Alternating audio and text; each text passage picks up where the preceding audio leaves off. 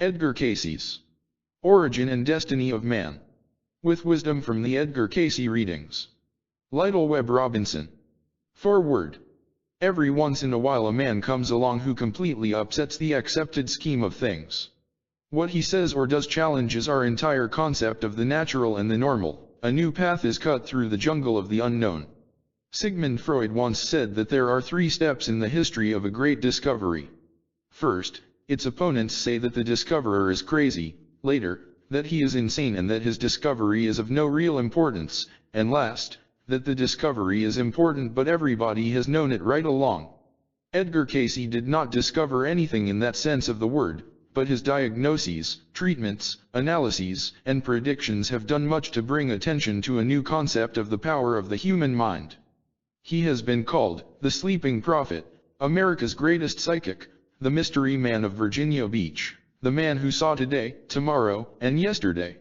Although Cayce died in 1945, his over 14,000 readings, given while in a state of deep sleep or self-hypnosis, are very much alive and gaining new respect. His principal biography, There is a River, by Thomas Sugrue, is now widely available, and it first appeared in 1942. Many books on his life and works have been translated into German, French, Japanese, and even Sinhalese.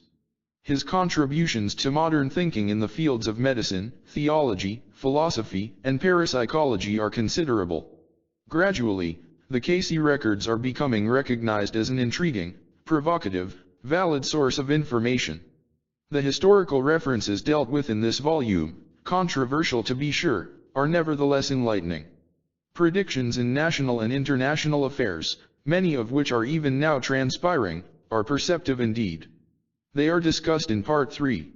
Cayce, pronounced Casey, had the uncanny ability of putting himself to sleep at will and speaking in an authoritative voice on subjects far beyond the range of his normal knowledge. He was not even an avid reader of books. All he needed was the subject to be discussed, or the inquiring person's name, address, and whereabouts, a conductor to make suggestions and ask the questions, and a stenographer to take it all down. Almost every day for 40-2 years, he went to sleep and answered questions covering an immense range of subject matter. He could do this at any time, any place. There were no darkened rooms, turbans, incense, crystal balls, or paying audiences. Cayce's mind was apparently able to transcend time and space. A man in Texas wanted to know where he could find an Ellicott machine and was told there were 2 in Austin. A man in Wyoming was admonished at the beginning of a reading to come back here and sit down. A man in his New York apartment was given a rare compliment, not bad-looking pajamas. Such side remarks were easy to confirm, and they almost invariably proved to be accurate. A skeptical businessman challenged Cayce to trace his steps on the way to his office. The man stopped at a tobacco store and bought 2 cigars, instead of 1 as was his habit. He decided to walk up to his office rather than wait for the elevator. Inside, he proceeded to open his morning's mail as usual. Cayce, asleep in Virginia Beach, gave his reading. The unbelieving executive was flabbergasted when he received the report. The clairvoyant not only had described his every move in detail but had even read his letters. Cayce's mind apparently could see past events as well as the present and future. An unsolved theft of bonds had been committed, and a private detective, stymied without any clues, obtained a reading.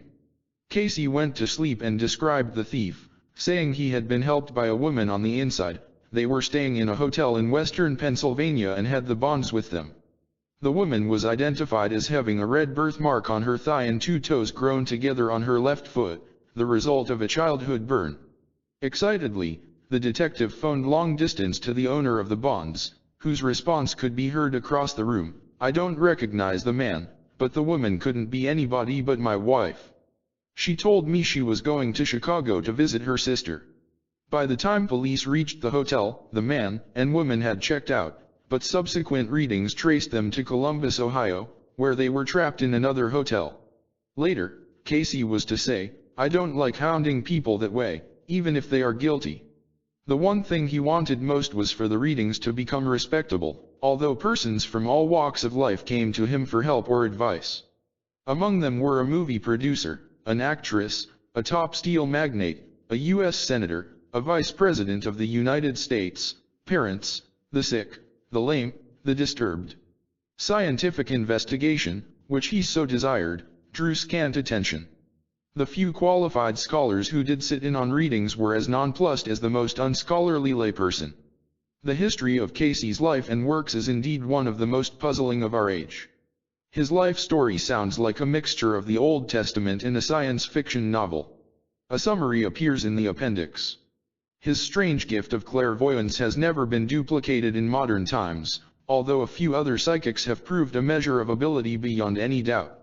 For a period of 40-2 years, he devoted himself to extrasensory perception in many fields of thought, and verbatim reports of what he had to say are still on file in the custody of the Edgar Cayce Foundation at Virginia Beach. His readings, some 50,000 single-spaced, typewritten pages, constitute perhaps the largest collection of psychic data in the world. Quartered in the same building is the Association for Research and Enlightenment Incorporated, which disseminates the information contained in the readings. It is a busy place.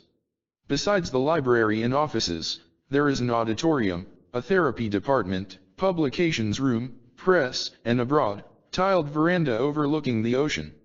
With the steadily growing interest in membership, an ever-increasing staff of workers handles volumes of inquiries, special requests, announcements, and literature. Visitors are welcomed and shown about the plant and grounds. Everyone, of course, wants to see the readings. To the skeptic there is an appropriate answer. In the words of Abraham Lincoln, no man has a good enough memory to be a successful liar. The Cayce records are unique. 20 million words from an unconscious mind is not a commonplace. If they can be believed, new frontiers wait to be explored. Clairvoyance, clairaudience, dreams, hypnotism point the way to a better understanding of the history and depth of the human mind and soul. A challenging field lies before man in his search for truth and the meaning of human existence in the earth. The thesis of this chronicle, based on the Edgar Cayce records, is that man is a spiritual being, that the great continent of Atlantis was a fact, that fleeting Atlanteans settled in many areas of nearby lands, including North and South America, and created high civilizations there, and that these determined, energetic, resourceful people through reincarnation are making their presence felt in radical, forceful ways in America and the world today. As a famous English scientist once said, I am too much of a skeptic to deny the possibility of anything. 1. Was there an Atlantis? In the 2,500-odd life readings Edgar Cayce gave, many periods of history, both known and unknown, are commented upon in varying degrees of detail. The Cayce files therefore cast considerable light on the origins and developments of the mystery races of the world. These little-known prehistoric people, and they are numerous, have long baffled the best minds of men. Since only fragmentary evidence of their civilizations exists at this late date, the lack of knowledge is not surprising. What archaeology has learned of their cultures it has had to piece together from scraps of artifacts left here and there by people who apparently were far less interested in history than we are today. It would seem that they simply never went to the trouble to put down, at least in a permanent manner, the chronological events of their day. Or if they did so, the records have been lost. It is therefore understandable that there is so much speculating, theorizing, and rationalizing about the mystery tribes. Little else can be done, considering the lack of evidence. Many of the issues involved are necessarily controversial among scholars, and we do not propose to discuss all of them in detail here. Suffice it to say, some of them for our purposes are important, for it is on certain of these very points that the Cayce records throw so much light. Our chief interest, however, is in the colonies of Atlantis and the peoples and areas influenced by that ancient culture in so many parts of the earth and especially in the Americas. The reader will readily observe connecting links between civilizations far removed from each other, for all have the common denominator of an Atlantean source or influence. The Cayce readings indicate that the people from the slowly sinking continent of Atlantis immigrated to many widely scattered areas in search of safety, and that their impact was felt in various ways according to the age in which they lived.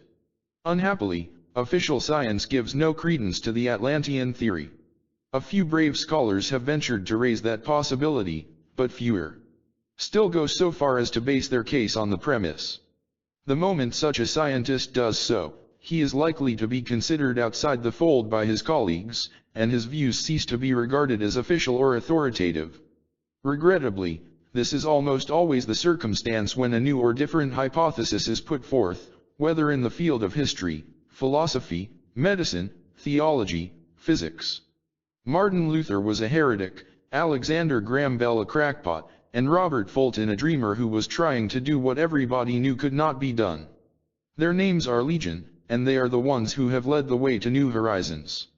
Only the great dare to be different, that is why they are great. They also need to be thick-skinned to weather the professional jealousy and the public ridicule.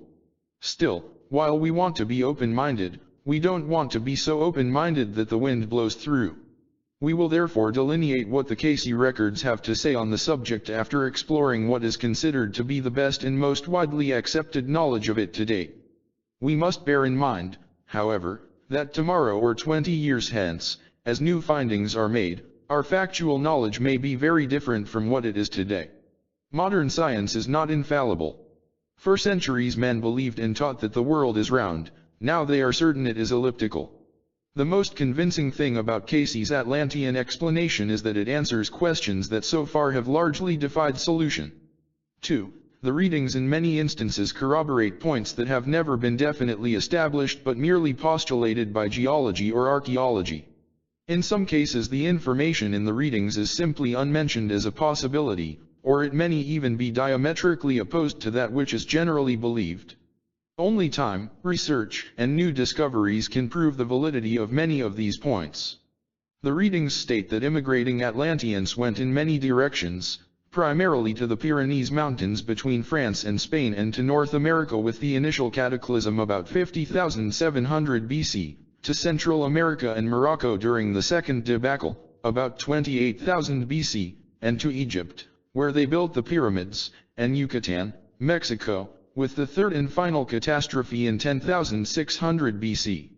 Since these movements were spaced many thousands of years apart, the culture taken to one area in a given period was different from that taken to another at a later period.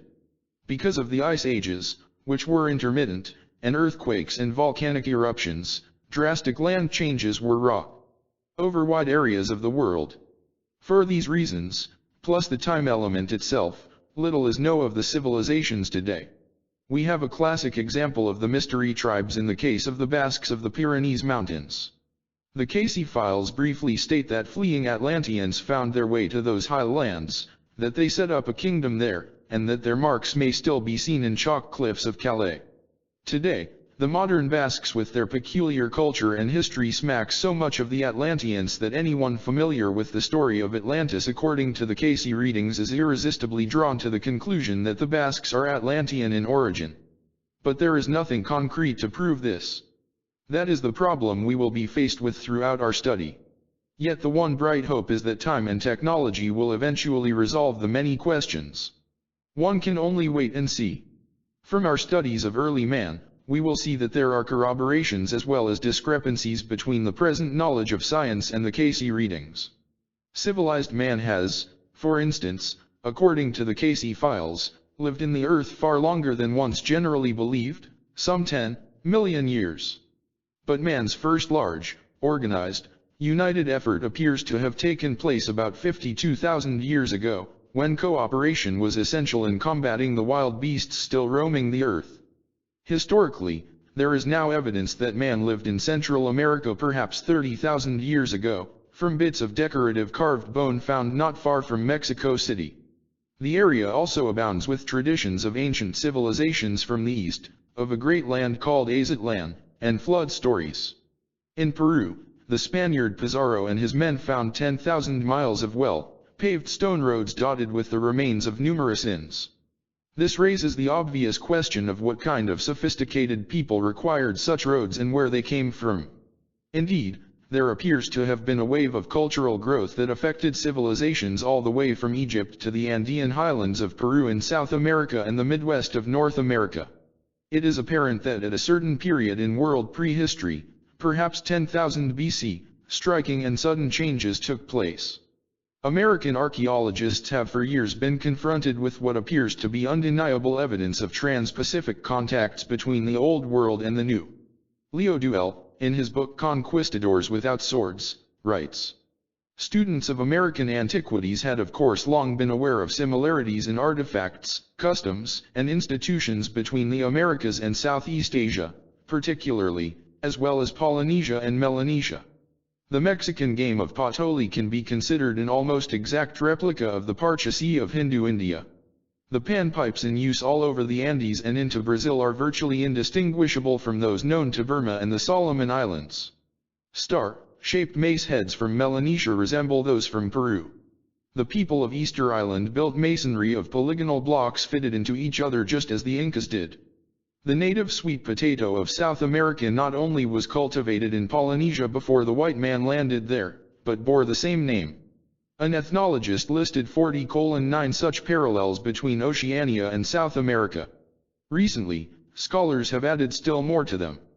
But how was one to explain these phenomena? W quickly discards the diffusion theory, the sunken continent of Lemuria, wayward Hebrews, and Egyptians, as unscientific and fantastic. He relates at length Thor Heyerdahl's Kon-Tiki trip from Peru to Polynesian islands. Yet he states, just as Peruvians landed on Pacific Isles, Polynesians may well have reached the American coast on several occasions. Their similarities are far too close to have been independently evolved in the New World, he concedes. Exactly what happened, how and why and when, science does not know. Yet the architectural monuments of the mound builders, Mayas, and Incas demonstrate a relationship and important and unique changes of rather sudden occurrence. Their earthen mounds and stone pyramids are basically similar in design, relating to the pyramids of Egypt across thousands of miles of what is now ocean. Atlanteans, the Cayce files make clear, migrated to that country as well as to the Americas.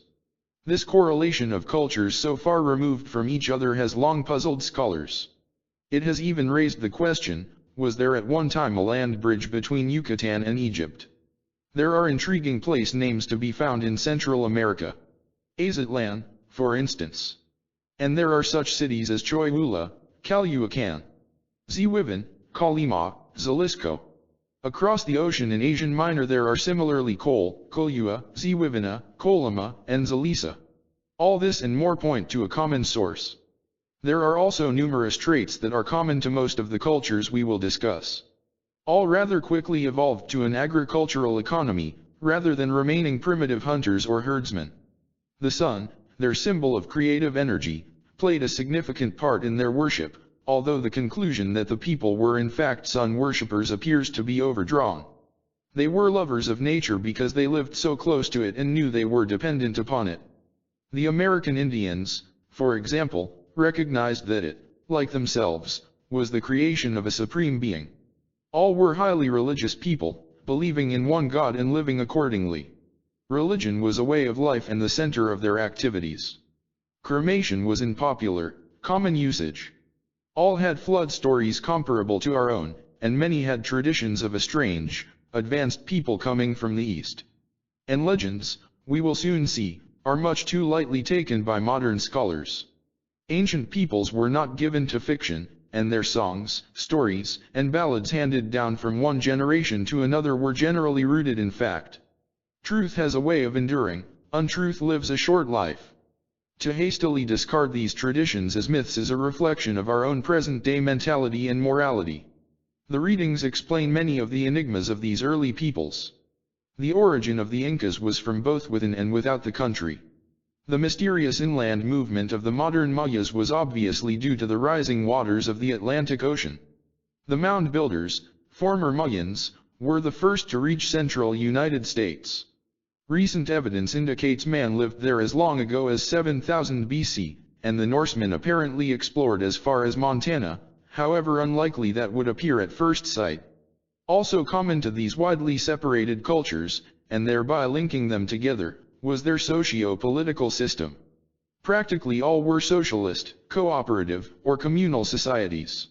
What was good for society, the community, came before what was good for the individual, thus leaving no room for self-aggrandizement and the private accumulation of unneeded wealth. There were then an equality and fraternity perhaps unmatched anywhere today. The issue here, as deep in almost all human questions, is basically a spiritual problem. What does the present state of man dictate? What is he spiritually prepared for? Is he ready to place human rights above property rights? Does he prefer competition or does he prefer cooperation? Of the two, which is most conducive to spiritual growth? These are large questions and one can only philosophize on what man's ultimate answers will be. They are discussed in later chapters. But of one thing we can be certain, Karl Marx did not invent communism. He borrowed it, separated it from its spiritual source, and declared it to be economically motivated. We will explore the old age up to the fringes of recorded American history, and we shall see how the Lemurian and Atlantean theory answers questions that otherwise remain largely unanswered. Indeed, there is far more evidence in favor of Atlantis than in man's primary entrance from across the Bering Strait, of which there is almost none.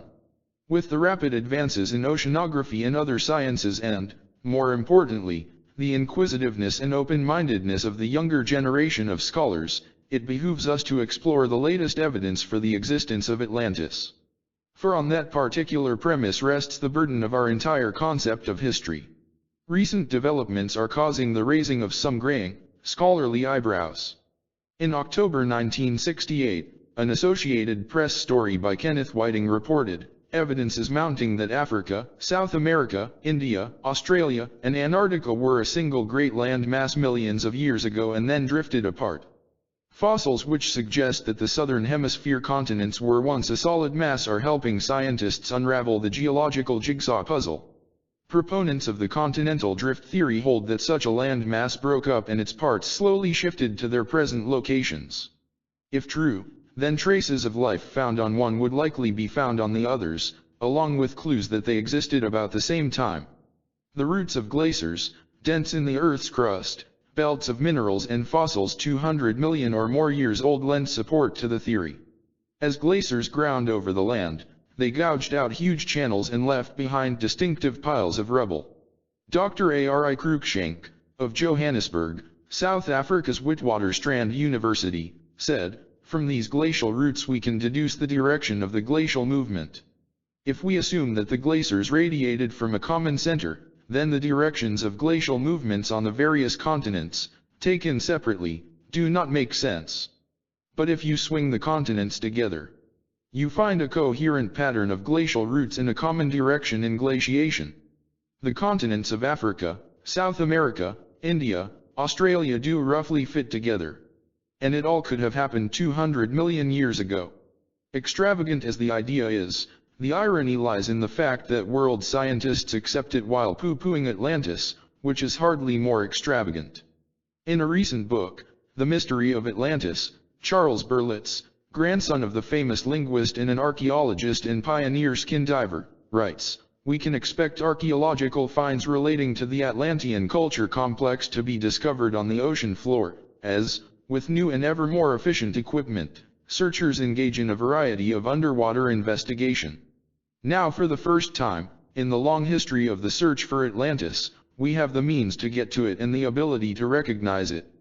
A noted archaeologist, Dr. Manson Valentine, former professor of zoology at Yale, reported in 1968, 1969, and 1970 that he had made exciting discoveries of Mayan-like temples in Bahamian waters off the coast of Florida, a plaza and sloping walls with steps. The material is a kind of masonry and is definitely man-made. Dr. Valentine believes the pyramid-like structures might be part of Atlantis. They appear to be similar to Mayan temples he has examined in Yucatan, Mexico. The Bimini Islands, 50 miles off the east coast of Miami, were once part of the Atlantean island of Posidia, say the readings. On June 28, 1940, the sleeping seer said, "And Posidia will be among the first portions of Atlantis to rise again. Expect it in 60:8 and 60:9, 68 and 69. Not so far away. 958:3L1.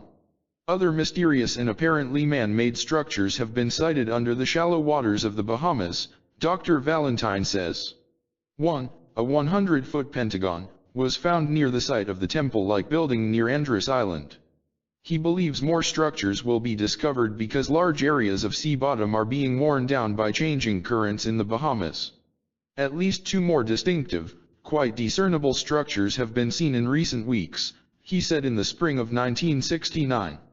The findings have been confirmed by photographs. The archaeologist and his colleagues applied for clearance from the Bahamian government to begin excavations at the first site near Andros Island.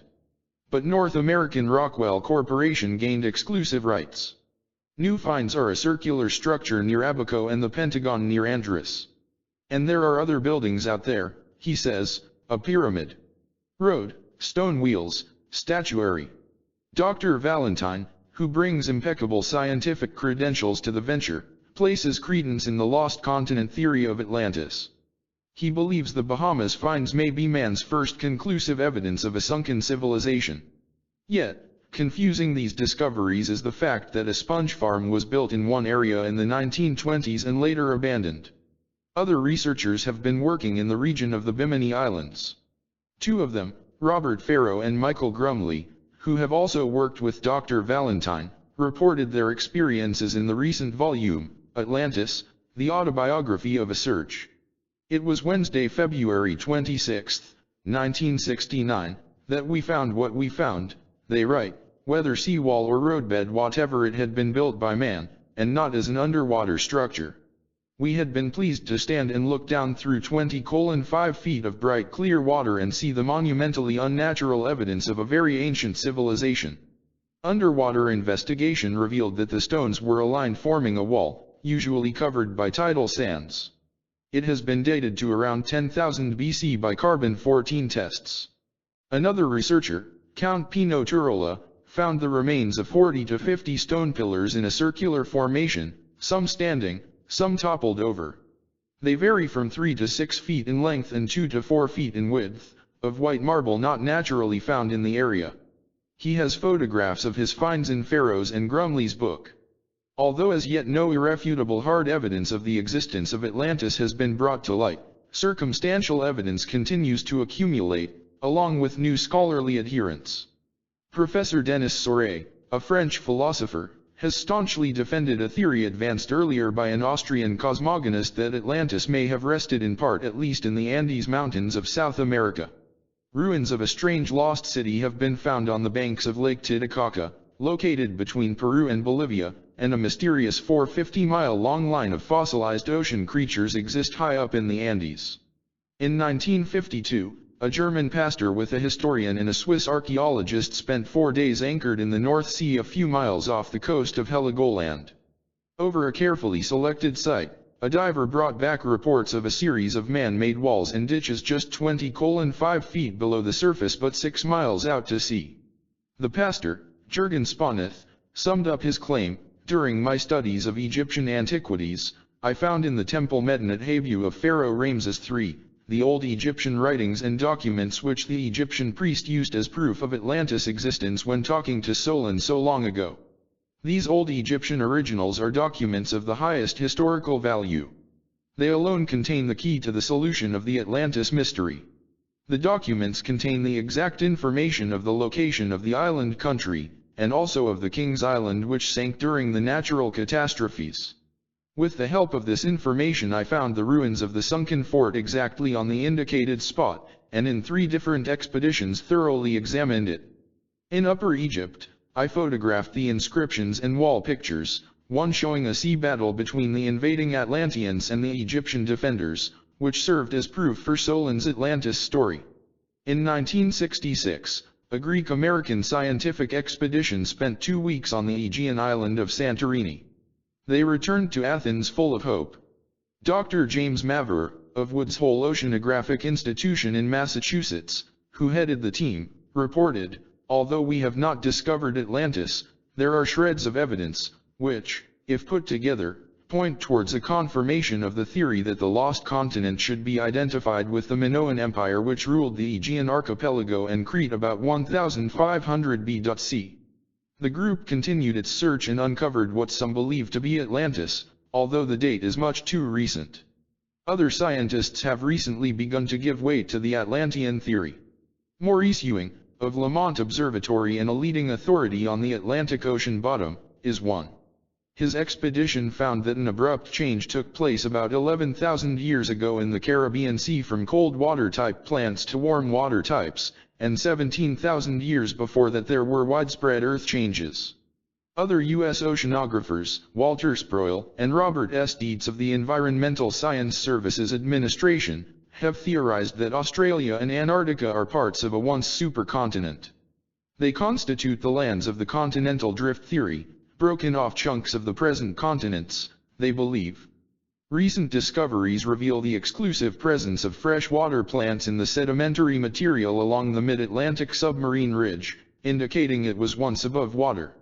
In the Azores, a prominent Russian geologist, Dr. Maria Klyanova, reported to the Academy of Sciences of the USSR that rocks dredged up from depths of 6,600 feet showed evidence of having been exposed to the atmosphere about 15,000 BC. Similar evidence came to light as long ago as 1898, when pieces of lava were found to have a glassy structure, meaning it could only have solidified in the open air. The ocean bed is known to be unstable, rising and falling unpredictably. Volcanic islands have suddenly appeared, disappeared, and reappeared. Depth soundings in the Straits of Florida show a series of bumps intriguingly about the size of houses, 2,000 feet below the surface. And recent research reveals the sinking of large land areas near Florida and the Bahamas at least 8,000 years ago. So the circumstantial evidence in favor of the Atlantean theory continues to accumulate. Men of science are beginning to give more credence to the idea. There is every reason to believe that modern technology can eventually resolve the problems and questions that to date have proved insoluble. We can therefore look forward to some exciting revelations in the years immediately ahead. For the Atlanteans were a unique people, and they may be influencing American life today in unexpected ways. But let us begin at the beginning. 2. Creation. When man first began to think, he began to ask questions. Among his first questions were these: who am I? Where did I come from? What is the purpose and meaning of life? Why do we die? Where do we go? But man's capacity for asking questions has always been greater than his ability to answer them, and this has served as an intellectual prod, having its role in mental development. Man has not yet satisfied his thirst for knowledge, although deep within himself, unknowingly, lie the answers. Over the centuries the mystery of man's origin and that of the universe has provoked the imagination, and the world's greatest thinkers have devoted themselves to such questions, each building his theories from the work of those who have gone before. The nature of man and the origin of the universe are therefore two of the principal problems of philosophy. Did the earth come into being through an act of divine creation? Or is it the result of an accidental evolution and growth? Of what basic substance is it made and why is it so diverse? What role does man play in the universe? Is he a mere speck of unimportant matter in an ungoverned, unlimited expanse of space? Or is he the crowning achievement of a supreme intelligence? The first known philosopher to attack these problems was Thales, who lived in ancient Greece about 600 BC. He decided that water must be the original stuff of which man and the world were made. For when it was frozen it was solid, and when heated it was mist and air. Therefore, he reasoned, everything came originally from water and must eventually return to water. Thales never knew how close he came. If he had meant and used the word spirit instead of water, he might one day yet be lauded for his vision and inspiration. But he didn't, and now Thales is all but forgotten. A little later another Greek thinker, Anaximander, suggested that the universe was a living mass filling all space. He called it the infinite and said that it contained motion. This was a step forward, even though some of Anaximander's other ideas were strange ones indeed. This line of thought paved the way for the atomists, another group of early Greek philosophers.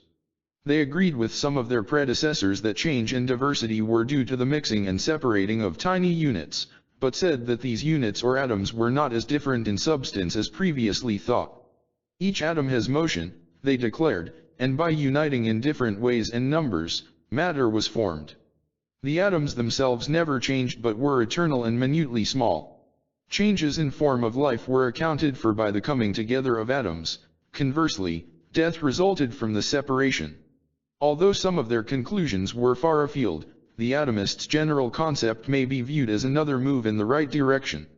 While the apologists were attempting to defend and reconcile the Genesis version of creation with philosophy, the skeptics on the opposite side were busy refuting their conclusions. This school of thought, founded by Pyrrho in about 300 BC, contended that all so-called explanations of the nature of the universe were futile and a waste of time. It was in favor of giving up the search of despair. Man did not know, could not know the nature of things. All man knew was what he could see and measure, and he should accept nothing else. Such a pessimistic point of view offered little in place of what was rejected. It was Philo, the Jewish philosopher who lived during the time of Jesus, who first attempted to merge the Mosaic Bible version of creation with Greek philosophy. He taught that there were many powers or spirits that radiated from one source, God, and one of these, called the Logos, was the creator of the world. Further, he taught everything in the universe is an expression or copy of an idea in the mind of God.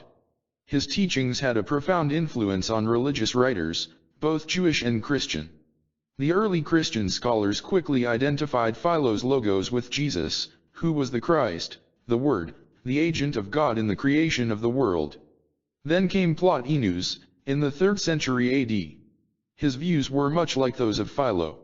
He concluded that from a pure God came beings, or emanations, flowing as light flows from a sun, without diminishing it. The further the light is from the source, the dimmer it becomes.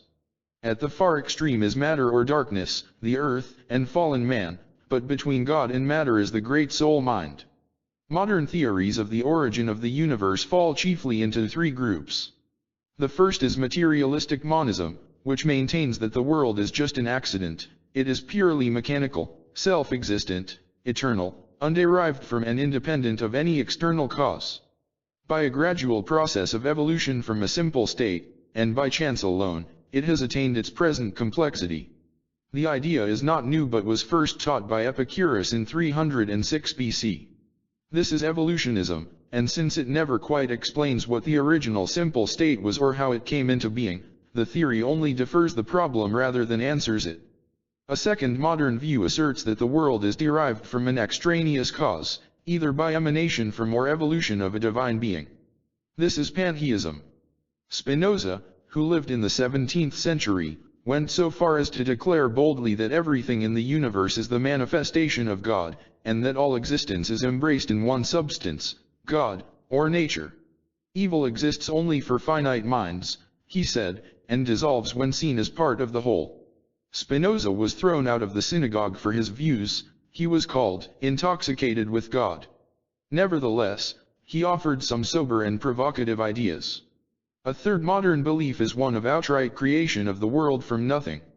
This is creationism and is the traditional religious viewpoint. God, as the creator, is indivisible and therefore emanation is an impossibility. Further, the universe is not self-existent but was created and not from some primordial substance. The Big Bang theory of modern science is corroborative, and the two are slowly moving close together. Matter is atoms, atoms are energy, energy equals spirit, spirit is of God. Christian ideas about the origin of the soul subdivide into 2 classifications. Traducianism, first taught by Tertullian in about AD 200, is the doctrine that the soul is created from other souls or physical beings in the same way and at the same time the body is formed from other bodies at conception. Creationism holds that God creates a new soul for each body. For the Church, the question has never been satisfactorily resolved. Even Augustine and Luther were undecided about the nature of the soul. The traditional philosophy of the Church maintains that the soul is created at the moment when it is infused into the new organism. Among the early Greek thinkers, Plato believed in the pre-existence of souls and their subsequent incarnation in bodies. A little later Philo and Origen, who also was excommunicated for his views, taught the divine source of the soul and also its pre-existence and transmigration from spirit to matter, matter to spirit. Indian philosophies, Brahmanism, the world's oldest religion, and Buddhism, make a distinction between body and soul, dualism, and teach that physical life is merely a transitory episode in the evolution of the soul. A few Indian sects believe, however, that incarnation takes place in the animal kingdom as well as in the human. The Jewish Kabbalah and the Gnostics, a mixture of early Christian and Jewish elements, taught much the same ideas, except that the reincarnation of the soul was confined to the human race. The ancient Israelites were divided into two main schools of thought. The Pharisees believed in a spiritual existence and in immortality, including the pre-existence of the soul and its incarnation from spiritual to human life. The Sadducees were the materialists, denying immortality and all spiritual existence. Men were born, they lived, they died, that was all, they said. Although modern science has propounded many theories as to how some primeval gaseous substance evolved into the present harmony of the universe, it bestows no such attention upon the existence of the soul. If it exists at all, it says, it is unproved and unidentified, and, ipso facto, unlikely. In recent years, however, startling advances have been made in this very field, parapsychology, although the psychic powers of man have not yet been officially related to the soul or spirit in man by name. Thus scholars have long struggled with the problems of the nature of man and the universe. They have in turn upheld, denied, and compromised with the Mosaic cosmogony as briefly outlined in that remarkable book, the Bible.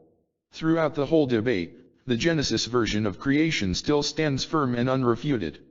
Because much of it is symbolic rather than literal, its profound depth and breadth, its esoteric meaning, escape the minds of those who would confine it to a literal interpretation. The Edgar Cayce readings generally follow the Mosaic pattern in principle if not in detail. This is to be expected, since detail is lacking almost entirely in the Genesis account. The Cayce readings, however, throw a great deal of light on some of the missing elements. More than that, they supply sound and convincing explanations for shadowy passages that have long remained in the realm of speculation. Out of this wealth of material in the readings emerges a version of creation that is both comprehensive and understandable. Indeed, here is a simplified description of a complicated series of events that normally are almost beyond the reach of the human mind. Much of the best knowledge of man is corroborated in the Cayce readings, but there are also areas of disagreement, especially as to the modern materialistic concepts of creation. This is not surprising, since its adherents not only disagree among themselves but reject any ideas of a spiritual concept. Their arguments are almost altogether theoretical because so little concrete evidence exists. Yet both schools of thought could be right. In the theory of evolution we have a paradox. The evolutionists say man evolved from the animal, theology says he is the offspring of God. The readings say both, in a sense, are right. The soul of man is indeed the child of God, and the physical body was patterned after, and in one branch, evolved from the animal kingdom. The earth, too, was both created and has evolved. But the missing link has not been found because there is no missing link. Man is believed to be from 3 to 10 million years old, and the dates are far from certain. The oldest evidence, a jawbone and tooth found in Kenya, dates to only 5 million years, and this recent find is 3 times the age previously believed by most scholars.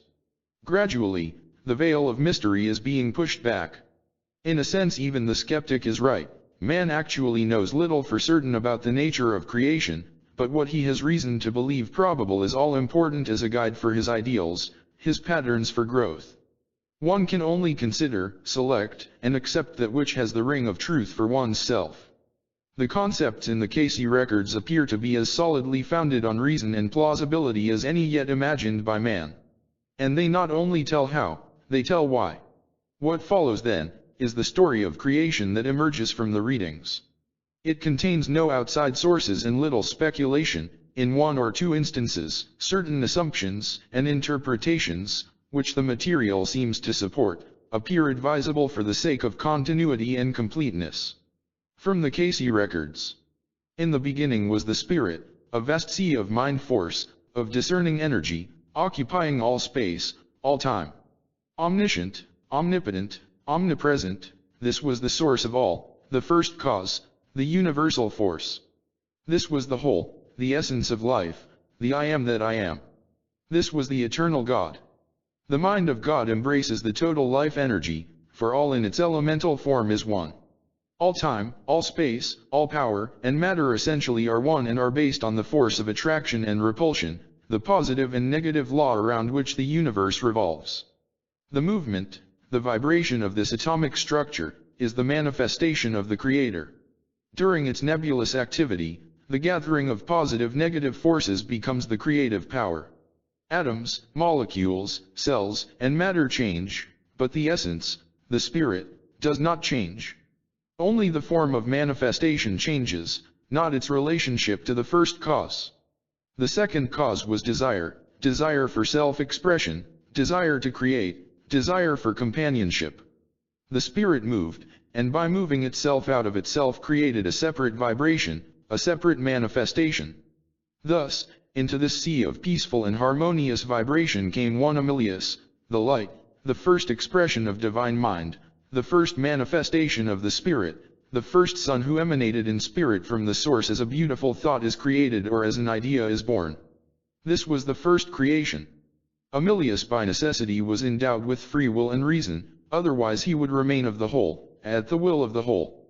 Although a part of the source and aware of his identity with the source, he was a separate entity and conscious of his own individuality while still one with the Creator in spirit and purpose. It was Amelius who fostered the coming of other soul entities into this electro-spiritual world, for all souls were created in the beginning, none was created later. With their free will and reason, they existed as children in a state of perfection, in full accord with the divine will of their source. These numberless, sexless manifestations of the Spirit were the perfect offspring of a benevolent Father and enjoyed a truly spiritual life in a truly spiritual world. Wholly attuned to the supreme will as was Amelius, they were the companions of the Father as they were intended to be, a part of the whole yet aware of being separate and independent entities.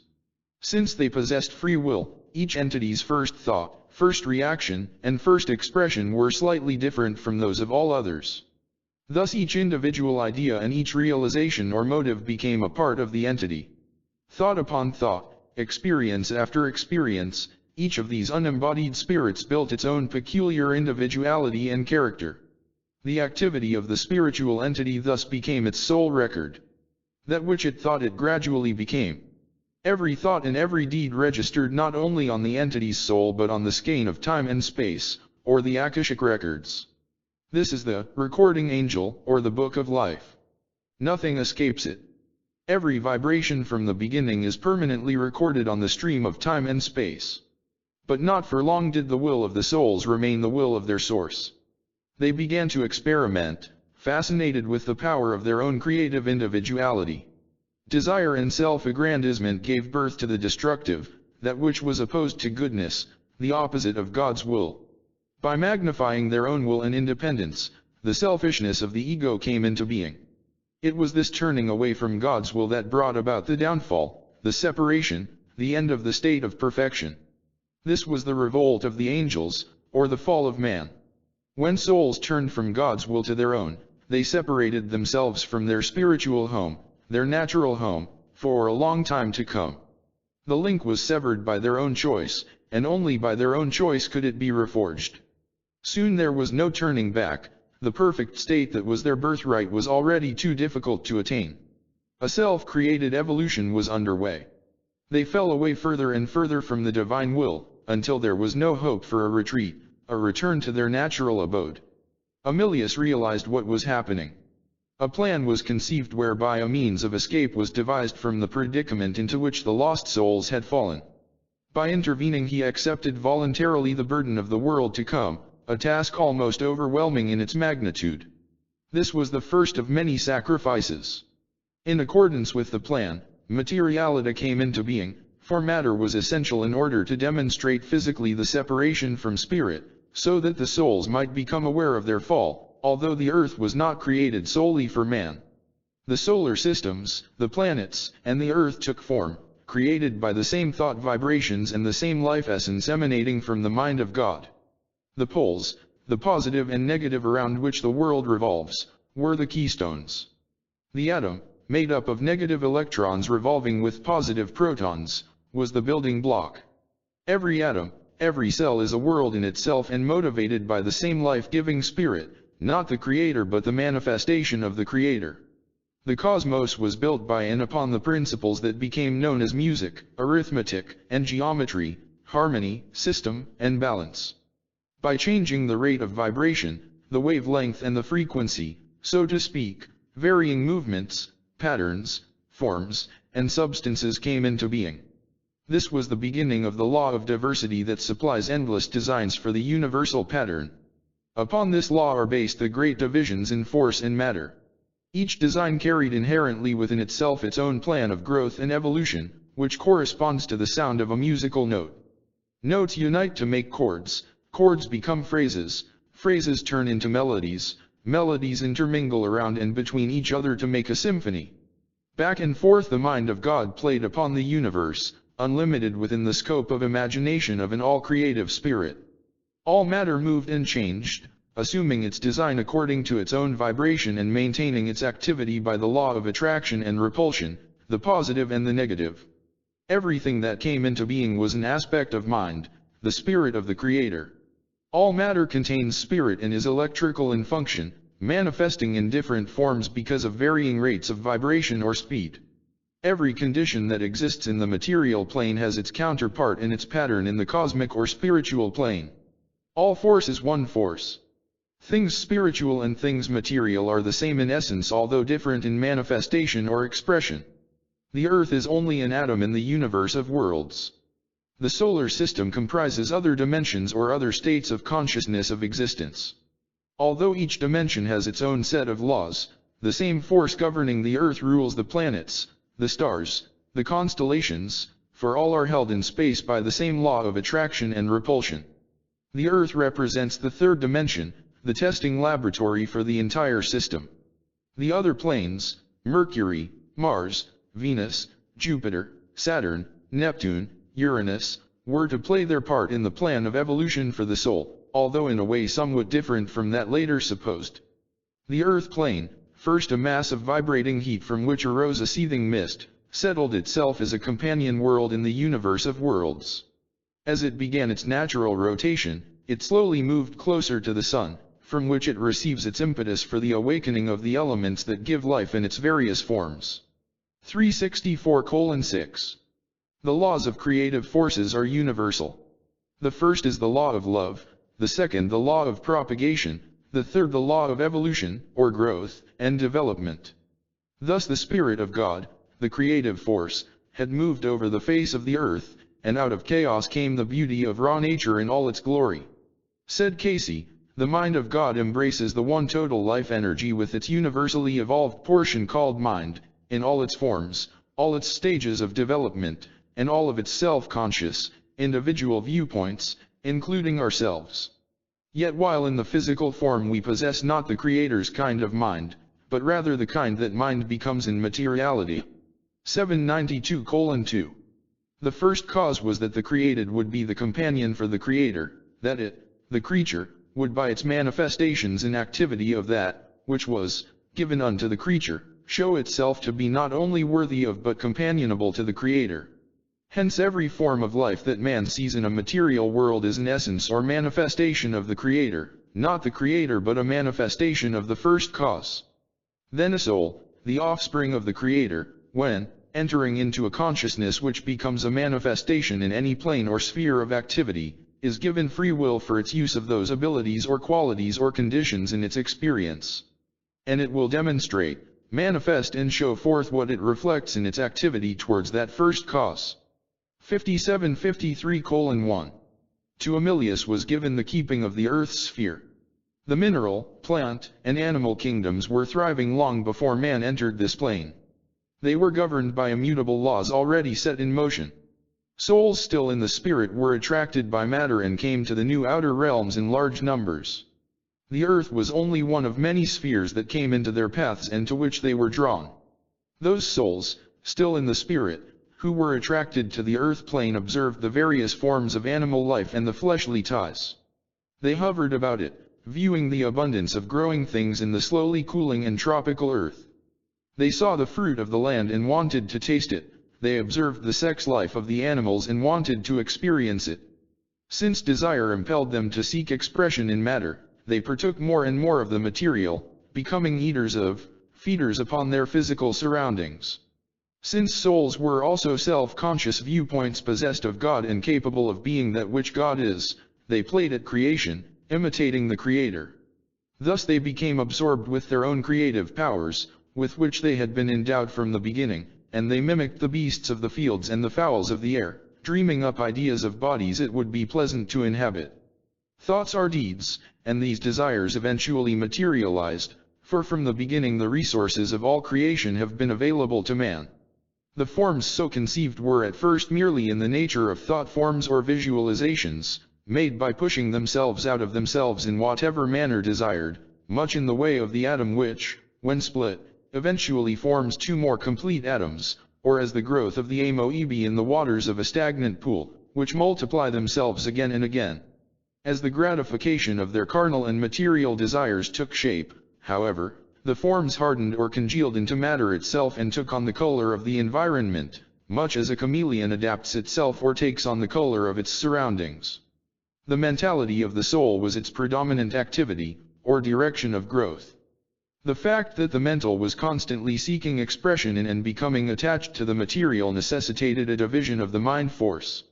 This resulted in the three phases of thought process: the conscious mind, which gives direction to the building up, use, and control of matter; the subconscious or unconscious, which is the storehouse of memory; the inter-between, and the superconscious, which is devoted entirely to the soul mind. These are not three distinct minds but rather are the functions of one mind at three different levels. Between the conscious and the superconscious there appears to be a constant war, or working at cross purposes. Yet in the end the superconscious must be the victor. As souls used and abused their privileges, the highest and the lowest applications of divine forces were made. The few who sought to know the way were given guidance, as it has always been given; the masses deliberately turned away, seeking fulfillment of their own desires. These became entrapped. Chaos resulted not only from the forms taken but from the misapplication of spiritual powers. The male and female came into being. This was the separation of the sexes, the division of the nature of man into positive and negative forces. The first female was called Lilith, the forerunner of Eve, and a conglomeration of monstrosities emerged. The Cyclops, the Satyr, Centaur, Unicorn, and various forms mentioned in mythology, having animal bodies and human heads, came into existence. Thus the souls who had been hovering about, influencing and directing, inhabited bodies that were projections of their own mental creations, and propagated a race of monstrosities. Their bodies were their own creations, not God's. These were the daughters of men, the giants in the earth, of the Old Testament. So a weird, corrupt state of existence came into being, but it was the beginning of a new period of evolution for the soul, the long struggle for spirit's conquest over matter. The monstrosities roamed the earth and mixed with the animals. Sex was the determining factor, as symbolized by the serpent. Through their offspring, souls were being born again and again into a prison of matter from which they could not extricate themselves. Trapped in these grotesque bodies, man as such was drifting further and further away from his source, the harmonious existence in peace and love that had been his. This he had willfully discarded for the selfish gratification of the carnal, and he had accomplished it by the spirituality destructive use of creative powers for self. This was the original sin of man. Only in the earth did souls take on matter and become physical. In other planes and realms, other states of consciousness, the plan for evolution of the spirit varied. Only in the physical, three-dimensional plane does the transition from one plane to another necessitate the process called birth and death. The soul, the spirit of God in man, has been immortal from the beginning. It is not born and does not die, for souls are as corpuscles in the body of God, the whole. Amelius, with the aid of spiritual-minded soul entities from other realms, the sons of the Most High, intervened in this misshapen evolution that Earthman had created for himself. From among the various physical forms on earth, a body was patterned that most perfectly fitted the needs of man. This was a body that would help, not hinder, in the struggle for at one moment, atonement, with the Maker. By his own choice, Amelius himself descended into matter and became Adam, man as flesh and blood, the first of the perfect race, the first of the sons of God as opposed to daughters of men, the freakish offspring of the mixtures. This was the reason for the admonishment to keep the race pure, for the sons of God looked upon the daughters of men and saw them as being fair. General 6:2. Adam was an individual, but he was also more. He was the symbol of the whole race of man, the 5 races. Eve was created as the ideal helpmate for Adam, because of the division of man's spiritual nature into positive and negative. Thus Eve was also the symbolic other half of man's nature in all races. This was the last of the important creations. In woman, the negative and receptive was expressed, the positive suppressed. In man, the positive and active was expressed and the negative suppressed. For at first the sons of God, the souls, were androgynous, combining male and female as one. The first companion, Lilith, was a projection into the animal world, a means to an end, for the satisfying of desire that had entered. With the turning back to the Creator's plans and the turning within to creative impulses, the creation of Eve was made necessary as a helpmate in a balance in the long struggle back to God, which was to ensue. Eve was created by God and drawn in an instant from the sole entity already in existence. God said, "Let there be life," and there was life. Through Eve, the perfect complement to Adam, there was the channel for reproduction of the perfect race. Cain was born of physically perfect parents. Adam and Eve, with their contemporaries, were special creations and not evolutions from that which had already been created. Man did not descend from the monkey. Everything in the earth had been prepared for the coming of man. The immutable laws of nature were established for his life and sustenance. Through the law of relativity, the positive and the negative, man and woman experience earth, night and day, hot and cold, good and bad, all realized through the 5 physical senses via the reasoning of the mind. Yet always man retains, even unknowingly, the 6th, 7th, and 8th senses. These are the psychic or extrasensory factors of the soul that have gradually receded into the background as man has entered more and more into matter. The projection of the perfect race into matter occurred not only in the Garden of Eden, which the readings say was in Iran and the Caucasus, but in 5 different places in the earth at the same time. These 5 occupations in the world represented the 5 physical senses that are to be conquered before spiritual perfection can again be attained. There were 133 million souls in the earth at this time. The white race was in Iran, the Caucasus area along the Black Sea and the Carpathian Mountains of Central Europe. The yellow race was in what was later to become the Gobi Desert of East Asia. The black race was in the Sudan and Upper West Africa. The brown race was in the Andes and Lemuria, the continent lying then in the area of the Pacific Ocean. The red race was in Atlantis in America. The environment and climatic conditions determined the color of the race.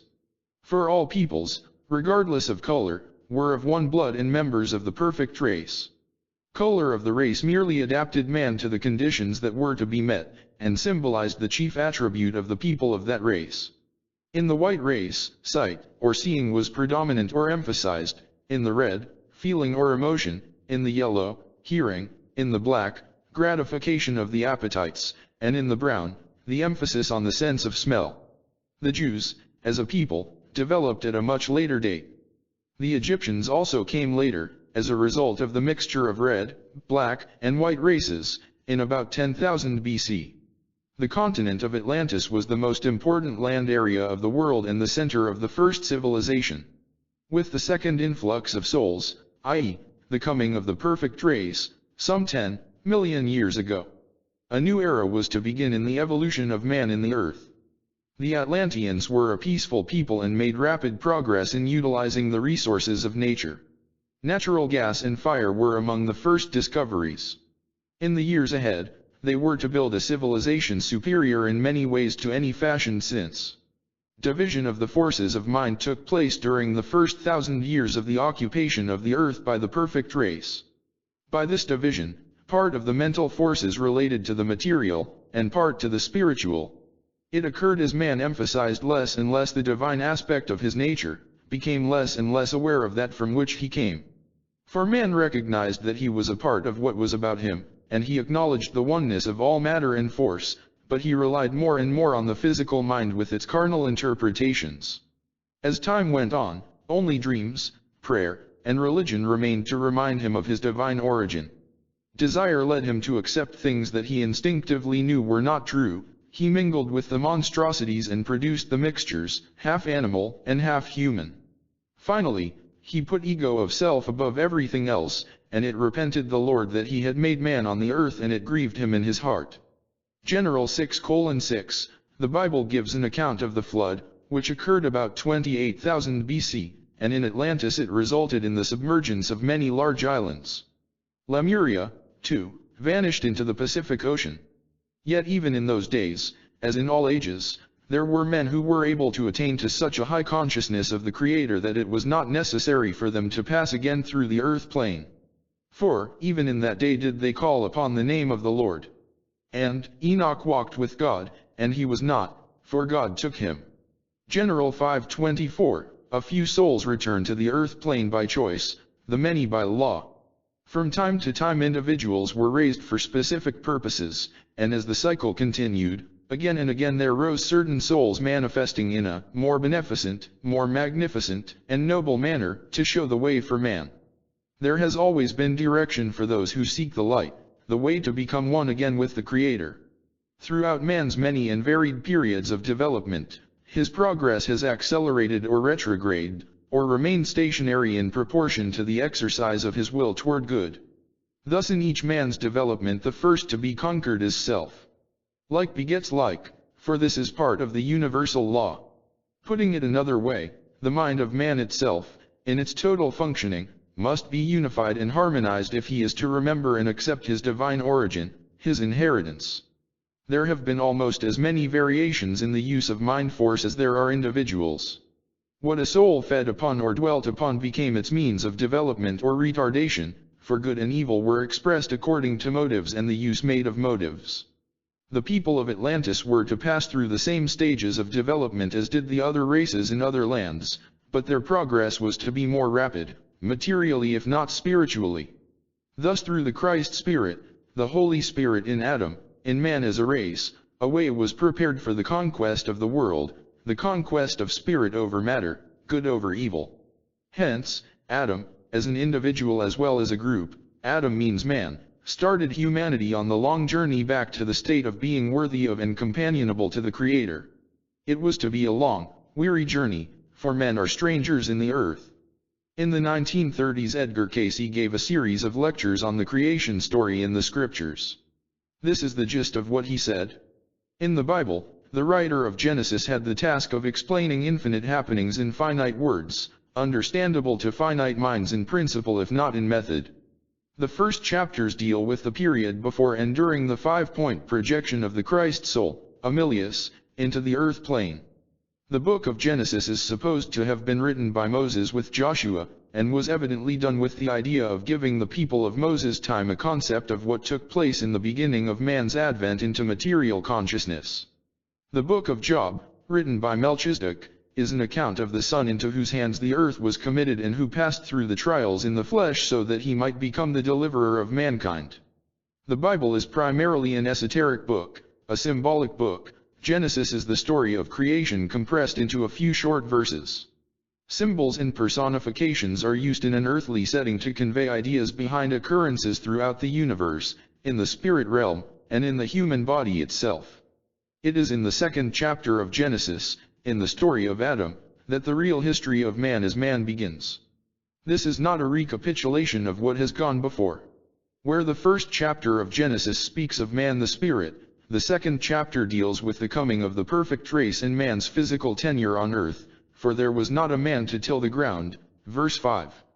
The earth was complete in itself, with the ability to supply everything necessary for the reproduction of itself. As a result of the creation of the sixth day, the earth became occupied with souls who had projected themselves into matter, interested in the physical evolution taking place in the earth, and not yet conscious that they were thus separating themselves from the image in which they had been made. A perfect, physical man had to be created as a separate creation, in order that there might be a comparison for the souls who had projected themselves into animals and produced monstrosities.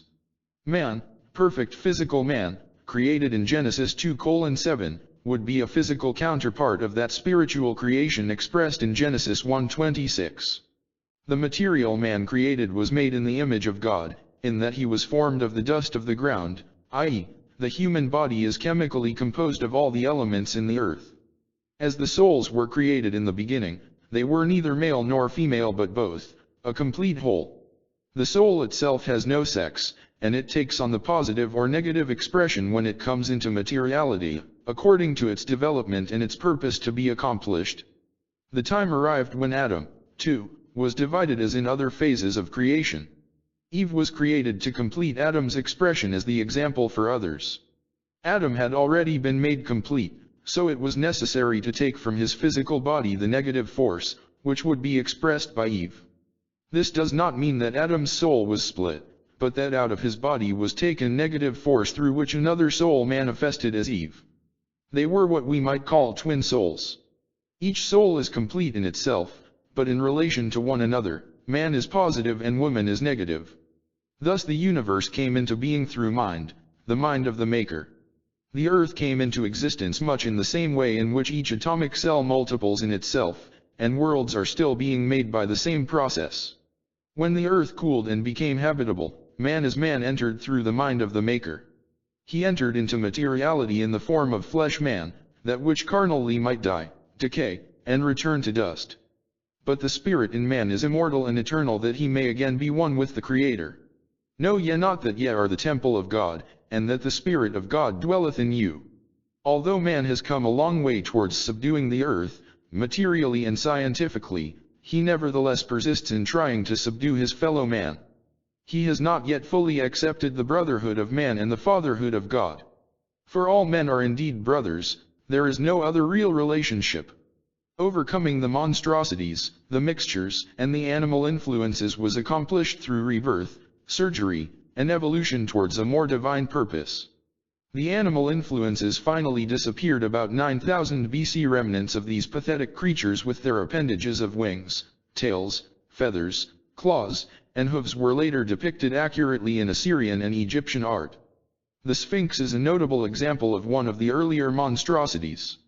Extracts from the Cayce readings. When the forces of the universe came together, upon the waters was the sound of the coming of the sons of God.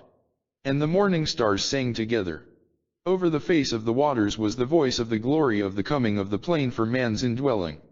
The earth in its form became a place, and afterwards able to be an abode for the creature called man. 341:1. The entity was in the beginning when the first of the elements were given and the forces were first set in motion that brought about the sphere called the earth plane, when the morning stars sang together, and the whispering winds brought the news of the coming of man's indwelling, of the spirit of the Creator, and he became a living soul.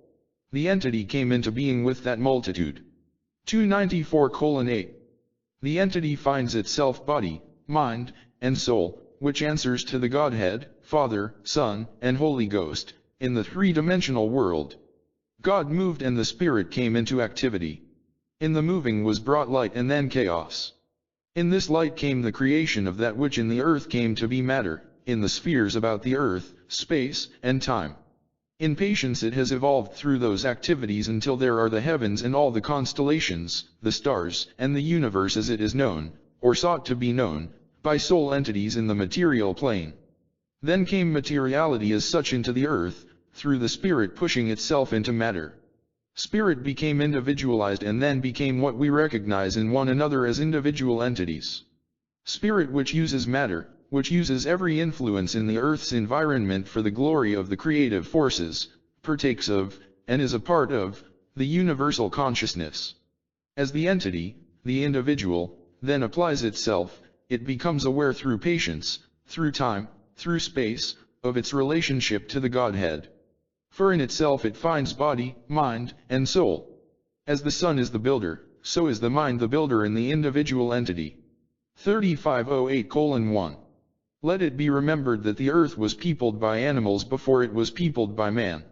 First, there was, that of a mass, about which there arose a mist, and then the rising of same, with light breaking over it as it settled itself, to be, as a companion of those, planets, in the universe, as it began its natural, or now natural, rotations, with their varied effects upon various portions of same, earth, as it slowly recedes, and is still slowly receding or gathers closer to the sun, it receives its impetus for awakening the elements that give life itself, by radiation of like elements from the sun. These elements have their attraction and repulsion, or animosity and gathering together. This we see throughout all of the kingdom, whether we speak of the heavenly hosts, or of the stars, or of the planets. 364:6. Man was made as man. There are, as we find, only three of the creations: matter, force, and mind. All flesh is not one flesh, but the developing of one has always remained in the same pattern, and only has been developed to meet the needs of man, for whom was made all that was made. Man's evolving has only been the gradual growth upward to the mind of the Maker. Man was made in the beginning, as the ruler over those elements which were prepared in the earth plane for his needs. When the plane became such that man was capable of being sustained by the forces and conditions upon the face of the earth, man appeared.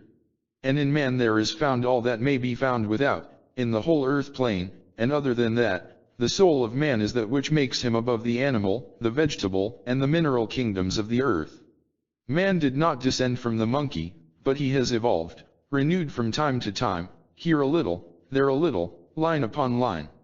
Man is man, and God's order of creation which he represents even as, does, his Son who, as the representative of the Father, took on the form on man, the highest of the creation in the plane, and became for man the element that shows the way, the direction, the life, the water, the vine to the everlasting. All souls were created in the beginning, and are finding their way back to whence they came.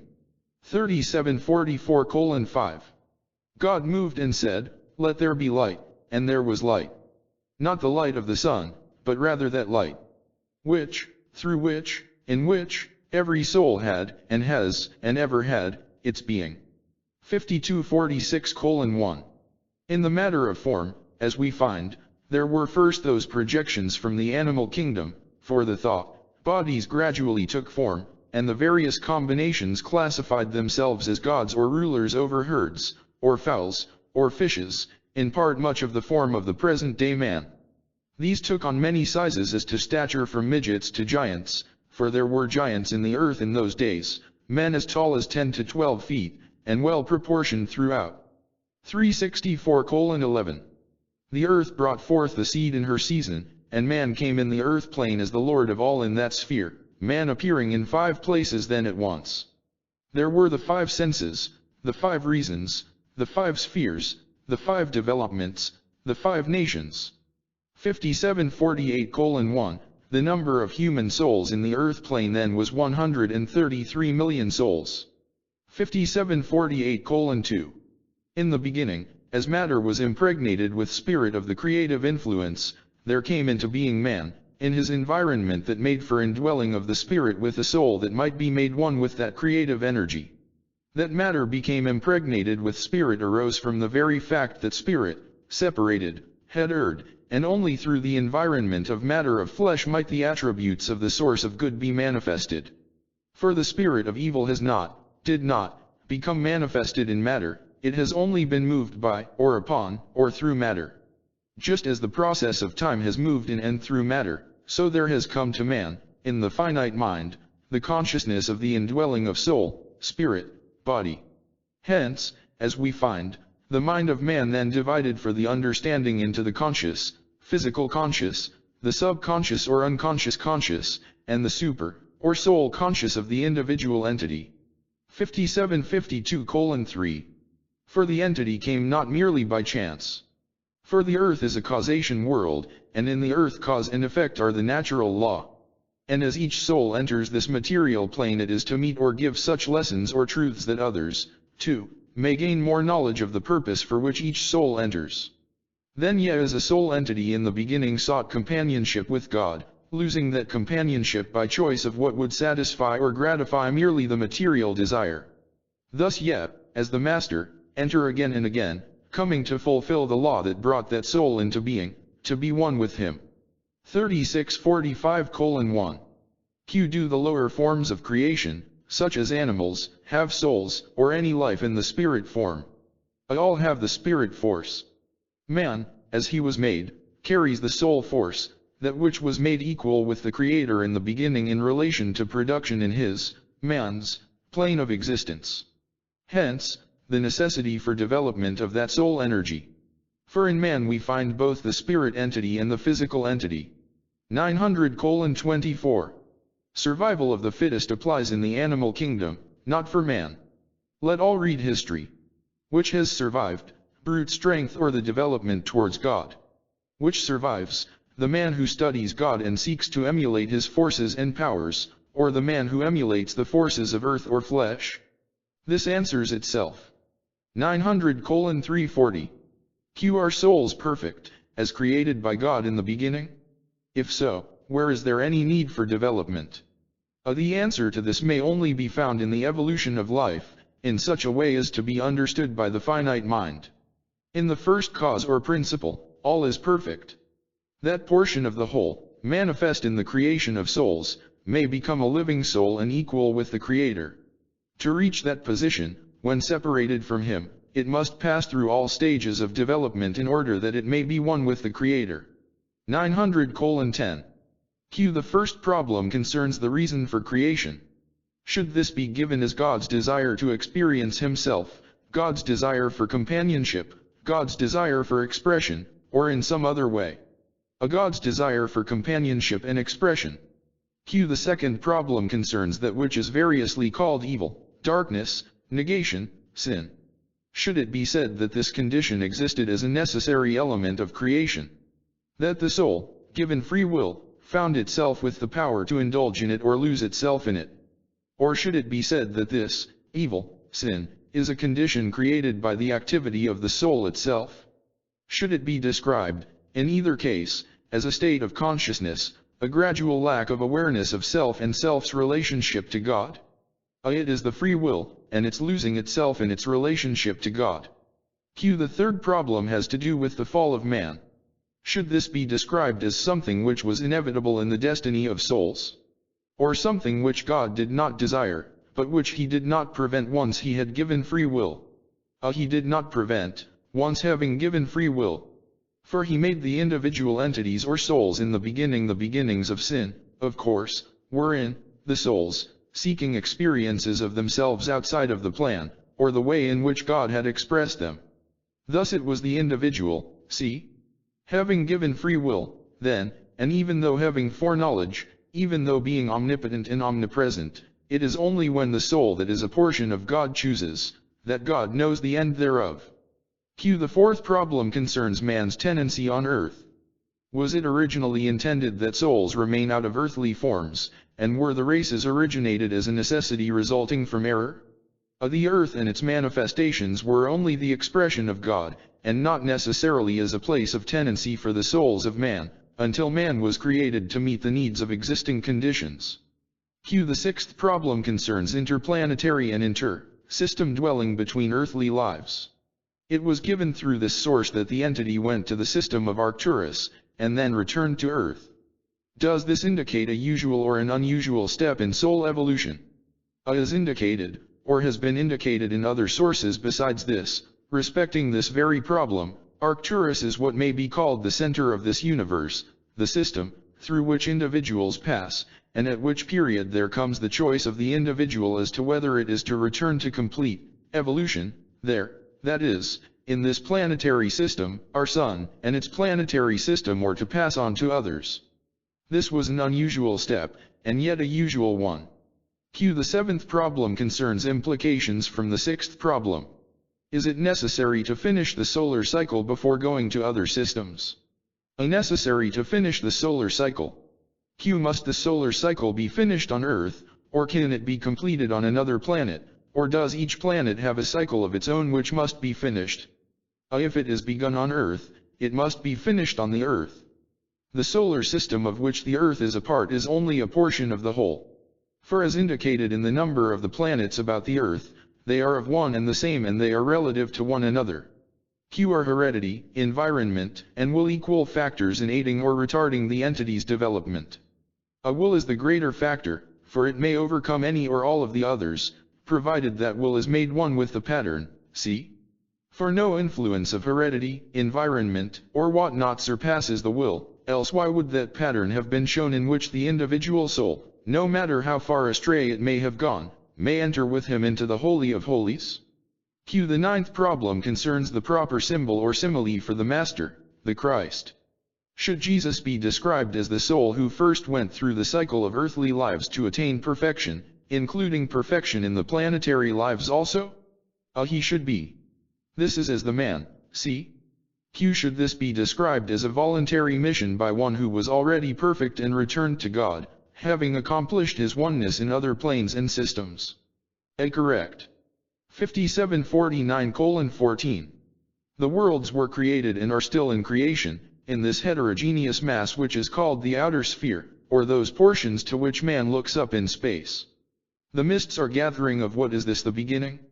In this same beginning, so began the earth's sphere. 900:340. 3. The rise and fall of Atlantis?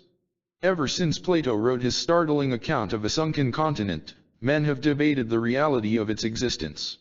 Indeed, no historical subject has produced more controversy and been of such persistent duration. Long since lost in antiquity, here is a land and a people about which history officially knows nothing. In spite of Plato's story and some 25,000 volumes subsequently written on the subject, only the bravest of modern scholars give any credence to the Atlantean theory. The first recorded mention of such a land is in Plato's Timaeus, written in the 5th century before Christ. Here the great philosopher describes a conversation between certain Egyptian priests and Solon, an Athenian statesman of the 7th century BC. The priests represented Atlantis as a great island larger than Asia Minor and Libya combined, lying just beyond the Straits of Gibraltar. It had been a powerful kingdom 9,000 years before the birth of Solon, in 638 BC, and its invading hordes had overrun the lands that bordered the Mediterranean. Only Athens itself had successfully withstood the Atlantean invasions. Finally, because of the wickedness of its inhabitants, earthquakes, and the sea overwhelmed Atlantis, and it disappeared into the ocean. In the unfinished Critias, Plato adds a history of the ideal commonwealth of Atlantis, the political utopia of another age. Pliny, the Roman naturalist, also discusses it in his Natural History, a sort of encyclopedia written in the 1st century AD. Early Arabian geographers place Atlantis on their maps. Medieval writers accepted it as true history, and their beliefs were substantiated by numerous traditions of ancient islands in the eastern seas, which offered various points of resemblance to Atlantis. Some of these sunken islands were marked on maps as late as the 16th century AD. There are traditions of a great flood among almost all races of ancient peoples, indicating a common origin and a widespread acceptance of the legend. In the 17th and 18th centuries, the subject of Atlantis was still seriously debated and its credibility admitted by such men as Voltaire, Montaigne, and Buffon. Francis Bacon, in his allegory, The New Atlantis, published in 1627, presents it as a symbolic utopia established on scientific principles, a high cultivation of natural science and the arts. Many attempts have since been made to rationalize the story of Atlantis, the best perhaps being Atlantis, the Antediluvian World, by Ignatius Donnelly. The land has variously been identified with America, the Scandinavian countries, the Canary Islands, and Palestine, but usually with the main body of it lying in the North Atlantic. Perhaps its most prominent defender of modern times was Edward H. Thompson, archaeologist, and American consul for 20:4 years to Yucatan, Mexico. He died in 1935, still convinced that the mysterious tribe of Mayan Indians of Central America was originally from Atlantis. A few others have held to this view despite the ridicule of the conservative element of science. Scholars have long tended to regard the whole story as invention, since no contemporary written records have been found.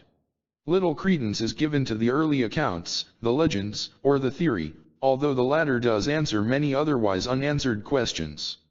Plato, Pliny, and Bacon are not known as writers of pointless fiction, and the story as a myth would appear to be grossly out of place in serious philosophic and historic works. Why they should now be accused of fabricating their accounts, except partially in the case of Bacon, is as regrettable as it is unrealistic and unlikely. Geologists have discovered that the coastline of Western Europe at one time extended farther in the direction of America than it does now, and that its submergence must have taken place long before history was recorded. There are known mountain ranges, ravines, and ridges in the bottom of the Atlantic. Because of a broken cable running between Brest and Cape Cod, geologists found lava that proved to have hardened under atmospheric conditions, and therefore above water, less than 15,000 years ago. In Colorado, an ancient dog's skull of European origin was identified as that of a species 12 to 15 million years old, suggesting a land bridge to that continent. Archaeological findings reveal striking similarities between ancient Egyptian and Central American architecture, art, and inscriptions, although the two lands are separated by thousands of miles of ocean. Atlantean migration to both areas is a plausible answer, especially since no other satisfactory solution to the problem has been put forth. Atlantis is first mentioned in the Cayce records in a reading given in 1923. After that, many facets of its history appear hundreds of times in readings for different persons over a period of 20:3 years. The readings not only corroborate its existence and the best that has been written on the subject, but they supply much that is new and give a detailed and comprehensive picture of the land and its peoples.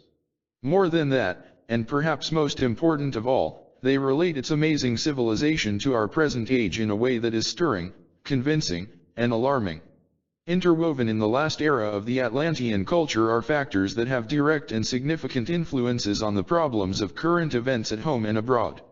These are not by accident, and the numerous parallels between the two civilizations drive home the crucial importance of the decisions America now faces. From the Cayce records. When man entered the earth as a physical being, the land areas of the world were very different from what they are today. After the shift of the poles and the breaking up of the continents many thousands of years later, vast changes were to take place. The polar regions were then tropical and semi-tropical. Most of the North American continent was covered with water except for the states of Utah, Nevada, Arizona, and New Mexico. These were fertile plains, as was the Gobi Desert of East Asia. The Andean coastal area of South America was underwater, as was most of that continent except the region of the southern Cordilleras and Peru. The upper part of West Africa, Egypt, and the Sudan, was above water, and the Nile emptied into the Atlantic Ocean. In Europe and Asia, the regions of the Carpathian and Caucasian Mountains, Norway, Mongolia, and Tibet were above sea level. Iran and the Caucasus were rich lands, the Garden of Eden. The continents of Lemuria and Atlantis were the world's largest land areas. Lemuria, lying roughly in what was later to become the Pacific Ocean, extended from the western part of the United States to South America. The Andean coast was its tide land area, as were portions of Central America. Atlantis, occupying largely what was later to be the North Atlantic Ocean, was the most important land area. It compared in size to Europe and Russia combined. The eastern seaboard of the United States, then mostly underwater, comprised the coastal lowlands of Atlantis, which extended to the Gulf of Mexico and as far as the Mediterranean Sea. The island of Bimini off the coast of Florida was a part of the continent, as were the Bahamas in the British West Indies and Yucatan in southern Mexico. When the perfect race appeared in Atlantis in what was known as the Red Race, the land was already inhabited by the monstrosities. These were the sole entities who had taken on all sorts of strange and grotesque bodies in order to experience material existence in the earth. They had existed for hundreds of thousands of years and, as in the rest of the world, had become all shapes and sizes, from pygmies to giants 12 feet tall, with many freakish abnormalities resulting from their mixing with the animals.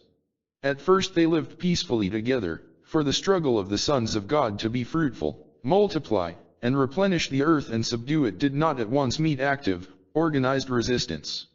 Souls born with perfect bodies continued to enter the earth in large numbers to help keep the balance and prepare for the dissensions that later were to come with the sons of Belial, those of both races who turned away more and more from the divine will.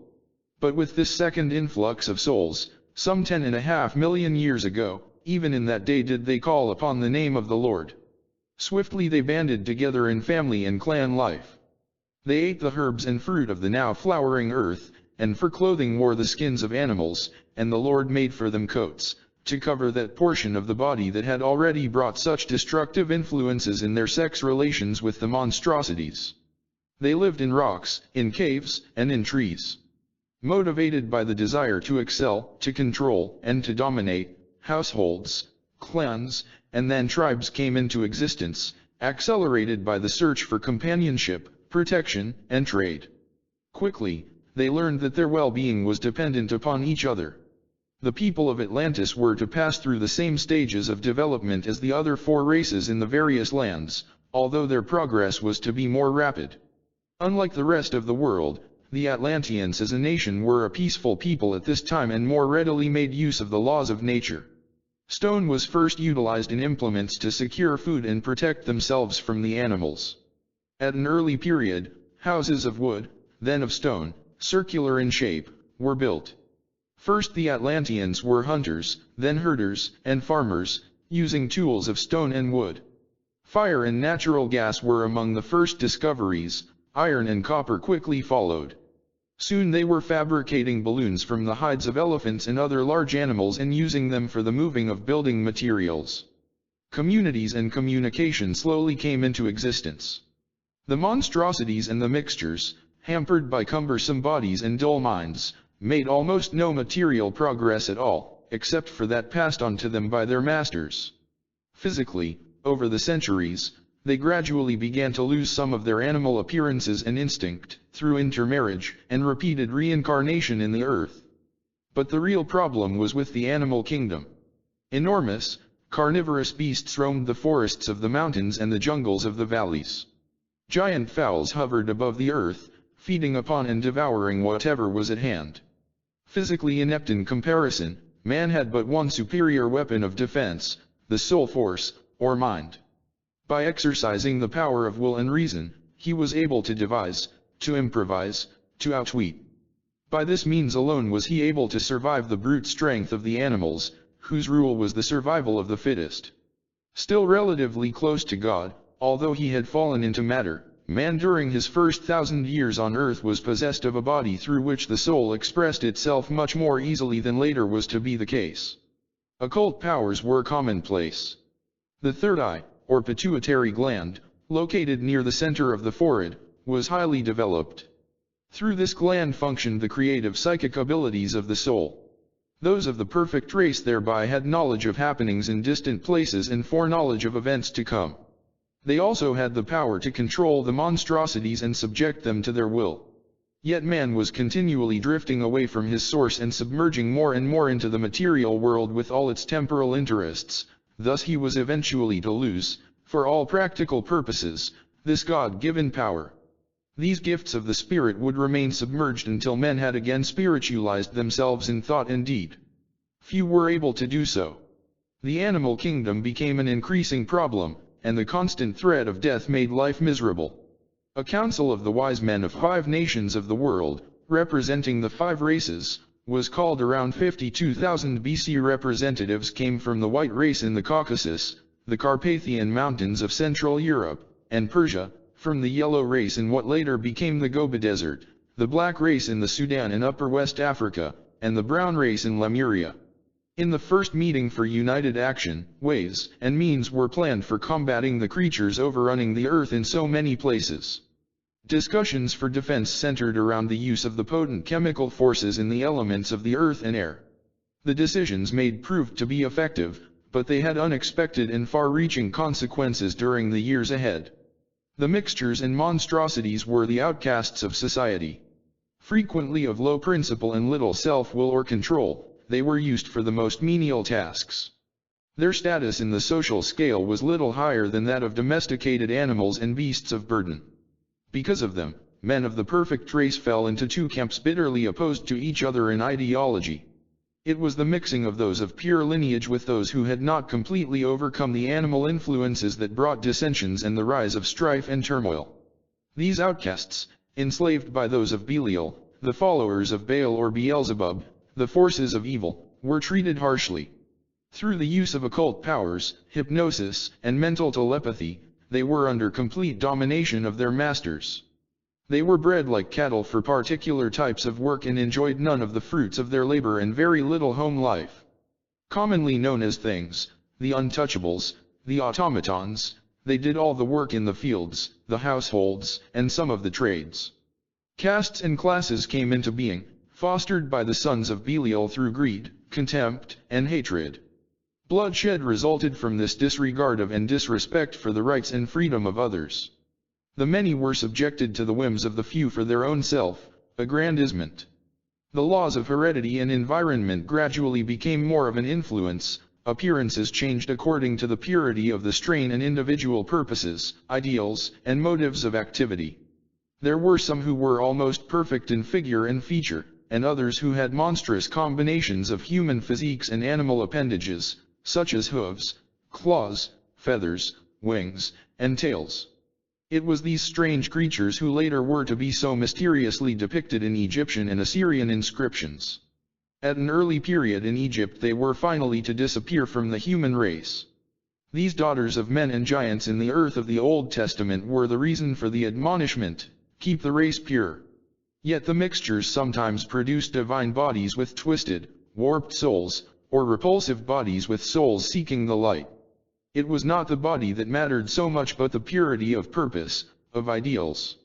Through the injunction, if you will be my people, I will be your God, an effort was made by the more spiritual-minded to draw people to the worship of the one God.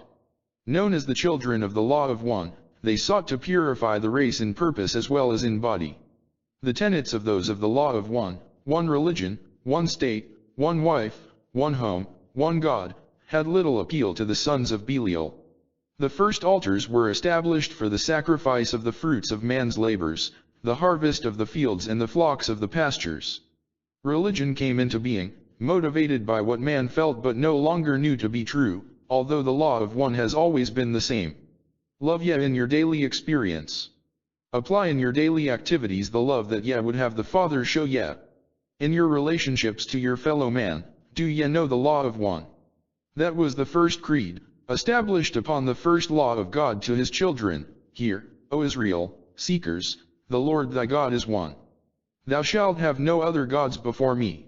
Temples were established, and soon the symbols of religion, ceremonies, rituals, prayers, and chants, were instituted. The sacred fires were started as the shrine of the pure and the means of cleansing and spiritualizing the mixtures who came seeking enlightenment and a more divine purpose in their lives. Religion was slowly developing as a system, a method of reminding man of his divinity. The continuity of life, or reincarnation, was recognized as an essential part of the plan of evolution for the soul. Karma, the law of cause and effect in action, or as ye sow, so shall ye reap, was fundamental. Thus the breach between those of the law of one and those of Belial slowly took form, a breach that later was to widen into a gulf. The carnal, materialistic way of life of the followers of Belial was attractive even to many of the children of the law of one, and numbers of them succumbed to the temptations. With the emphasis on the value of temporal things and the de-emphasis on the spiritual, idol worship crept into the religious scene. The first of the series of 3 continental catastrophes occurred about 50,700 BC, many thousands of years before the final drowning. It came as a material result of the use of chemicals and high explosives in the plan to annihilate the wild beasts. The real reason was the low state into which man had fallen. Huge and numerous gas pockets were blown open in the lairs of the animals, precipitating volcanic eruptions and earthquakes in the still slowly cooling earth. The magnitude of the disturbances caused the axis of the world to shift, bringing the poles to their present position and producing the last of the great ice ages. Lemuria was the first to be affected, losing much of its territory as it began to sink into the Pacific. In Atlantis, the area of the Sargasso Sea, off the west coast of Cuba, was the first to go underwater. The rest of the continent was broken up into several large islands with many canals, ravines, gulfs, bays, and streams. The temperate climate rapidly changed to a more torrid one. With the upheavals, the initial migrations from Atlantis took place in small numbers to the east and west. The earliest settlements were in the region of the Pyrenees Mountains in France and Spain, then later in Central and South America. The movement of the Lemurians was primarily to South America. The land of Og, along the Pacific coastal area of what was later to be southern Peru, was occupied. This was the beginning of that mysterious tribe of Indians known as the Incas. From this time on, although material civilization rose to great heights, there was growing unrest among the Atlantean people. In a land of plenty, strife rather than peace became the rule.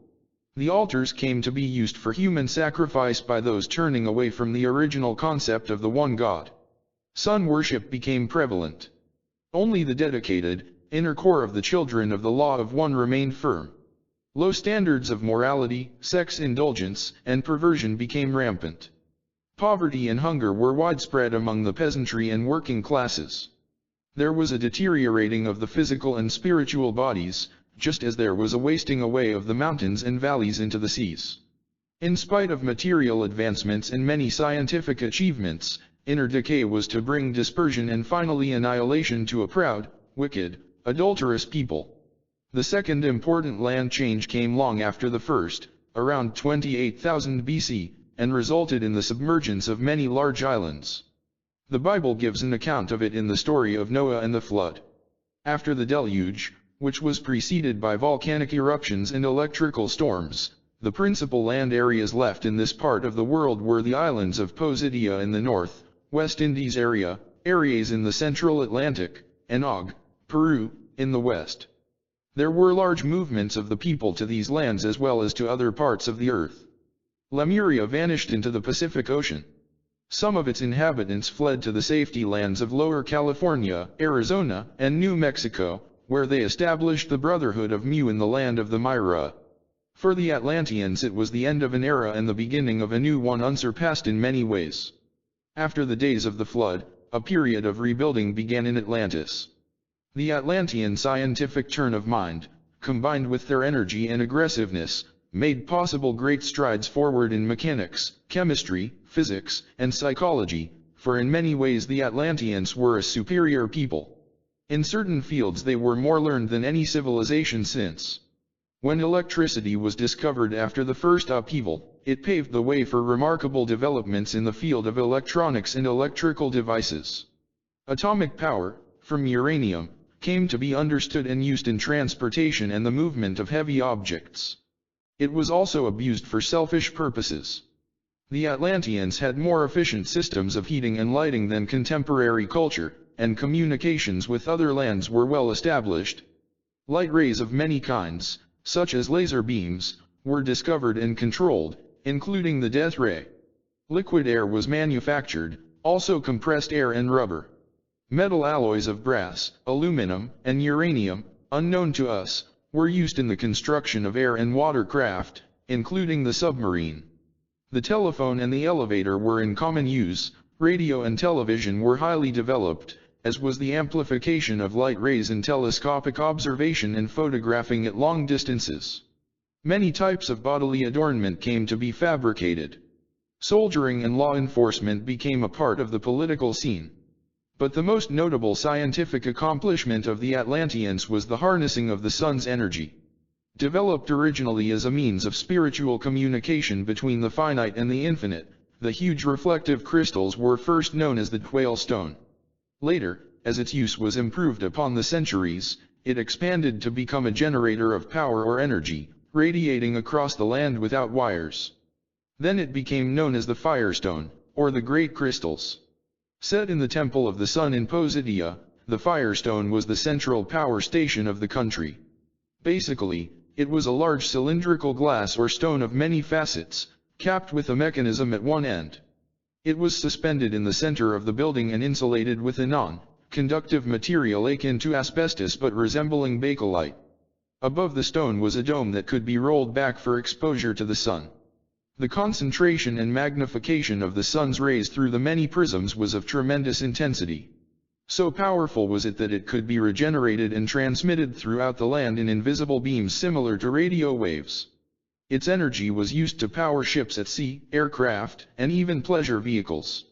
This was done by remote control through induction methods to the apparatus in the craft. Cities and towns received their power from the same source. The human body could even be rejuvenated through the moderate application of the rays from the crystals, and man often rejuvenated himself. Yet by misapplication, the firestone could be, and was, turned to destructive uses, such as torture and punishment. Tuned too high, not intentionally, it contributed to the cause of the second catastrophe.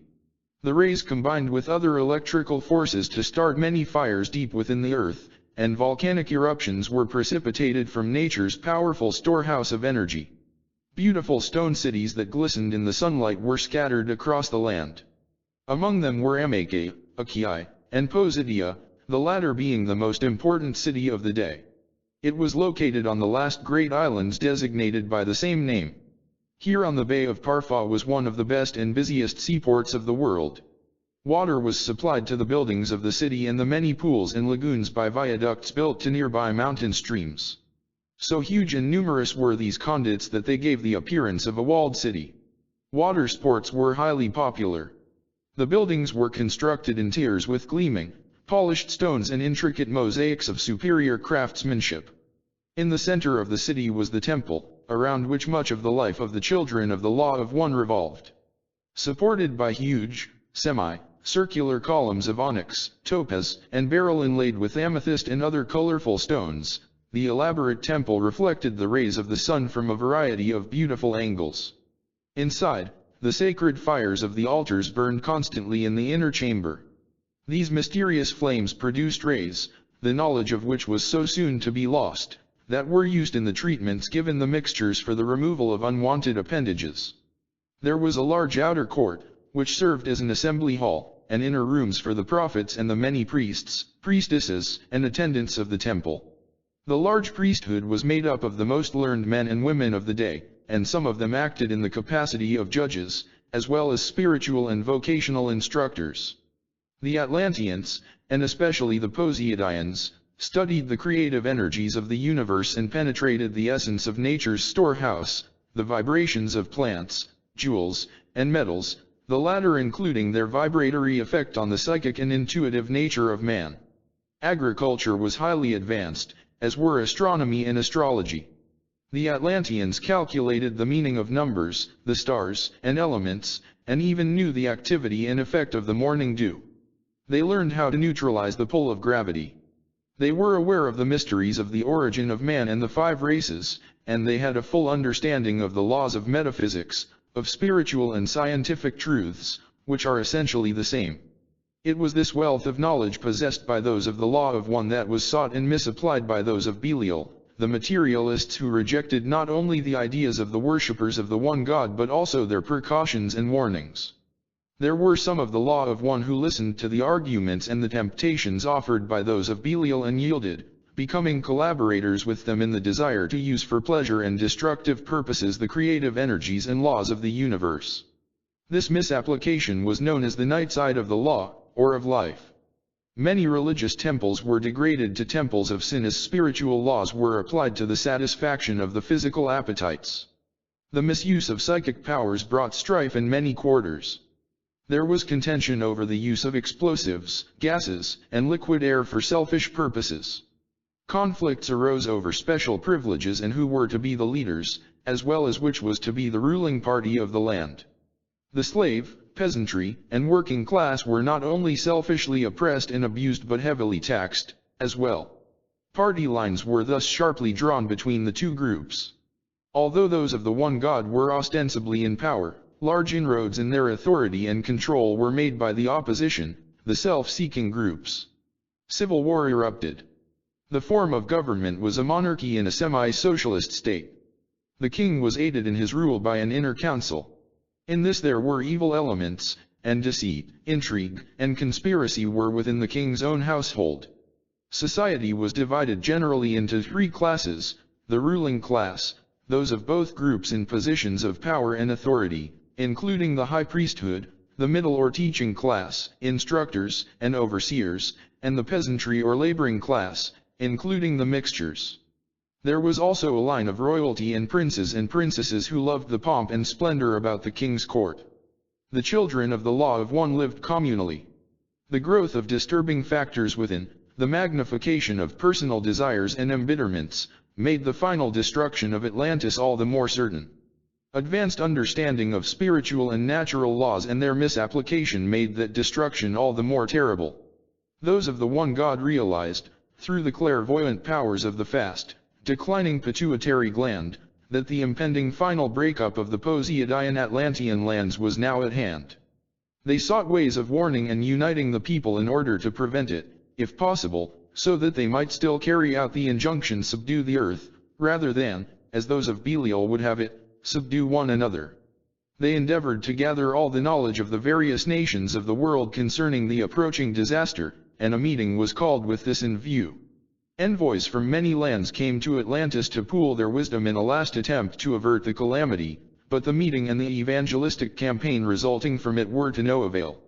Reconciled to the inevitable national cataclysm, the children of the Law of One made other plans, the search for suitable lands to colonize. Many expeditions went out for this purpose. The children of the Law of One also supplied leadership in the actual movements via land, air, and water to the safety lands in Egypt, Honduras, Yucatan, and other areas. Of special interest to them was the preservation of their religious tenets and records, and these were taken with them. By 10,700 BC, the country had reached the depths of moral and spiritual life, not in knowledge but in practice. Human sacrifice and sun-worshipping were prevalent, as were adultery and corruption. The mixtures were used and abused. The forces of nature were misused. The sun crystals were cruelly adapted as a means of coercion, torture, and punishment, and they became known among the common people as the terrible crystals. A new low in morality and human dignity had been reached. Violence and rebellion spread across the land. Then came the final catastrophe. Gigantic land upheavals shook the foundations of the earth. Great islands crumbled into the sea and were inundated. Only scattered mountain peaks remained to mark the sunken graves. Some people escaped, a few stayed behind heroically to aid others in the exodus to other lands. The majority were lost. By 9500 BC, Atlantis as a nation had vanished from the face of the earth. The Atlantean culture, however, did not entirely pass away. Although there were comparatively high civilizations in China, India, and the Pyrenees, Atlantean influence was felt in many places at different times, just as their aggressive and progressive nature is now and will continue to be felt through reincarnation in the earth. The cycle of history often repeats itself, and the spirit of Atlantis has arisen once more, as will portions of the land itself.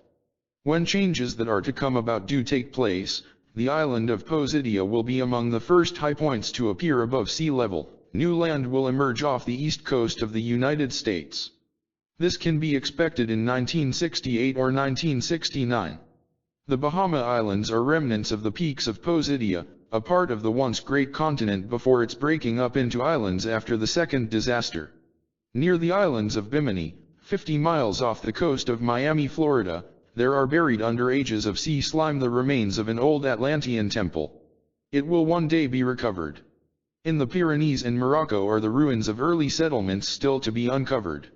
In Honduras, Guatemala, and Yucatan, Mexico, the fleeing Atlanteans became known as the Mayas.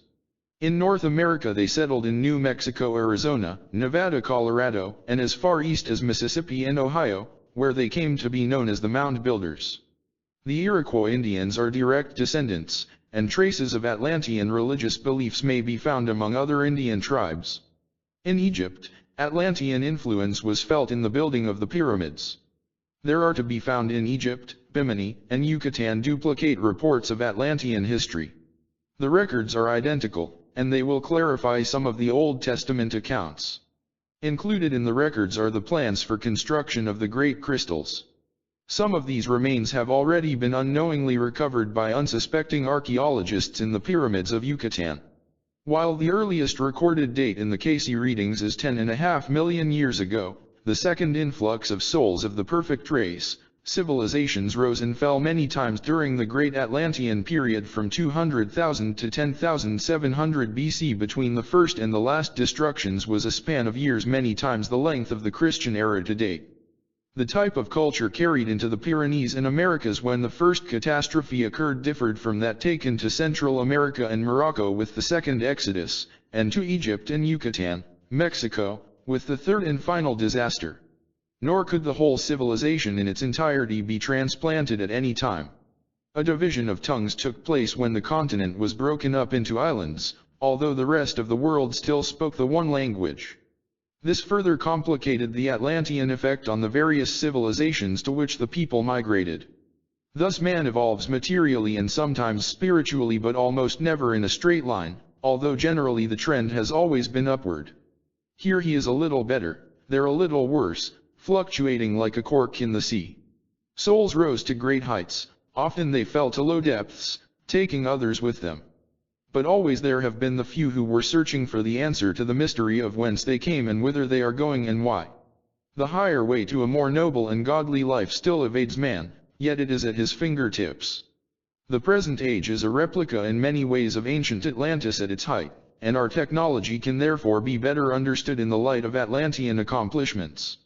Atlanteans are now reincarnating in the earth in large numbers, and as the cycle of mankind progresses through the laws of karma, action, and reaction, men are faced once again with a world of their own making.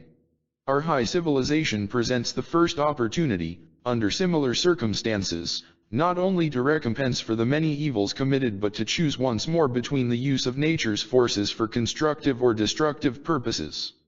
The Cayce records say this, as indicated here, this entity is an Atlantean. Hence it is manifesting in the earth at this period when many Atlanteans have entered.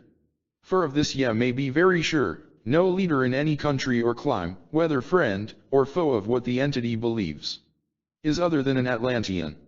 As we have indicated, the Atlanteans had reached such an advancement, and had been entrusted with divine activities in the earth. But, as did also this entity, they forgot from whom and in whom all live and have their being. Thus they brought about within themselves that which destroyed the body, but not the soul. Then this is the purpose of the entity in the earth, to be a channel of blessing to someone today, now. That is, to be a living example of that which he gave, "Come unto me, all that are weak and heavy laden, take my cross upon you and learn of me." These are thy purposes in the earth. And these thou wilt manifest beautifully, or again make a miserable failure, as thou didst in Atlantis and as many another soul is doing in this particular era. 2794:3. We are at the threshold of the testing period. What we do now will decide the fate of mankind for ages to come. Extracts from the Cayce readings. From time to time in the information obtained for some individuals in their life readings, has come, the information, that they, as an entity or individual, occupied some particular place or performed some activity in that continent, or emigrated from the continent to some other portion of the earth's surface at the time and began another particular development. These must have been a busy folk, for with their advent into other climes they began to make many changes in that sphere in which they entered. Be it true that there is the fact of reincarnation, and that souls that once occupied such an environ are entering the earth's sphere in the present, is it any wonder that if they made such alterations in the affairs of the earth in their day as to bring destruction upon themselves, if they are entering now they might make many changes in the affairs of peoples and individuals? Are they, then, being born into the world? If so, what were the environs, and what will those environs mean in the material world today? 364:1. As an Atlantean during those periods when questions arose as to the acknowledgement of the castes in the land, where the untouchables were considered as but dogs among the higher castes. The entity was in that position, where it attempted, to gain for the untouchables an approach for their own self-development. In the present, as a result of this experience, the entity has knowledge or ability in things pertaining to the working of metals and buildings and the democratic feeling. 333:2. The entity was a teacher among the people of that period and among those destroyed in the overflow of the land, and again will the entity be in the earth's sphere when a change comes about. In the name of Ishuta, the entity lost through this experience through fear created in self by misleading others when the truth was known. In the present, that fear in innate. 105:2. The days upon the earth were then counted in tens and fifties and hundreds, besides the days or weeks or years as in the present. Or, in that experience, to live to 5, 6, or 700 years was not more than to live to the age of 50, 60 or 70 years in the present. 1968:2. As indicated, the entity was associated with those who dealt with mechanical appliances and their application during the experience. And as we find, it was a period when there was much that has not even been thought of yet in the present experience. About the firestone, the entity's activities then made such applications as dealt both with the constructive as well as destructive forces in that period. It would be well that there be given something of a description of this so that it may be understood better by the entity in the present. In the center of a building which would today be said to be lined with non-conductive metals or non-conductive stone, something akin to asbestos, with other conductors such as are now being manufactured in England under a name which is well known to many of those who deal in such things.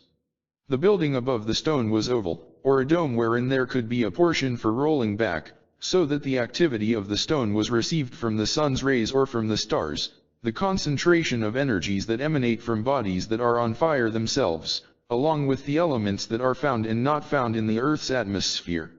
The concentration through the prisms or glass, as would be called in the present, was in such manner that it acted upon the instruments which were connected with the various modes of travel, through induction methods which made much the character of control as would in the present day be remote control through radio vibrations or directions, through the kind of force impelled from the stone acting upon the motivating forces in the crafts themselves.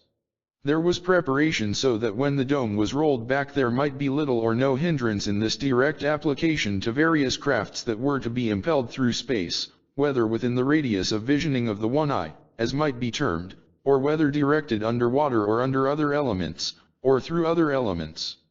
The preparation of this stone was solely in the hands of the initiates at the time, and the entity was among those who directed the influences of the radiation which arose, in the form of rays that were invisible to the eye but acted upon the stones themselves as set in the motivating forces. Whether the aircraft were lifted by the gases in the period, or whether for guiding the more of pleasure vehicles that might pass along close to the earth, or what would be termed the crafts on the water or under the water.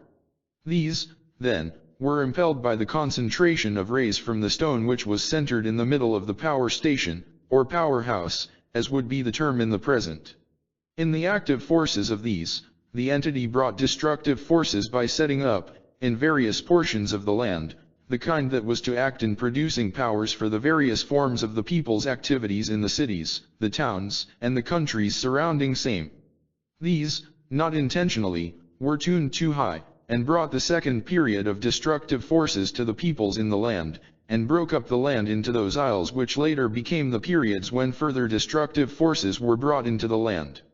Through the same form of fire, the bodies of individuals were regenerated, by burning, through application of rays from the stone, the influence that brought destructive forces to an animal organism. Hence the body often rejuvenated itself, and it remained in that land until the eventual destruction, joining with the peoples who made for the breaking up of the land, or joining with Belial, at the final destruction of the land. In this, the entity lost. At first it was not the intention nor desire for destructive forces. Later it was for ascension of power itself. As for description of the manner of construction of the stone, we find it was a large cylindrical glass, as would be termed today, cut with facets in such manner that the capstone on top of it made for centralizing the power or force that concentrated between the end of the cylinder and the capstone itself. As indicated, the records as to ways of constructing same are in 3 places in the earth, as it stands today, in the sunken portions of Atlantis, or Posidia, where a portion of the temples may yet be discovered under the slime of ages of sea water, near what is known as Bimini, off the coast of Florida.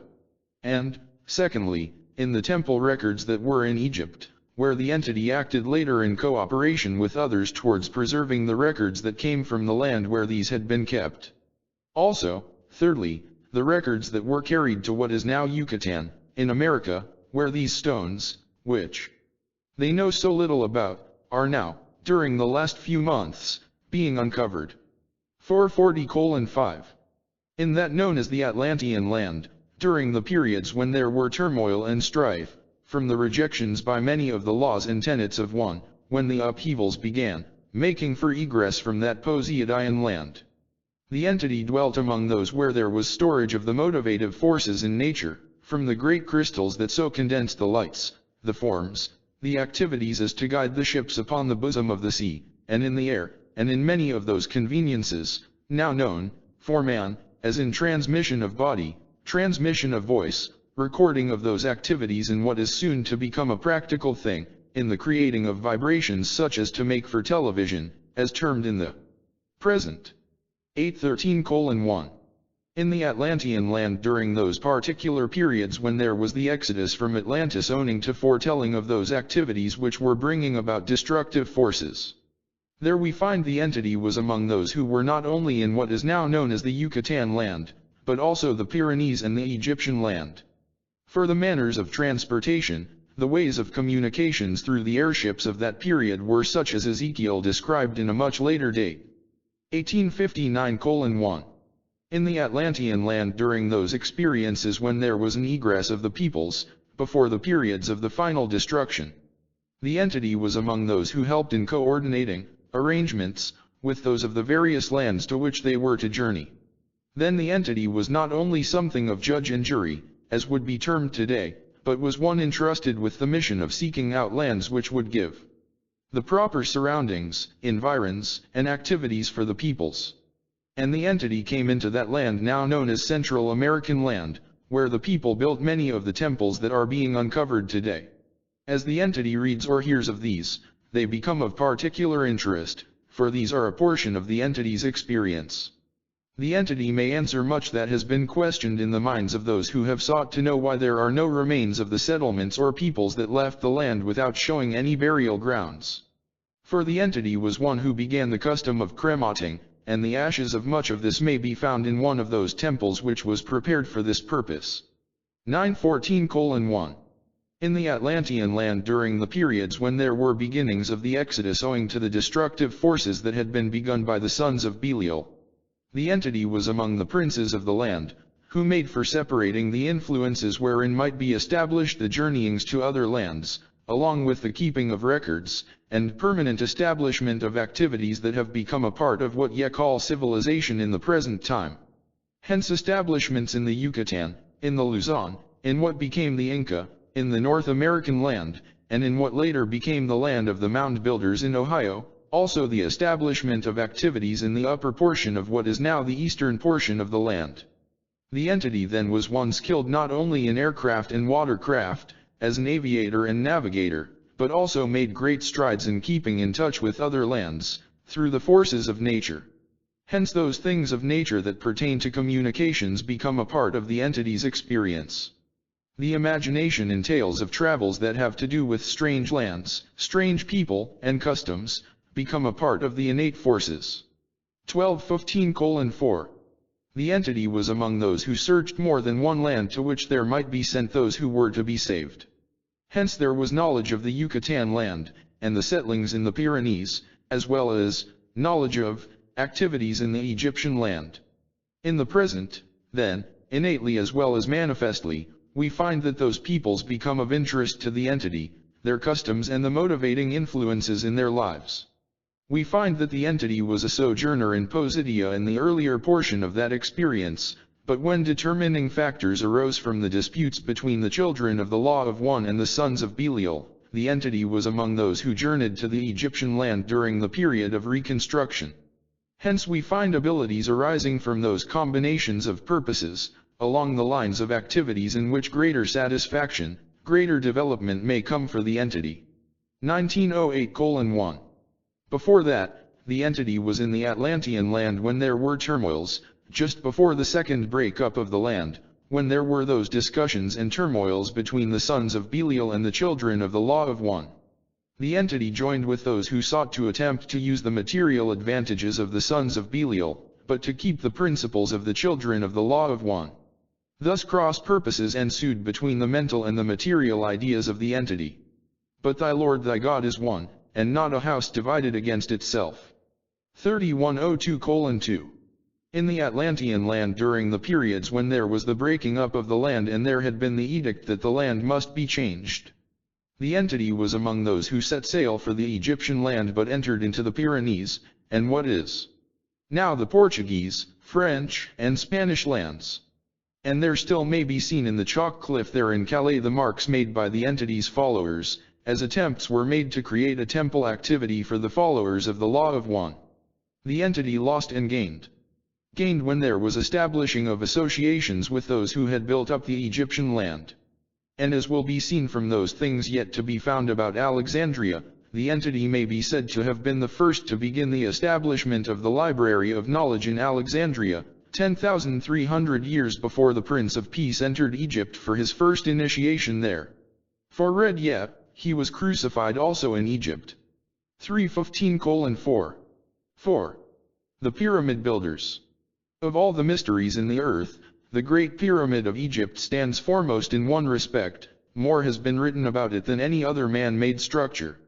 As one of the 7 wonders of the world, it has long been the object of spurious speculation and debate regarding its age, purpose, and manner of erection. Yet, the whole of Egypt, in fact, is a rich and fascinating field for scholarly research, for here lie some of man's most baffling riddles. The earliest known date in world history is that of the adoption of the Egyptian calendar, in 4241 BC. A widely accepted system divides the history of the land into 30 dynasties. From 3400 to 332 BC almost nothing is known of the times prior to these, although none of these dates is fixed beyond doubt. The Great Pyramid of Giza is generally believed to have been constructed about 2900 BC. It is located 10 miles west of the old and historic city of Cairo, at latitude 20, 58, 51 north, longitude 31.09 east, Greenwich. It is thought to be a burial tomb for King Khufu, or Cheops, although no remains were found there. The huge pyramid covers a little over 13 acres and measures 760 feet at each baseline and 481 feet in height. The Great Pyramid is the only one that has a square base and that is constructed entirely of stone, huge blocks of yellow limestone weighing as much as 54 tons each. The precision of its erection is so exact that it may be compared to the work of a lens grinder on a scale of acres. The joints are hardly discernible, and how the heavy stones were raised and fitted into place has long puzzled the engineering world. Originally it was covered with thick slabs of fine, white limestone, but this was later stripped off, as was the capstone or apex. In geometric form, the Great Pyramid is what is called a true pyramid. Its base is a perfect square, each of its 4 sides is a perfect equilateral triangle which slants evenly inward and upward from the base, in the proportion of 10 to 9, until the 4 meet at an apex situated squarely perpendicularly over the center of the base, where the 2 base diagonals intersect. The bearings of the base with respect to true east and west, north, and south show an error of only 5 seconds, far and away the most accurately orientated building known to engineering science. The Great Sphinx is the stone figure of a lion body with a human head. It is 189 feet long and is cut out of a single block of stone. Known as Hu in Egypt, it represents the god Horus and antedates the Great Pyramid by many years. Other sphinxes, smaller in size, depict the upper part of a ram or falcon, and many inscriptions present human bodies with animal appendages of horns, hooves, claws, tails, and feathers. Egypt is not alone in having mysterious sphinxes and pyramids. In Assyria there are sphinxes distinguished by having wings, and there are also Persian and Greek sphinxes miniature in size. In Yucatan, Mexico, the remains of the Mayan culture reveal sphinxes and pyramids strikingly similar to their Egyptian counterparts but smaller in size.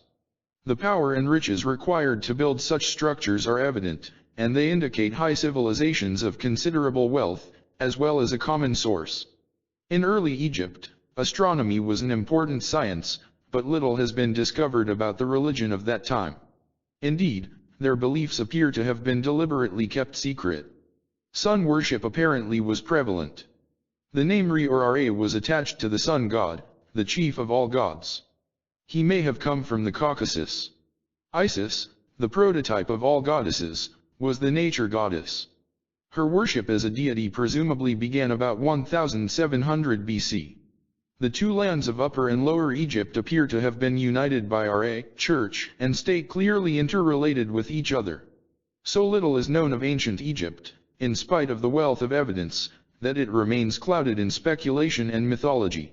In fact, much that has been discovered is not altogether understood, and it is on these very points that the Edgar Cayce readings cast a new light. Out of these readings emerges a concept of this prehistoric period that is as convincing as it is illuminating. They give a much earlier date, around 10,000 BC, for the construction of the Great Pyramid and Sphinx, and a significance is attached to both, which relates them to man's spiritual evolution in the earth. The marked cultural similarities of Egypt and Yucatan are explained by the migrations of peoples to both lands from the sunken continent of Atlantis. The line drawings of human beings with animal appendages are explained realistically, Isis comes to life, and the ancient manuscript, the Book of the Dead, takes on new meaning.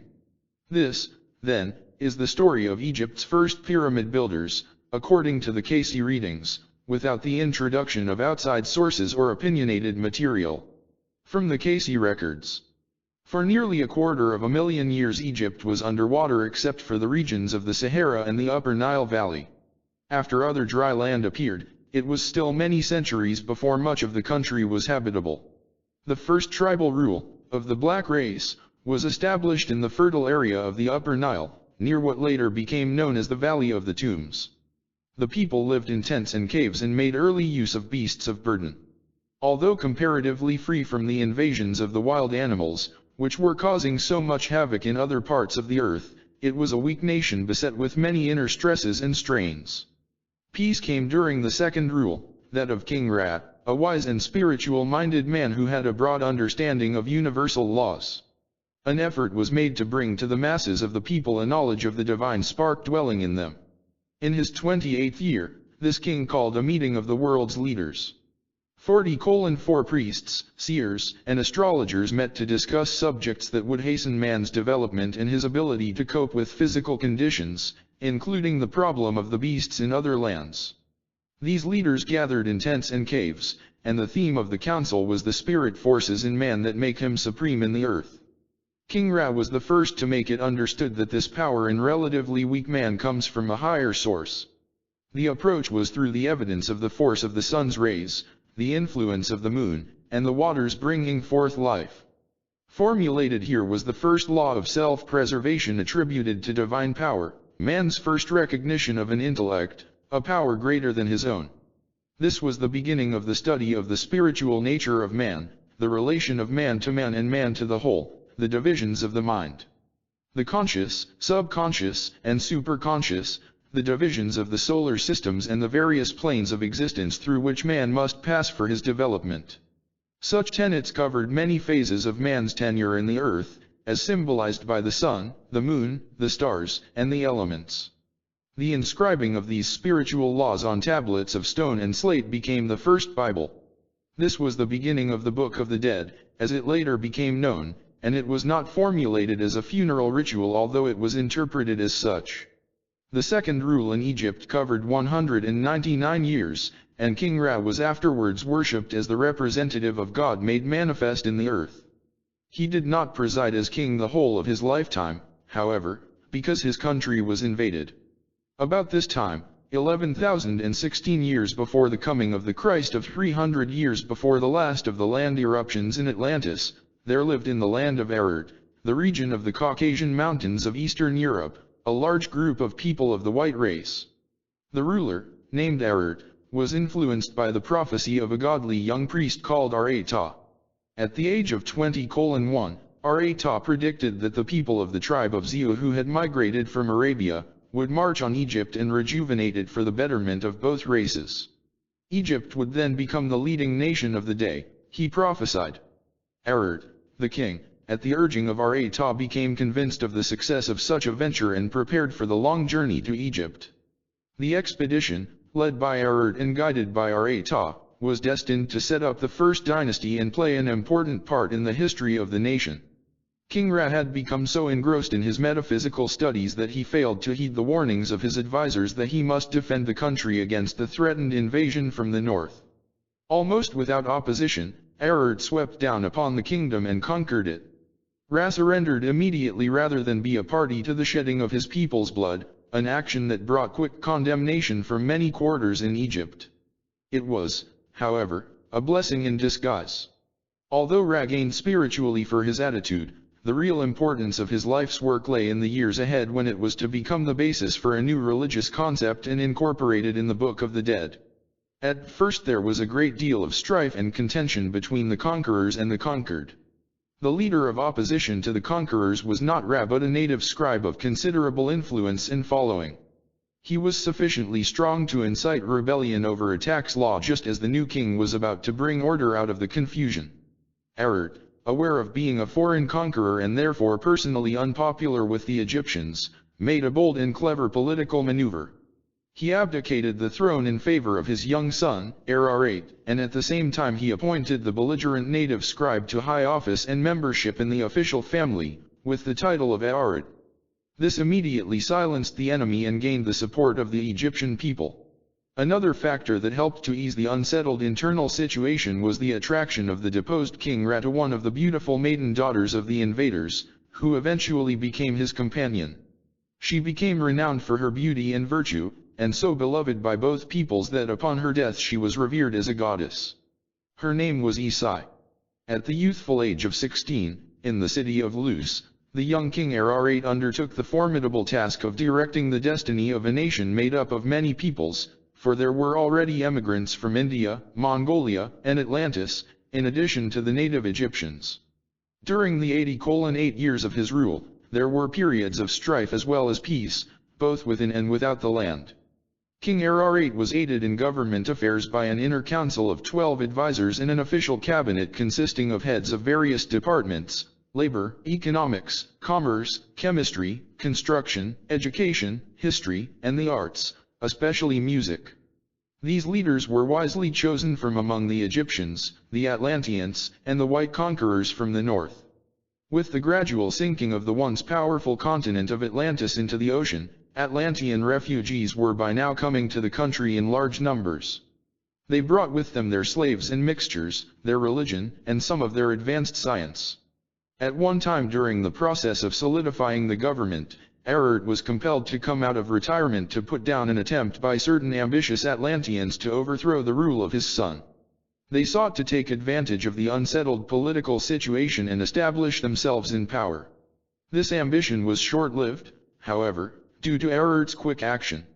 With the coming of peace within, and the amicable settling of differences of opinion, great strides forward were made in many directions. The Egyptian scribe Ararat, at the age of 32, became a leader in the coalition government and worked closely with young King Ararat for the good of all factions. He helped to formulate and execute both civil and religious laws. He was a methodical recorder, and many of his inscriptions may still be found in a tomb near the Sphinx, which was in part constructed during his lifetime. After much opposition, Ararat, the prophet of the invaders, was proclaimed high priest of Egypt. He was to direct the spiritual studies and metaphysical research of the country for many years. Ararat had definite ideas about the nature of man and his relation to the whole. He was interested in both the physical and spiritual evolution of man, specifically, the continuity of life, or the immortality of the soul not only from physical birth but from the very beginning, the law of karma, or cause and effect on the spiritual level, and the concurrent indwelling of souls in other planes for their further evolution, mental and character. Ararat taught that with proper schooling it was within the realm of possibility to communicate with these souls. But most important and revolutionary, he taught the law of the one God, the Lord thy God is one, as against the worship of the sun, which up to that time had been the religion of the Egyptians. The natives at first were not inclined toward such teachings. Because of the wealth of the land and the easy material life they led, they were more interested in present amenities as physical entities than in any future incarnations in the earth or spiritual life in the cosmic planes. Up to this period the social order of the Egyptian nation was unlike that of the more advanced Atlanteans. Although there were clans and tribes, there were no family households.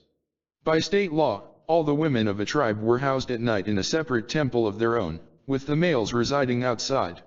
Even the king's own residence was no exception to this rule. He lived with his servants and certain of his advisors, but no queen nor companion dwelt with him. The relations for the propagation of the race, while considered sacred, were consummated in special temples set aside for this purpose. These buildings were 3 or 4 tiers high and contained many chambers, 7 by 9 feet in size. There was also a large hall for dancing and recreation. Furnishings consisted of handmade rugs, blankets, and couches. Matings were not by the personal choice of the participants but at the decree of the king, with the good of the race in view. Children born in the temple of the hall of birth were taken from their mothers at the age of 3 months and reared for the state by specially trained groups, in buildings dedicated to this purpose. The high priest Ararat viewed this whole procedure with distaste. In his many travels to other lands, Atlantis in particular, he noted the benefits of family ties. He perceived the moral values of family life for the people, the consecration of individual lives one to another for a purpose and the responsibilities attached to such consecration. Upon return from one of his Atlantean trips, Arata decreed as a first step in working towards the family unit, that henceforth all men were to be restricted to one companion. For himself he chose the mother of his children, the mate who had come with him from the north. The ruling proved to be a popular one, even though the choice of mate and care of the offspring were still under the control of the government. It was, nevertheless, one of the great strides forward in the social life of Egypt. Over the years, Arata gained in popularity and influence, although he provoked dislike among many ambitious Egyptians by urging the king to select for high office only those natives who could be proved honest, competent, and loyal. This policy met opposition from the well-to-do and prominent, who sought powerful positions so that they could control and exploit the people for their own benefit. Although the type of government was a monarchy, as eventually established, it was not unlike representative democracy in principle if not in method. When Arata's archaeological research and findings began to uncover remains showing there had been an earlier civilization in Egypt, the natives gradually began to listen to his ideas concerning the oneness of all and the one God for all. Arata's studies in metaphysics convinced him that through the knowledge of the workings of divine law, man's process of evolution could be speeded up. He believed it possible to achieve a perfect race, mentally and physically, in less time than was required by the natural processes of birth and rebirth. His great hope was to produce perfect bodies, eventually, and it was in the implementation of these theories that Arata made his most important contributions to humanity. But first much discord and dissension were brought to the land, and considerable discouragement to Arata. In the meantime, King Ararate, this being only one of his many titles, turned his attention to more industrious endeavors for the people, and a period of commercial activity began. He drew the various races together and developed their abilities so that they might be used for the benefit of the masses instead of the classes. The rich material resources of the land were discovered. He opened mines at Ophir, later called Kadesh, in Persia, as well as in Abyssinia and other areas of the Upper Nile country. He promoted the mining of such diverse precious stones as onyx, beryl, sardius, diamond, amethyst, and opal. Pearls were taken from the sea near what became Madagascar. Stone cutting and polishing grew to be principal crafts for workmen. From other mines throughout the country, gold, silver, iron, lead, zinc, copper, and tin were produced. Corn, wine, hides, and jewelry were in common usage. Large granaries were constructed, as well as ships, bridges, and viaducts. In Diosho, later named Alexandria, libraries were founded for the safekeeping of the greatest collection of manuscripts of the day. From the wealth of the land, the king's palace and other state buildings of majestic splendor were erected. One of these was the Temple of Gold, which was studded with enormous gems and paneled inside with highly polished woods of various colors. Its remains will one day be uncovered. Storehouses, which also functioned as banks, were established as a means of exchange of goods and communications among the important nations of the world. These lands were Posidia, the last of the great Atlantean islands, Og, Peru, in South America, the region of the Pyrenees Mountains in Europe, and what later became known as Sicily, Norway, China, India, and America. Only in Atlantis, where the Great Flood had broken up the continent into islands, had a division of tongues taken place. In other countries the people still spoke the one language. In Egypt itself there was one tongue but many dialects. While the king was engaged in these pursuits and in political and social direction of the country, the high priest Arata and his associates were busy setting up spiritual codes in conformity with the worship of the one God. The priest also helped to frame the civil laws for the penal and moral relationships of the people. New temples were constructed to house the activities for physical and spiritual rehabilitation of the masses. Arata made frequent trips to Posidia to study the methods and interpretations of those who remained faithful to the law of one. In the city of Alta he met and discussed these matters with Hept Suft, meaning, he who keeps shut. An honored and learned man, Hept Suft was custodian of the records of many profound and secret religious tenets and laws that had been handed down from one generation to another in Atlantis. From Hept Suft the priest learned a great deal about the problems concerning the mixtures as well as the sons of Belial. Hept Suft was anxious that the laws of the children of one be preserved in Egypt. Upon his return home, Rata immediately set plans in motion for the erection of two new temples, the Temple of Sacrifice and the Temple Beautiful. These two temples were 30 years in the building. The Temple of Sacrifice was a hospital or health center, the Temple Beautiful was a school of higher learning and vocational training.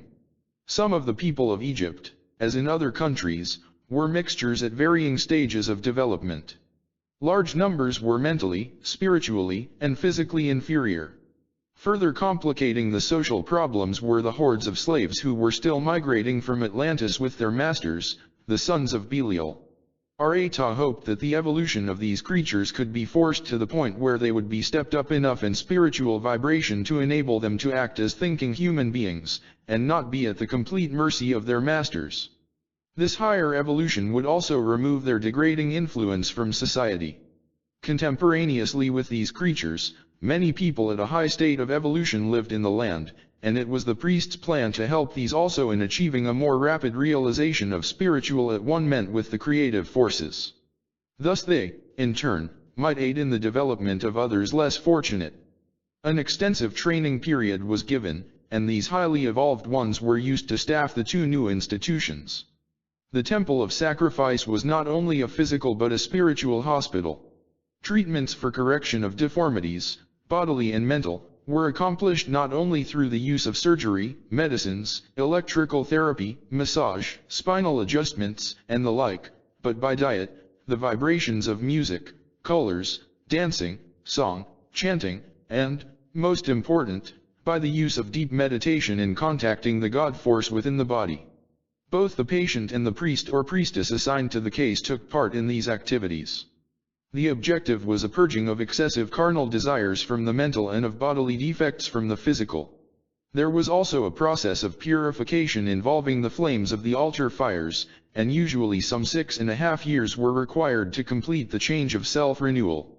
When the dross was burned away, the individual emerged as a progressed human being and soul, ready to begin the next stage of development. Because of the high degree of self-sacrifice in these ordeals toward the ideal of perfection in body and spirit, the human body came to be worshipped as something sacred, and a great deal of emphasis was placed upon its perfection and beauty. As the temple of the living God, it was indeed sacred, taught Rata. The rejuvenation, however, was not always complete. In some cases as many as 4 incarnations in the earth were required to complete the change. Yet in a few centuries the mixtures began to disappear altogether from the face of the earth, an occurrence that would have taken place far less rapidly through rebirth and intermarriage with those of pure lineage. These unfortunate creatures, the mixtures, were the ones that were portrayed numerously in Egyptian, Assyrian, Greek, and Persian art and hieroglyphics, and became the basis for legends of their existence in mythology thousands of years later. From the Temple of Sacrifice, the patient graduated to the Temple Beautiful and to courses of vocational and spiritual training, recreation, and rehabilitation. Here a highly specialized corps of priests and priestesses decided upon the type of vocation for which the student was best adapted, for his own good as well as that of society. An important decision was involved here, for it not only affected the present life of the individual but would have a bearing upon his future lives in the earthly cycle of progression. Only the most highly developed and qualified men and women had the distinction of being chosen as instructors in the temples. The status of the two sexes was equal, their dress almost identical, long flowing robes of hand-woven material resembling linen but fabricated from the fibers of the papyrus and lotus plants. The color combination was a striking white and purple. Music in the Temple Beautiful was an essential part of the course in raising the vibration and thought pattern of candidates to a degree that would enable them to become attuned to the universal forces through the silver cord, or spinal column. Instruments such as the flute, lyre, harp, and viola were used, and remains of some of these still lie buried in undiscovered tombs. Still to be discovered also are seals or plagues, emblematic of the soul patterns of persons who were in training. The plagues were a sort of spiritual coat of arms, showing a series of scenes and symbols that served as a guide for the individual in adhering to the plan for his future development in the arts, crafts, or professions. Graduates of the Temple of Beauty went into many fields: agriculture, horticulture, music, and singing, working in clay and pottery, in linen, including carding, weaving, and embroidering. Linen was made from cotton, hemp, papyrus, and lotus fibers, and was of a higher quality than any attained since. There were no merchants at this time, there was one common store for everyone in this welfare state. After the temples had become firmly established, Arata gradually delegated authority to those he considered responsible and well-grounded in the tenets of the law and sciences. He himself spent much of his time in travel in order to keep informed of the practices in other countries. Even when in Egypt he devoted a great deal of his attention to prayer and meditation, as did the Hindus later, with the ideal of developing a closer contact with the higher forces. As he entered more and more deeply into relationship with the creative influences, it was possible for him to attain unusual psychic abilities. In virtual seclusion, he could be reached only through 2 or 3 persons close to him, and this fact, coupled with the leaving of so much to subordinates, invited trouble from unsuspected sources. By the very reason of his trusting nature, the priest was totally unaware of some of the deteriorating practices that had spread throughout the land and had crept into the rites of the temples. Certain leaders in the temples were being influenced by ambitious Atlantean political groups, and they considered the priest an obstacle in their desire for control. These temple authorities had conspired with those under them to bring about changes in practices, especially in regard to sex relations of the candidates, which heretofore had been restricted. Thus it came about that many who were dangerous and hostile to the spiritual significance of the worship began usurping power. Upon Arata's return from one of his protracted journeys, he was shocked to discover so much loss in spiritual purpose of such widespread nature, when he had supposed steady progress was being made. The lusts of the flesh had become rampant, concocting of strong drink was prevalent, even blood sacrifices were being offered upon the temple altars, which had always been devoted to offerings of fruits of the harvests. An open break occurred when the priest unmasked those who had introduced such practices, and this precipitated a greater widening of the breach. The small but powerful group of enemies plotted the priest's downfall by another method, using the priest's interest in the idea of producing perfect physical beings. In the temple Beautiful was a native dancer of unusual beauty, grace, and intelligence. She was regarded throughout the land as the most glorious and perfect creature yet to be born in Egypt, to such an extent that upon her death, years later, she was extolled as the personification of Egyptian beauty and perfection. Her name was Iris, later changed to Isis, and her memory was preserved in many statues. As the daughter of the second sacrificial priest and a favorite of the king, Iris had access to the high priest, Arata. Pressure was brought to bear upon her to influence Arata to join with her to produce the perfect being of which he had long dreamed, thus subtly gaining tacit permission for those already perfected in body to procreate more rapidly, as the trainee's sex life had been limited. Iris did not suspect the real motives of the instigators and was tricked into becoming a party to the plot against the priest. And Arata did succumb to her unusual charms and the possibilities of the idea of their propagating the perfect being. After Iris gave birth to the offspring of the union, a daughter named Iso, the politicians immediately exposed the high priest as the father and therefore the violator of one of the most important tenets laid down by the priest himself. He had written the law that no man should have more than one companion, and he had been the one to break the law. The cry went up for banishment of the priest, and soon the country was split in a heated debate. As the lines of dispute were drawn, many arguments arose. The clamor was especially loud on the point of parents keeping their children rather than turning them over to the state. King Ararat was torn between factions and faced with the task of deciding which was greater, the law or the maker of the law. Finally, after much mental torment and indecision, and considerable advice, some from the ones who were of the secret conspiracy, he issued the decree that sent Arata into exile. This was the first real division between church and state. The place of refuge for the priest was the Nubian land, or what later became Abyssinia, south of Egypt. With him went 232 of his most devout and loyal followers, including Iris, Heptsuft, who migrated from Atlantis, and many native Egyptians. The king kept the child Iso as hostage, and she died at the age of 4 years. After the priest's banishment, internal strife nevertheless continued unabated. One faction consisted of the Atlanteans, many of whom were followers of Belial. These wanted to mold the young Egyptian civilization to fit their ideas. They disregarded the fact that the country was still in a formative state and considered its civil and religious laws as inferior. What especially interested them was maintaining slavery of the mixtures, as they had done in Atlantis, and general docility of the people. With the removal of the high priest, the way seemed to be open. Civil wars broke out in scattered parts of the country. The weapons of warfare were the sling and the projectile, the former often fastened to the backs of animals, and trained beasts such as bulls, leopards, and hawks, which were turned loose on the enemy. Transportation on land was by ox and cart, on water by raft. Rebellions arose on religious as well as social and political issues, even involving the king's own household.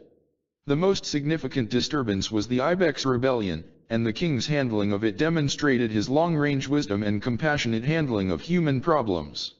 Rolif, Prince of Ibex, was a younger brother of the king who had been given sub-rulership of a territory some distance from the Upper Nile country. Church and state representatives from both provinces were exchanged much as ambassadors are exchanged between countries. While the king was absent on a long journey, Rolif moved in on the palace and kidnapped members of the royal court, including the king's wife, Ossis. Then he set up a separate southern state. When the king returned, he found the capital in an uproar. A short but bloody war ensued and Prince Rolif was overcome. When the terms of the peace were made known, however, the people were astounded. King Ararat restored his brother to his former position as governor in that part of the kingdom, and he allowed Rolif to keep Ossis, whom he loved and who returned his affection. Later years proved how ample had been the king's wisdom, for the Prince of Ibex became one of his most trusted and valued aides, as well as supporter of the priest's teachings. During this revolutionary period, a great deal of friction and dissension was also generated by a powerful Atlantean leader named or Ajax. He disagreed with the king in civil matters and with the priest in religious matters, although in Atlantis he had been well trained as a follower of the law of one. He had high contempt for what he considered the inferior civil and religious conditions in Egypt compared with Atlantis. But the most productive uprising came from among the Egyptians themselves. When the wave of rebellion was at its height, a native leader of the intelligentsia named Elam organized an armed band to back up his demand for an audience with the king.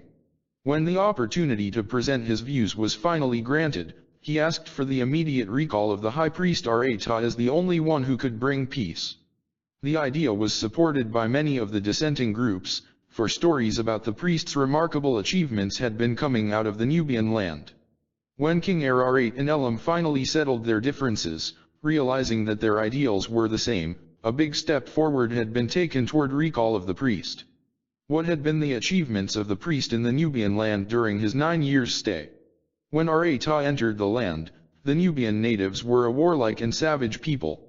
In 9 short years, peace and prosperity had been established, private homes had become the custom, and great advancements had been made in the knowledge of astronomy and astrology.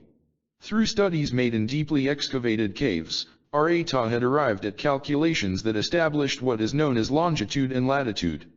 He gained an understanding of the law that holds the heavenly bodies in place in the solar system, the influence the sun exercises upon life, the effect of the moon upon the tides, and the reason underlying the planting of seeds at certain phases of the moon. He came to believe that there is no time or space, that all force is one force and that man is the representative of the higher consciousness on the earth planet. Those who shared the priest's banishment also advanced in spiritual growth. Many worked through various channels of contact with those in Egypt who had access to the king and the counselors, to arrange for the priest's return. Heptsuft, the Atlantean, had returned to Egypt after 3 years and successfully maintained a neutrality that was of great assistance, for he was respected and revered by all and made many efforts to effect a reconciliation. Thus at the conclusion of the Elam rebellion, arrangements were made for the return of the priest to Egypt. Those close to him in the Nubian land had been fearful that he would break under the strain that his activities had placed upon him at his advanced age. For Arata was now close to 100 years of age. The announcement of the high priest's recall brought rejoicing throughout Egypt. After an arduous journey from Abyssinia, the day came when the priest and his followers entered the royal city, a city lined with multitudes of cheering citizens in the broad highways, where colorful and fragrant flowers, bright green rushes, and feathery grasses were strewn. Ra was both humbled and inspired that the faith in him had been so magnanimous.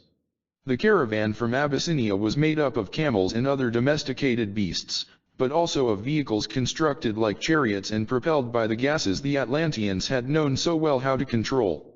In one of these vehicles sent by his Atlantean followers now in Egypt, Ra rode with Iris, his companion. Other members of the priest's family and those closely associated in the temple service rode in the remaining vehicles. In all, 167 souls returned to Egypt with Ra. From that time forward, Ra was known simply as Ra. Iris was made queen in her own right, and her name was changed to Isis. She became influential in working for the rights of women and in acting as an advisor to them, raising them in the social order. Years later she came to be worshipped as a goddess. After many days of celebrating their return, Ra and the king met with other officials of the government and planned the amendment of certain laws and reorganization of the temple practices. The temple of sacrifice and the temple beautiful were cleansed of corruption and consecrated again to the worship of the one God. Segregation of family units into homes became firmly established and the holiness of motherhood recognized. The revised law permitted a man to have more than one companion, however. Such companions were chosen by the individuals and not by the government, as before. When insurrection disappeared, forts were quickly replaced by peaceful towns and villages, and a period of social and spiritual rebuilding was underway. With the establishment of a strong, centralized government in loose, nationalism grew, and here began the first nation spirit of a people. The king was once again in complete control of the political, the high priest supreme in religious matters. Aaron, the native adopted member of the royal family, who had previously been such a power with which to contend, was now subordinate to the king's will and his influences with the people reduced. An opportunity was thereby afforded others with ability for leadership to rise to positions of prominence and responsibility, and new ideas were admitted into the country's activities. By this time, word had spread abroad concerning the wonders taking place in the new Egyptian civilization. Learned men from countries previously visited by the priest now came to see and learn about the material and spiritual accomplishments. Emissaries were exchanged with the various lands of the world, those countries later known as China, Mongolia, India, Norway, Peru. This brought about an exchange of understanding and a correlation of civil and spiritual laws with other lands. In many directions, Egypt rose and took her place as a leader among nations, some of which were now declining. A growing feeling existed among those in authority that the wisdom of this greatest of Egyptian cultures should be preserved in a safe place for the benefit of a new age yet to come. It became clear to Ra that it was his duty, and part of his purpose, to preserve the great truths that he had learned at such sacrifice to so many. Furthermore, the records Heptsuft had brought with him from Atlantis, together with the profound spiritual truths discovered by Ra, were considered invaluable. All leaders agreed that this body of records should be safely preserved somewhat against profanation by coming generations, until such time as man could again comprehend their significance. This would happen when the earth again changed its position on its axis, as it did in the Atlantean period, and passed through another inundation. According to the prophecy, this land change was sure to come. The site finally selected for the safekeeping of the records and for the great symbol of the esoteric content of the law was the fertile plains of Giza, which stood firm during the flood that had swept over much of the land thousands of years earlier. This site was situated even higher than a temple of Isis, which had endured during that deluge. Also, the area was conceived as being nearly the mathematical center of the land of the earth, where there might be the least disturbance by future earthquakes or floods. Here the record vaults were to be hidden, in a small pyramid between the Sphinx and the Great Pyramid, and connected to both. Here, too, other large pyramids were to be erected. The Sphinx had already been started, then work was discontinued, then restored, and added to after the return of the priest. Originally it was intended to be a memorial to Ra, but after the recall of Ra, the meaning was changed to symbolize the relation of man and the animal, or carnal world, to those changes that must come in his spiritual evolution, changes that were already coming about in the fading or falling away of imperfections of man's bodily pattern. The base of the Sphinx had been laid out in channels, and in the corner facing the Great Pyramid, the story was inscribed as to how all these were begun and built, giving the history of the first invading ruler and the ascension of Ararat. From the right forepaw a passage was made to lead to the entrance of the record chamber, or pyramid of records. This was to remain undiscovered until man overcame his ego and reached true spiritual understanding at the beginning of the fifth root race. The Hall of Records was enclosed in a pyramid of its own, to stay hidden for many thousands of years. It is located between the Sphinx and the Great Pyramid. Hidden in the northeast corner were 32 tablets, buried with the remains of King Ararat. This was the first of the pyramids to be constructed, and it will one day be uncovered from the shifting sands. The Great Pyramid of Giza was 100 years in the building, from 10,490 to 10,390 BC. Ra himself made extensive studies of the terrain, and great care was taken in figuring the geometrical location in relation to the Sphinx and the 4 points of the compass. Although it was planned by Ra, the actual construction and engineering were worked out by Hermes, a descendant of Hermes Trismegistus, who had returned with the priest from the Nubian land of exile. The Great Pyramid was built as a hall of initiation, the house initiate, for those dedicating themselves to special services in the secrets of the mystery religion of Egypt. Here the masters performed their vows, consecrating themselves to holy service. Its purpose, therefore, was far greater than that of a burial place. It was erected by the application of those universal laws and forces of nature that cause iron to float. By the same laws, gravity may be overcome or neutralized, and stone made to float in air. The pyramid was thus built by levitation, abetted by song and chanting, much in the same manner in which the Druids of England set up their huge stones at a later period. Material for erection of the pyramid was brought from as far away as Nubia, many different kinds of stone being used. Highly polished, white limestone was placed on the 4 sides, in slabs whose joints were cemented together almost imperceptibly. This casing stone was later stripped off, and pieces may still be found in buildings in Cairo. Portions lie buried below the sand. A few remain in place at the foundation line on the north side. The pyramid's capstone was composed of an alloy of copper, brass, and gold, pounded into a covering for the top of the pyramid. This also was desecrated, by the sons of Hate, on orders of the Pharaoh under whom the children of Israel suffered in bondage. In certain seasons, a cosmic fire was lighted on top of the pyramid, for symbolic purposes, by a method known only to the Atlanteans. A long and elaborate ceremony marked the dedication of the pyramid after the capstone was put in place. The event was announced to the people by a loud clanging of metal. From this ringing out has arisen the call to prayer, thanksgiving, and worship, as symbolized in the church bell. It is also the origin of the trumpet call to arms and the ringing of the new year. The Great Pyramid is a record in stone of the history and development of man from the time of Ararat and Ra to the end of the present Earth cycle, in 1998. Its records are written in the language of mathematics, geometry, and astronomy, as well as in the kinds of stone used, with their symbology. After the end of the cycle, there is to be another change in the Earth's position, with the return of the Great Initiate, for the culmination of the prophecies. All changes that have come and are to come are shown there in the passages from the base to the top. Changes are signified by the layer of stone, the color of it, and the direction in which the turns are made. There are no undiscovered rooms, as such, in the Great Pyramid. In the smaller Pyramid of Records, yet to be uncovered, there is a vault sealed with heavy metal, containing the prophecy for the period from 1958 to 1998.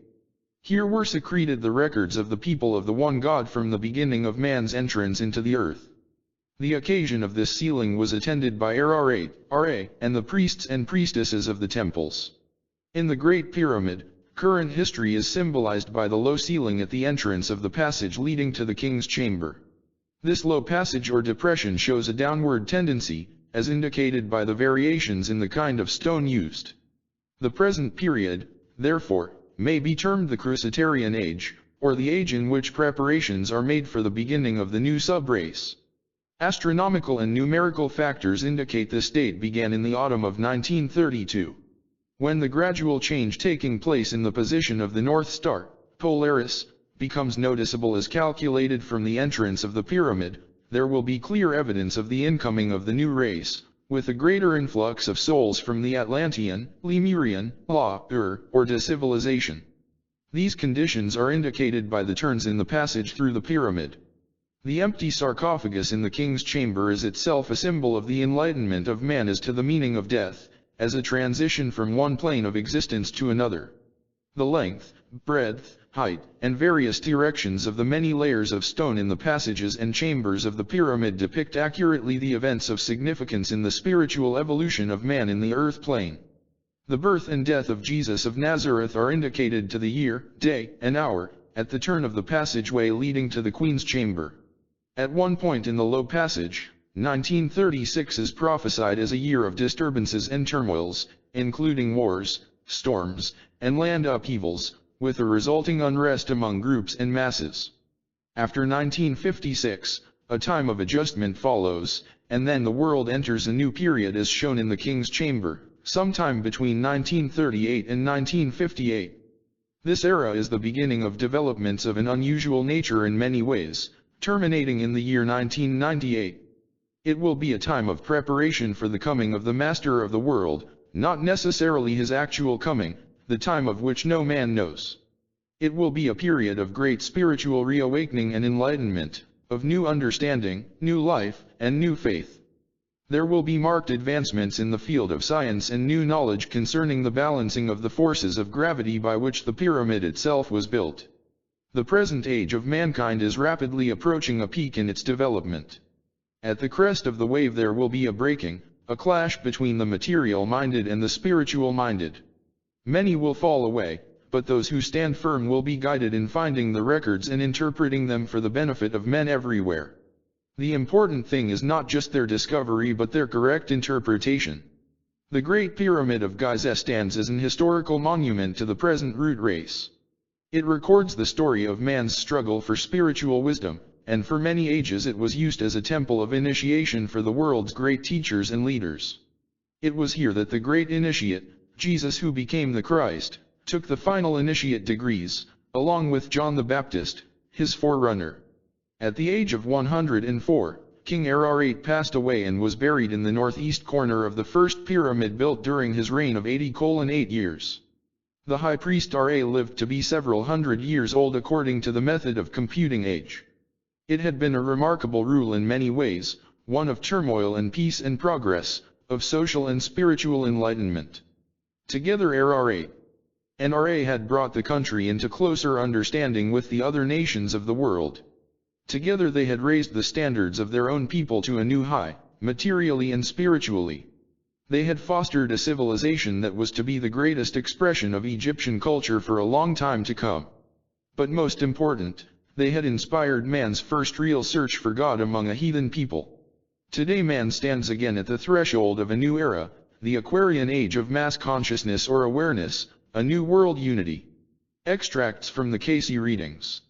As Amulilut, the entity was among the Atlanteans who came into Egypt, coming among the children of the Law of One to make preparations for the preservation of the tenets and truths that had been handed down by the teachers. This made for an interpretation of those truths dealing with the relationship of man to the creative forces. In application of their dealings with their fellow creatures may be found that which is the soul's own true relationship to its creator, within its own experience. This is an inversion of what he gave, as ye do it unto the least, ye do it unto me. In that experience the entity was of assistance in those activities dealing with the correlation of the teachings from the peoples of the land now called the Indian, or the land of Sainiad, the land of On, and the people from the Mongolian land, as these gathered for the correlation of the best in each, that these truths might be applied in the lives of the peoples.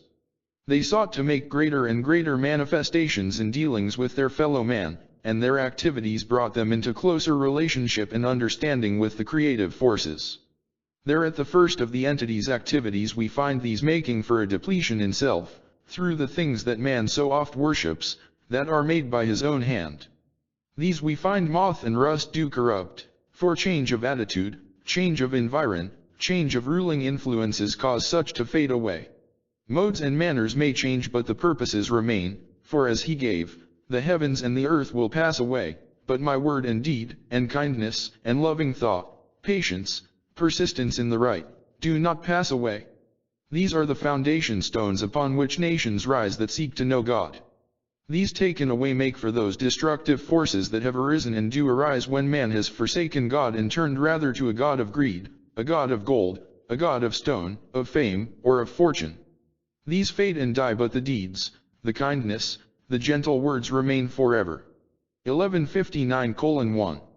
The entity was among those who were keepers of monies, corn, wine, skins and precious stones, and the one close to the king who rose in power during that experience. The entity gained, for not only did the entity make for better relationships with the peoples in the various lands round about, but the entity prepared the channel through which the understanding gained was carried to other lands. There may still be found in the pyramid not yet uncovered that which was accomplished during this period, not only the entity's seal of the king, but the entity's own personal seal bearing the dove and the horns of the ram. In the present we find many of these same people, and many have become associated together. Also there exists the urge for a return of man's more perfect understanding of the divine laws which have been made manifest through the various ages of evolution of man in this plane. And the indwelling forces will be of assistance in gathering such together. 261:5. The body was worshipped then as sincerely as most of the spiritual worship today, for bodies were changing in form as their developments or purifications were becoming effective in the temples. These bodies gradually lost, then, feathers from their legs, many lost hair from the body, gradually taken away. Many began to lose their tails, or protuberances in various forms. Many paws or claws were changed to hand and foot, so that there might be more symmetry of the body. Hence the body became more erect, better shaped to meet the various needs. Those who had achieved such transformation, to be sure, were considered to have the body beautiful. Beauty is something divine, for the divine has brought and does bring such various beauties of form or figure to the body, for the body is the temple of the living God. 294:149. In structure, as this, the temple beautiful, there had been gathered from all the nations of the earth that which represented from their environ and surroundings the most beautiful gift, that this might be a reminder to those who purified or gave themselves in service there, the beauty of service of every land in this preparation of the bodies. The materials used, outwardly, were from the mountains nigh unto the upper waters of the Nile. It, the temple beautiful, was in the form of the pyramid, within which was the globe which represented to those who served there was a service to the world. The furnishings may be surmised from the fact that the most beautiful things from each land were gathered there: gold, silver, onyx, iron, brass, silk, satins, linen.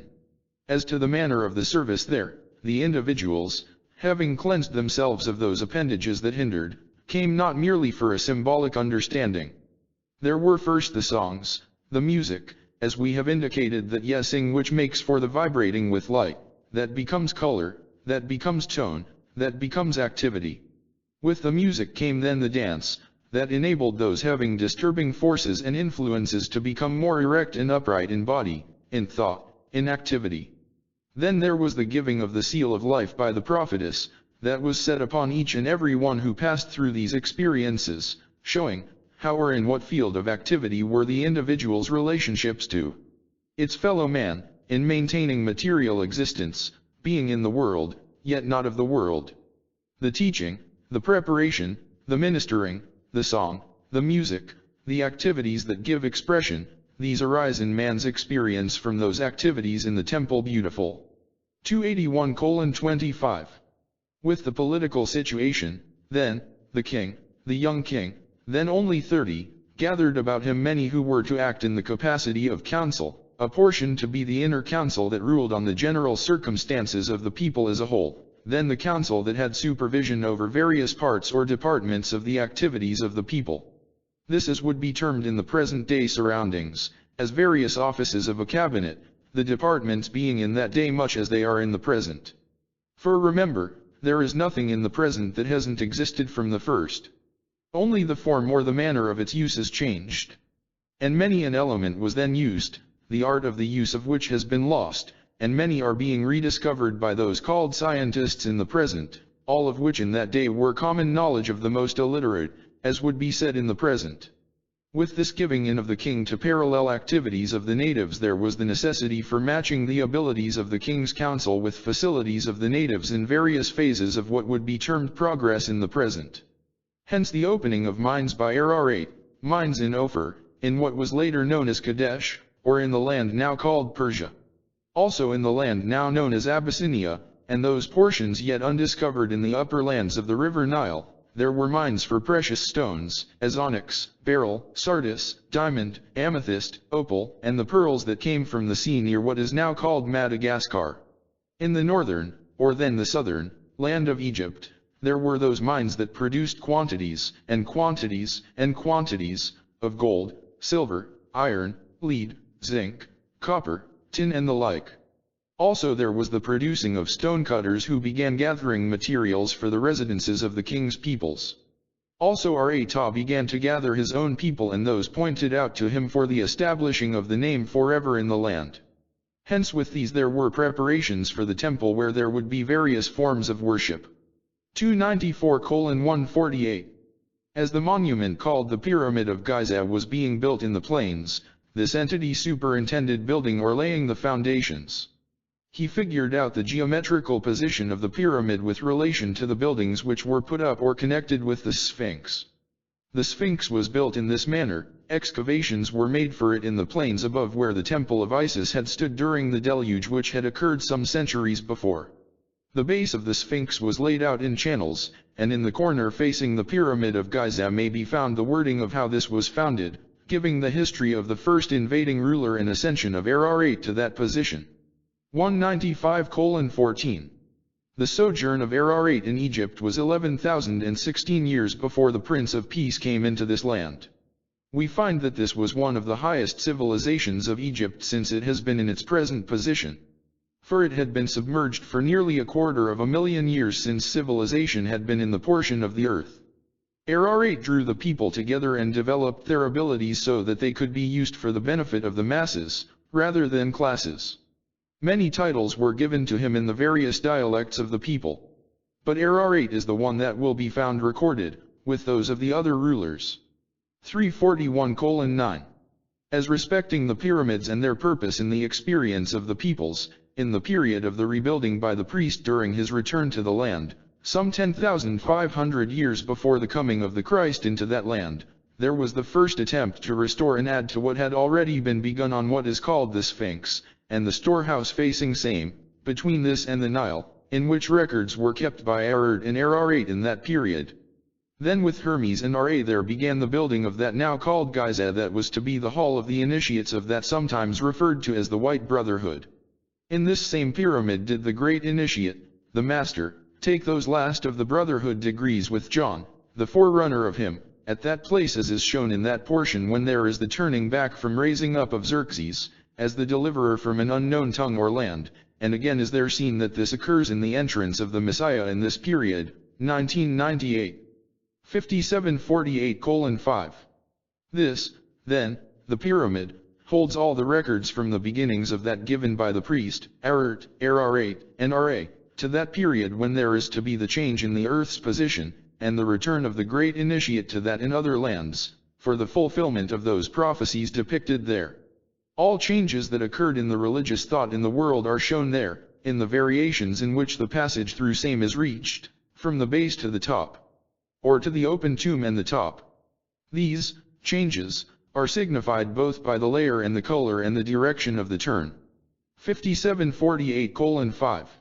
In those conditions that are signified by the way through the pyramid, as of periods through which the world has passed and is passing, in relation to religious or spiritual experiences of man, the period of the present is represented by the low passage or depression showing a downward tendency, as indicated by variations in the kind of stone used. This might be termed in the present as the Cruciterian age, or the age in which preparations are being made for the beginning of a new sub-race, or a change which, as indicated from astronomical or numerical conditions, dates from the latter or middle portion of the present fall, 1932. The dipper is gradually changing, and when this change becomes noticeable, as might be calculated from the pyramid, there will be the beginning of the change in the races. There will come a greater influx of souls from the Atlantean, Lemurian, La, or De civilizations. These conditions are indicated in this turn in the passage through the pyramid. Q. What is the significance of the empty sarcophagus? That there will be no more death. Don't misunderstand or misinterpret. The interpretation of death will be made plain. 5748:6. 5. Enigma of the Incas. Man is said to have colonized North and South America from Asia during the long Paleolithic phase of his career on Earth. It is not possible to date the migrations precisely, but they may have begun about 25,000 BC. The route supposedly went by way of a land bridge or ice bridge now covered by water in the Bering Strait off the tip of Alaska. Insofar as the word race has meaning in relation to the diversity of human beings, the migrants were evidently Mongoloid. As farming had not yet been practiced, they were hunters, and doubtless it was in pursuit of game that they endured the long journeys. There was no single great migration. For century after century small parties of men, women, children, and their dogs simply drifted eastward into North America. Some moved on south to Mexico and beyond. Probably by 10,000 BC, they had reached and spread themselves over those parts of the Andes Mountains in Peru which, where habitable, offered game and wild vegetable foods. Archaeologists have peeled back the centuries of Peruvian history and found a succession of cultures dating to perhaps 9,000 BC. But unfortunately, we have no history of these pre-Inca civilizations. Not one had writing. There were no dated coins, in fact, there was no money. Even their names are not known for certain, they are simply called early hunters. There are no talking stones as found among the Mayas of Central America, no definite time element until as late as AD 1527, when the Spaniard Pizarro came to Peru and conquered the modern Incas, the most progressive, advanced people of all South American Indians. Much of what we know comes from 16th century records of the conquerors. One of their manuscripts, the first New Chronicle and Good Government, was not uncovered until 1908, in the Royal Library at Copenhagen. This valuable history wasn't published until 1927. But of the early hunters, we know almost nothing. Even the name Ohams, found only in the Cayce readings, has apparently been lost in antiquity. Carbon-14 tests date the Chavan culture as early as 3000 BC, but man had already been on the north coast of Peru for millennia. What little is known of the Chavans, a place name for lack of a better one, comes from designs on textiles, ceramics, structures, and their architecture. Tradition has it that the early Incas came from Lake Titicaca in southern Peru, wandered north to the valley of Cuzco in the Andean Mountains, and established their empire. This has been confirmed by archaeology, but some scholars dispute the origin, insisting they must have come from outside, conquering the many small tribes of different speech, customs, and legends. Yet all had the same plants under cultivation, used the same crude hand tools, and had domesticated the llama, their largest beast of burden. Interestingly, one of the older cultures, the Chimu, has mu as its last two letters, reminding one of the people of Lemuria, the Mu. The Chimu culture stretched for 600 miles along the Pacific before it was subdued by the Incas from the mountains. They excelled in weaving and pottery. Preceding the Chimas by several centuries were the Mochica people, who constructed an adobe pyramid 800 feet long, 470 feet wide, and 200 feet high. According to tradition, chambers and passages were secreted there, one containing the body of a mighty prince.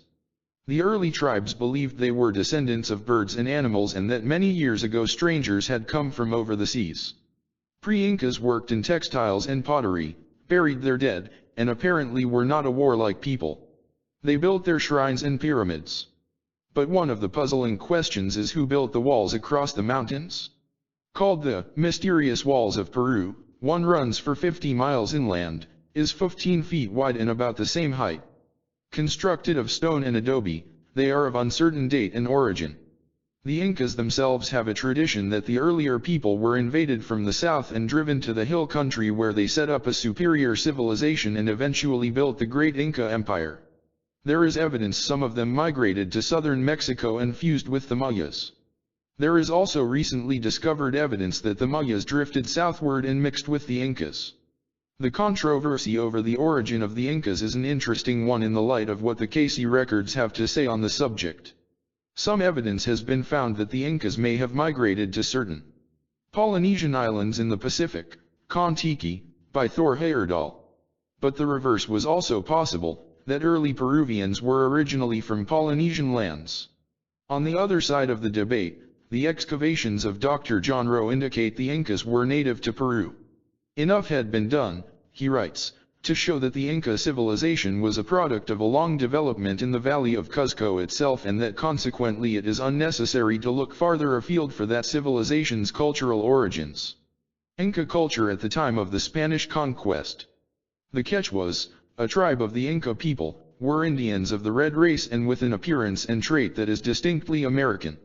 They are, says Victor W. von Hagen in his book Realm of the Incas, of medium height, and inclined to be thick-set, with large hands, small wrists, a disproportionately large chest, developed for breathing at high altitudes, well-developed legs, and wide-spreading feet.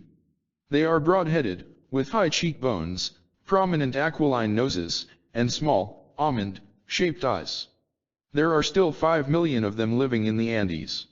Largely a treeless area, they adapted themselves to their environment and used what was at hand, stone. Superb stonemasons, like the Mayans in Yucatan, Mexico, and the early Egyptians, they too built pyramids, temples, walls, baths, and other structures without mortar. The stones are so closely fitted together that a knife blade cannot be inserted between them. Their work is unmatched in modern times, yet parallels the craftsmanship of the Mayans and Egyptians.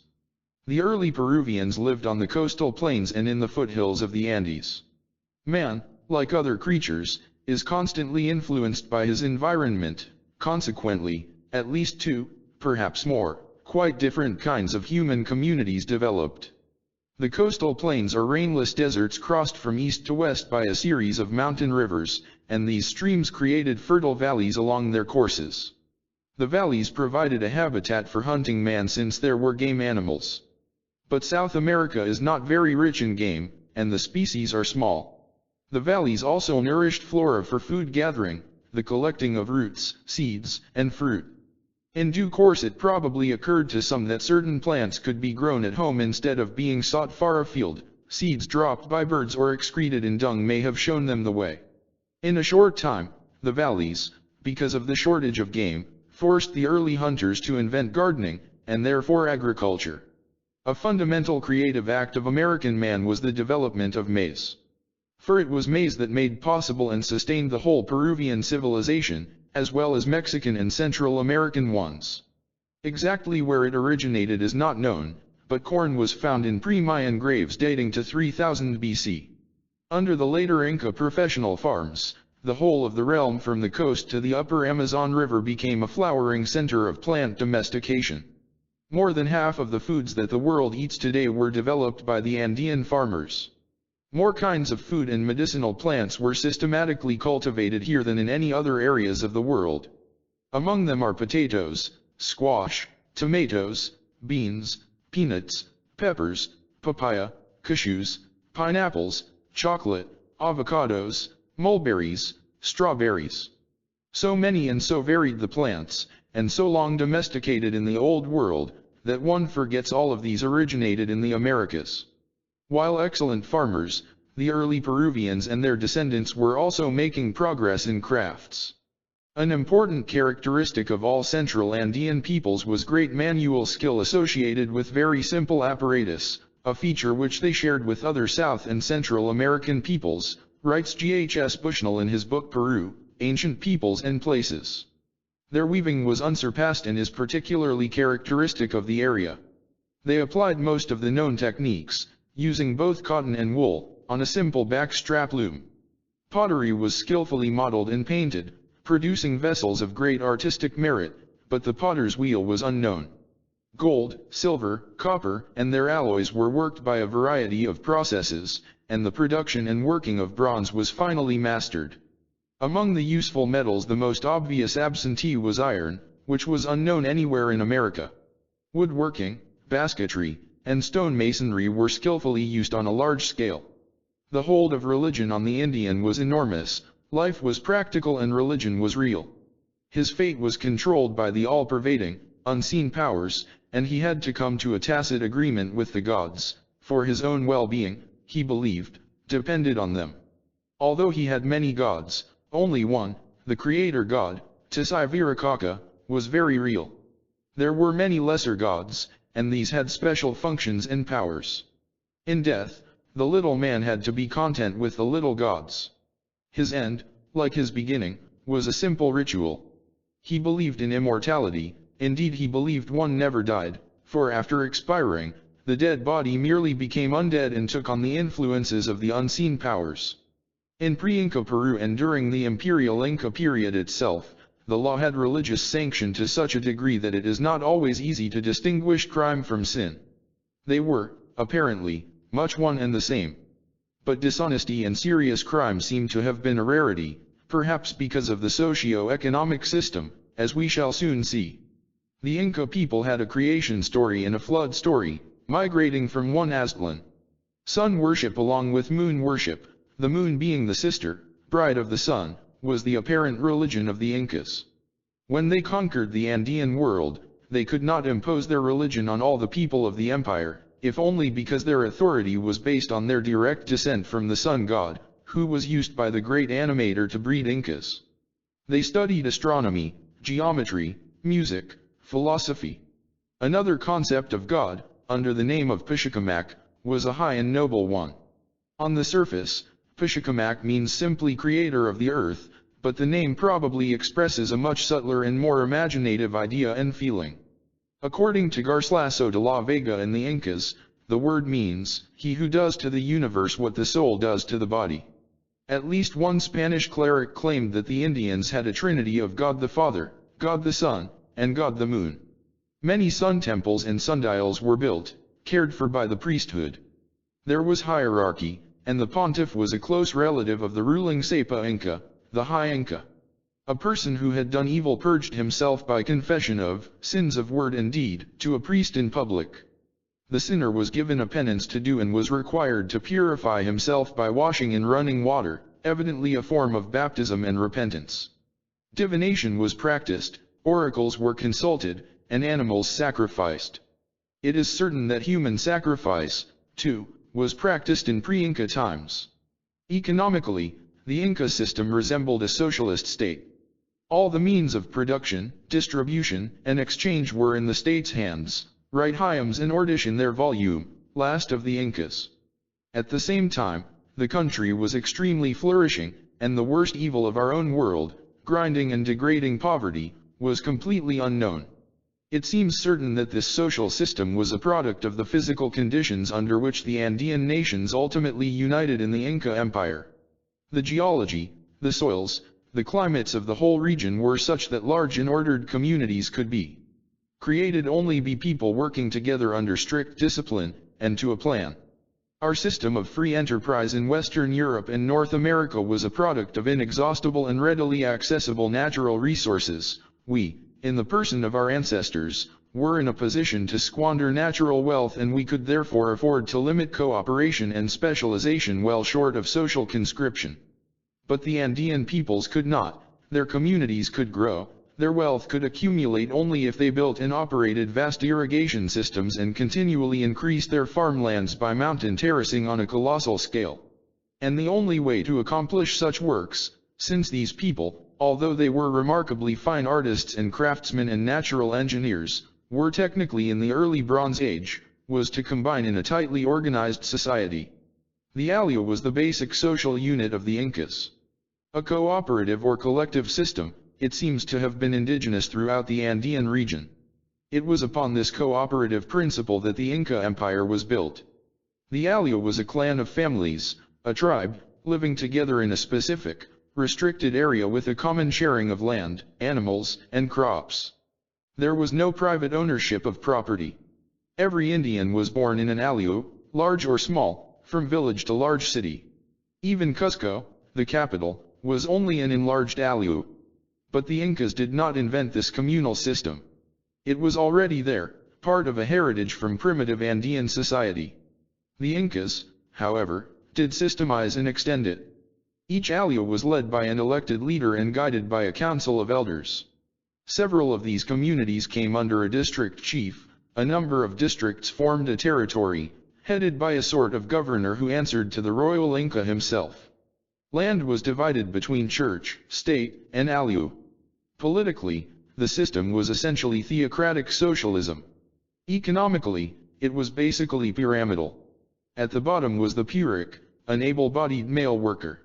10 workers formed a group supervised by an elected straw boss. 10 straw bosses chose what might be called a foreman. 10 foremen in turn picked a supervisor, usually the head of the village.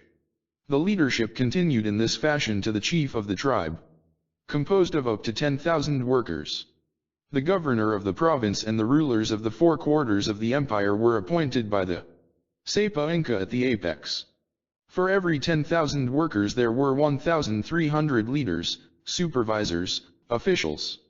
Normally, an Indian was born, lived, and died in his alio. It was his principal and primary loyalty, suggesting a high level of spirituality. An individual would have to be religiously mature to place the good of his community ahead of his own personal gain, to cooperate rather than compete with his fellow man. The first Christians, the Essenes, with their Christian communism, had much the same social structure. But today in Peru some 50 Spanish families still control much of the land despite reforms and the nationalization of some industry. The natural resources of gold, copper, silver, vanadium are no longer entirely dominated by foreign investors, mainly North American. The Inca civilization reached its height about AD 1000 and, after the bloody conquest of Pizarro in his search for gold, dissolved about 1600. Some of their descendants believe they are the world's oldest people. They still pay homage to the sun, hold ancient, colorful festivals, animal dances. Remnants of their high civilization remain, including parts of their paved road system, which oddly enough contain steps. The purpose and use have never been determined unless, as is likely with the Mayas, as we shall see, the highways were built mainly for religious processions. From the Cayce records. One of the first lands to which the fleeing Atlanteans migrated during the upheavals was what is now Peru, then called Oz, and On. This was the only large area of South America above water, and it was already occupied by a tribe of brown people known as the Ohums, or Alms, who were of Lemurian origin. Lemuria had sunk into the Pacific Ocean with the first cataclysm. The Alms had come from the south when the lowlands went under, about 50,700 BC. They set up their communities to the north, established their homes, estates, and temples of Mu. There were priests, priestesses, ministers, teachers, workers, and shirkers in this earliest of Peruvian cultures. A peaceful people, they found themselves in a land rich in natural resources of gold and precious stones, and they soon became highly skilled craftsmen in these trades. They also excelled in music, art, braiding of beads, and jewelry for bodily adornment. Religion was more than a matter of belief, it was a way of life, and some of them had a thorough understanding of man's relation to the universe. In the temple of Mu only the best of the fields and the flocks were offered as sacrifice. The people were ruled by a line of monarchs, at least one of whom was a woman, who were known as the High Alm. But during the last rule, an insurrection by the people succeeded in establishing new democratic principles of self-government. Although the revolution brought some pain, bloodshed, persecution, and hardship for a time, it marked the birth of a new socio-economic system. The new rule was to have significant and far-reaching influence on future systems of government throughout the world. Indeed, their principles of self-government have gone to the best rule through many, many ages. 2801:5, there were still classes and castes, but there was a new, just division of wealth among the well and the ill, the strong and the weak. Predictably, there were some who disagreed with this philosophy. With the coming of the Atlanteans and the people from the south country of On and Og, many changes again took place. The Atlanteans came from the remaining islands of Posidia and Isenland in the north, Aries in the east, and Latania in the south, and not only to escape the water but to avoid the civil war between the children of the Law of One and the sons of Belial. Those of both camps sought out the highlands of Peru, together with people from the south. thus compounding an already complex situation. At this time the land of the Alms was ruled by a weak leader who degraded himself by his sexual excesses. The invading Atlanteans brought conflict and bloodshed, but they succeeded in overthrowing the High Alm and sent him into exile, an action that brought popular approval and helped in solidifying the country. The Atlanteans immediately exerted their influence in the government and the economy of the land as well as in religious thought. More modern methods of cultivation of the soil and new devices for the mining of minerals were introduced. New temples were erected along with the establishment of new rituals and chants with much rite and ceremony. In political affairs, the idea of the welfare state, the care of the least and the lowest, was developed and expanded upon. The general welfare of the populace was paramount, for Inca chiefs were in fact trustees and managers rather than rulers. Castes were eliminated, and all were of one abode, and equal. Common storehouses were set up to meet the material and educational needs of the people. Yet, as always, there were some Atlanteans who, seeking wealth and self-aggrandizement, were ready to put their fellow man under bondage. Eventually, there came a breakdown in the morality of the Incas. Sun worship crept in, as well as human sacrifice. The hoarding of gold and precious gems led to their use as media of exchange. Ambitious individuals of the sons of Belial seeking power and authority corrupted even the religious temples. Yet new products continued to come into use and old ones were improved upon: fine linen, raised needlework, basket weaving, pottery, metals. Gold, copper, and valuable stones were mined in quantity, adding to the wealth of the nation. Atlanteans from Central America continued to come into Aganon for many years, with considerable travel back and forth between Peru and Yucatan. The native Alms gradually gave way to the influx. There was a mixing of brown and red races as well as cultures and tongues.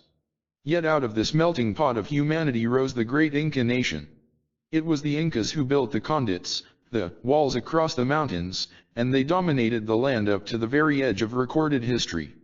Thus the coming of the Atlanteans brought about the end of the Alms and the beginning of the Incas.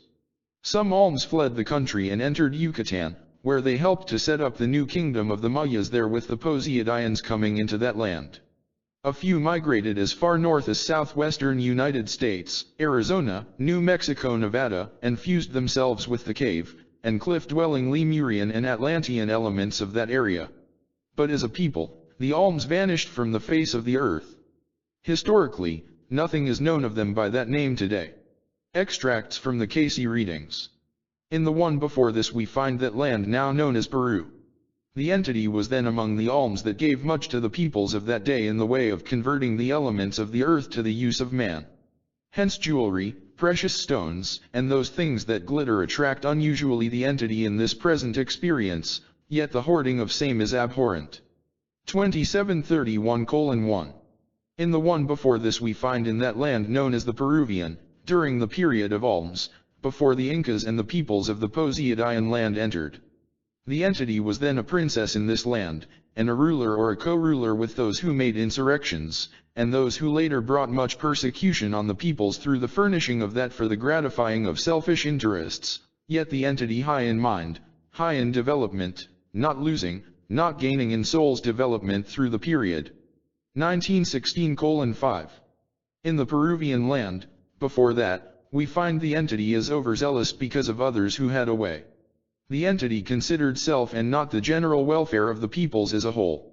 949:11. Before that we find the entity was in that land now known as the Atlantean, during the periods when there were the turmoils after the first outburst, or the separation of the isles and the land. The entity was among the people that were with the sons of Belial, that warred with the sons of the One Influence, or the forces that are known as the relationship of man with the creative forces that may be manifest in the earth. Yet with the destruction there was the gaining activity because of the influence in the experience that in the present would be termed good. When those divisions again came, the entity was among those that attempted to leave the land for the sojourning in other lands, bringing eventually those activities in what is now known as the Central American land. In the experience the entity became in the latter days of sojourn, in those active forces in what may be termed the Inca land, the second in command, becoming the priest in the latter portion of its sojourn. 670:1. in the land that now may be called the Peruvian, during those periods when there were the persecutions. Not those known in the much later date as from the Spaniards, but rather from the breaking up from the meetings with those from the Mayan or Yucatan land. There we find the entity was in the capacity of a priest, or the son of the ruler or the high priest, yet never attaining quite to the period in that experience of being one wholly in authority. Yet the entity was acquainted with much of the various groups' activities, not only as to the general welfare, where there were the universal storehouses from which all gained or had issued to them the needs of the bodily forces, but as to the mental and spiritual applications as well. For that was the type of government during this period, and the entity's own household as well as others to become rather as lords, and as those who were willing to put the fellow man under bondage.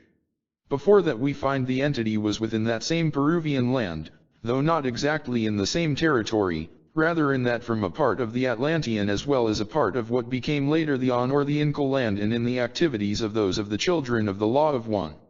There we find the entity was very well adapted in the activities for the meeting of the influences of a great variety of the groups. For the entity was rather the adept in the various tongues, by the activities of the various groups. As these were a part of the entity's experiences, we will find the abilities in languages, or in the various inflections of what may become colloquialisms, or local conditions in groups of peoples, may be of special interest to the entity in the present sojourn. 1637:1. In the one then before this, we find in that land known as the Peruvian, and when there was the end of the Ohums and their rule over the land. The entity was among those that came from the Atlantean lands and gave to the peoples much of the impulse of the added forces in a practical building up of material things of life, as pertaining to court hangings, ritualistic forces, the adding to by the entity then of the worship to the sun and the solar forces, even to that of the offering of human sacrifice, for the entity was the first high priestess to the sun in the land, making the first human sacrifice in the period. Losing and gaining through a service rendered, yet these that must come as sacrifices, have come as sacrifices in the present that the entity itself has made, have been met in many a manner. Then in the name Rararot. 2887:1. We find the entity was among those peoples in the land now called the Inca land, but among those who came from other lands into that land, being among those who were called the invading peoples. Though we find the entity's choice was not to cause death or destruction merely for the gains of gold or those things pertaining to those peoples, the entity was overruled, which caused much in the experience that brought discouraging activities. And this has created in the present experience of the entity a horror of things that cause fear, or that have been the outgrowth of barbarism or the like, as related to individuals taking advantage or using the activities of others for selfish motives or for the aggrandizement of appetites within the experiences of such. Not that there is not an awareness of these by the entity, but the purposes, the aims, the desires, which arose from that sojourn in portions of the land now called Central America, as well as in the Inca land, brought determinations, activities, longings for such activities in which, while all to the entity might not be upon an equal basis, all might be equally considered in their sphere, their scope, their abilities for activities. 2147:1. In the experience the entity was a priestess, in those interpretations of what later became known as the Incals, the lost tribes, the peoples from the Atlantean land, the peoples who came west from the activities in the Lemurian land. All of these became as a portion of the entity's activity. The experiences during that sojourn make for the greater influences in the present. For metals, glass, crockery, woven cloth, the use or application of these in the services not only for the places of abode but for the places of amusement or for places of worship, these the entity insisted upon as its activity of separating as one from another. These in times past, or in the experiences of many, were all as of one abode. The entity made for a separation, yet these brought for its very self, confusions. 1159:1. 6. The amazing Mayas. Of all the countries to which the Atlanteans migrated, none reveals its influence as much as Yucatan, Mexico. Here is the most marked example of Atlantean culture superimposed upon an earlier, simple tribe of people. Fortunately, a great deal is known of the Mayas, from both the standpoint of science and the Cayce readings. The history of this southernmost peninsula of Mexico has long puzzled modern archaeology. Indeed, the riddle of the Mayas has provoked the imagination of man ever since Hernán Cortés conquered the remnants of their civilization in AD 1541. Within a century they had all but disappeared, a fact as mysterious as their origin. Who were these people? From where did they come? What caused their sudden growth from a primitive people to a cultured civilization? Why did they constantly move to new and unfavorable areas? What became of them? These are the questions that perplex historians. We shall examine the findings of science and then turn to the Cayce readings for further enlightenment on the known, as well as the unknown. Explorers have uncovered much of the Mayan civilization, for it left a wealth of evidence, although not all of it is deciphered and evaluated, but of the Mayas' origin and movements, almost nothing is known. The marks of the Mayan culture are numerous. Already discovered are some of their books, lofty pyramids, massive stone temples with intricately sculptured altars and thrones, huge, one-piece stelae, round, shaft-like monuments weighing up to 65 tons, and even courts used for games similar to basketball.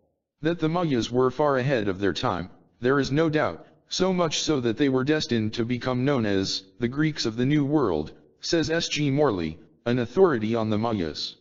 Indeed, theirs was the most brilliant expression of the ancient American mind. Their talents in sculptures and architecture were equaled by their highly developed systems of hieroglyphic writing, mathematics, astronomy, and governmental administration. They were the first to use the zero in arithmetic. Masters of mathematics, their method of chronology was more accurate than the Old World system used at the time America was discovered. It is so complex and delicately built that it is difficult for scientists to believe that the formula was developed piecemeal over a long period of time. Rather, it seems to have suddenly become full-blown and the work of a single mind or group of minds, perhaps around the 3rd century BC. Unfortunately, archaeologists have never been able to correlate it with any known historical event, which prevents the dating of the period. 2. Their complicated hieroglyphic writing has more than 600 characters, of which only half have been deciphered. Unhappily, the Spanish destroyed most books. Because they were an agricultural people, the seasons were important in their planting and harvesting times. Their astronomers therefore recorded the various movements and phases of the planets, much of which is also of unknown significance. Of the earlier Mayas, it is thought that they may have come here from Asia some 12,000 years ago.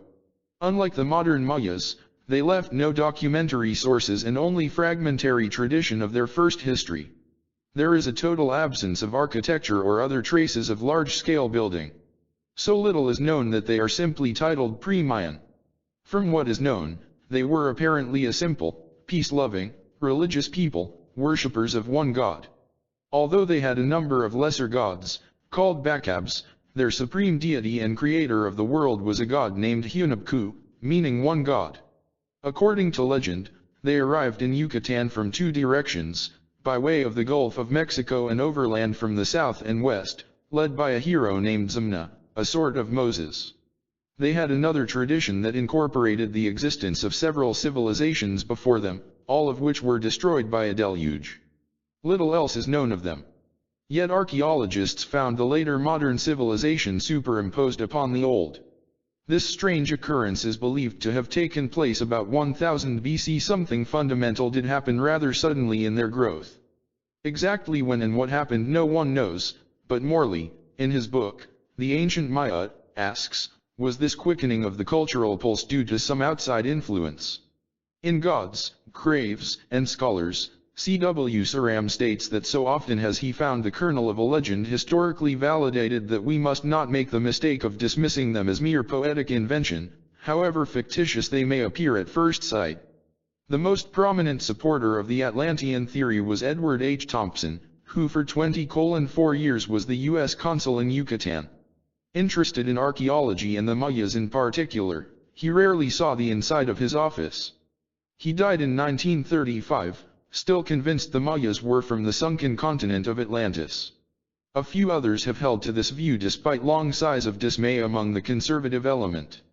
There is evidence that the Mayan civilization is much older than at first supposed. Striking similarities to ancient Egyptian art are in abundance, and lava taken from a pyramid near Mexico City was judged by unsuspecting geologists to be 8,000 years old. If correct, it would place the Mexican culture 1,000 years earlier than the old world of Babylonia, Greece, or Egypt. This so upset the archaeologists' scheme of things that they tended to regard the geologists in error. Ancient cultures are known to exist beneath the present Mexico City but are unreachable.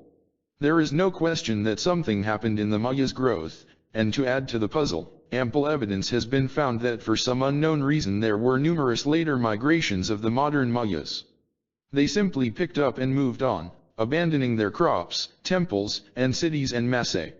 Many highly speculative theories have been offered in explanation of this: civil war, foreign conquest, deterioration of the soil, religious superstition, plagues, encroachment of the jungle, earthquakes, and climatic changes. Entire populations of cities in the south deserted their homes and moved into the western portion of the Yucatan Peninsula, where jungle growth was a problem, the soil poor and unsuited for the cultivation of maize, their principal crop, and the water supply almost non-existent. But with these movements began the modern history of the Mayan people. The new empire built over the old is entirely different and so marked that there is no question but that the Mayas found an earlier people in Yucatan. In addition, Mexican infiltration downward in the 10th century AD further complicated the Mayan civilization. Most importantly, it is thought to have brought numerous gods, idolatry, and human sacrifice. There is a Mayan tradition that their pioneer entry into Yucatan was from the east and at first only in small numbers. This was called the Lesser Descent. Later they came in large numbers, and this was named No Nile, or the Great Descent. The legend is significant, and there is some corroboration of it and the inland movements in the discovery of earlier dates in the eastern communities than in the western.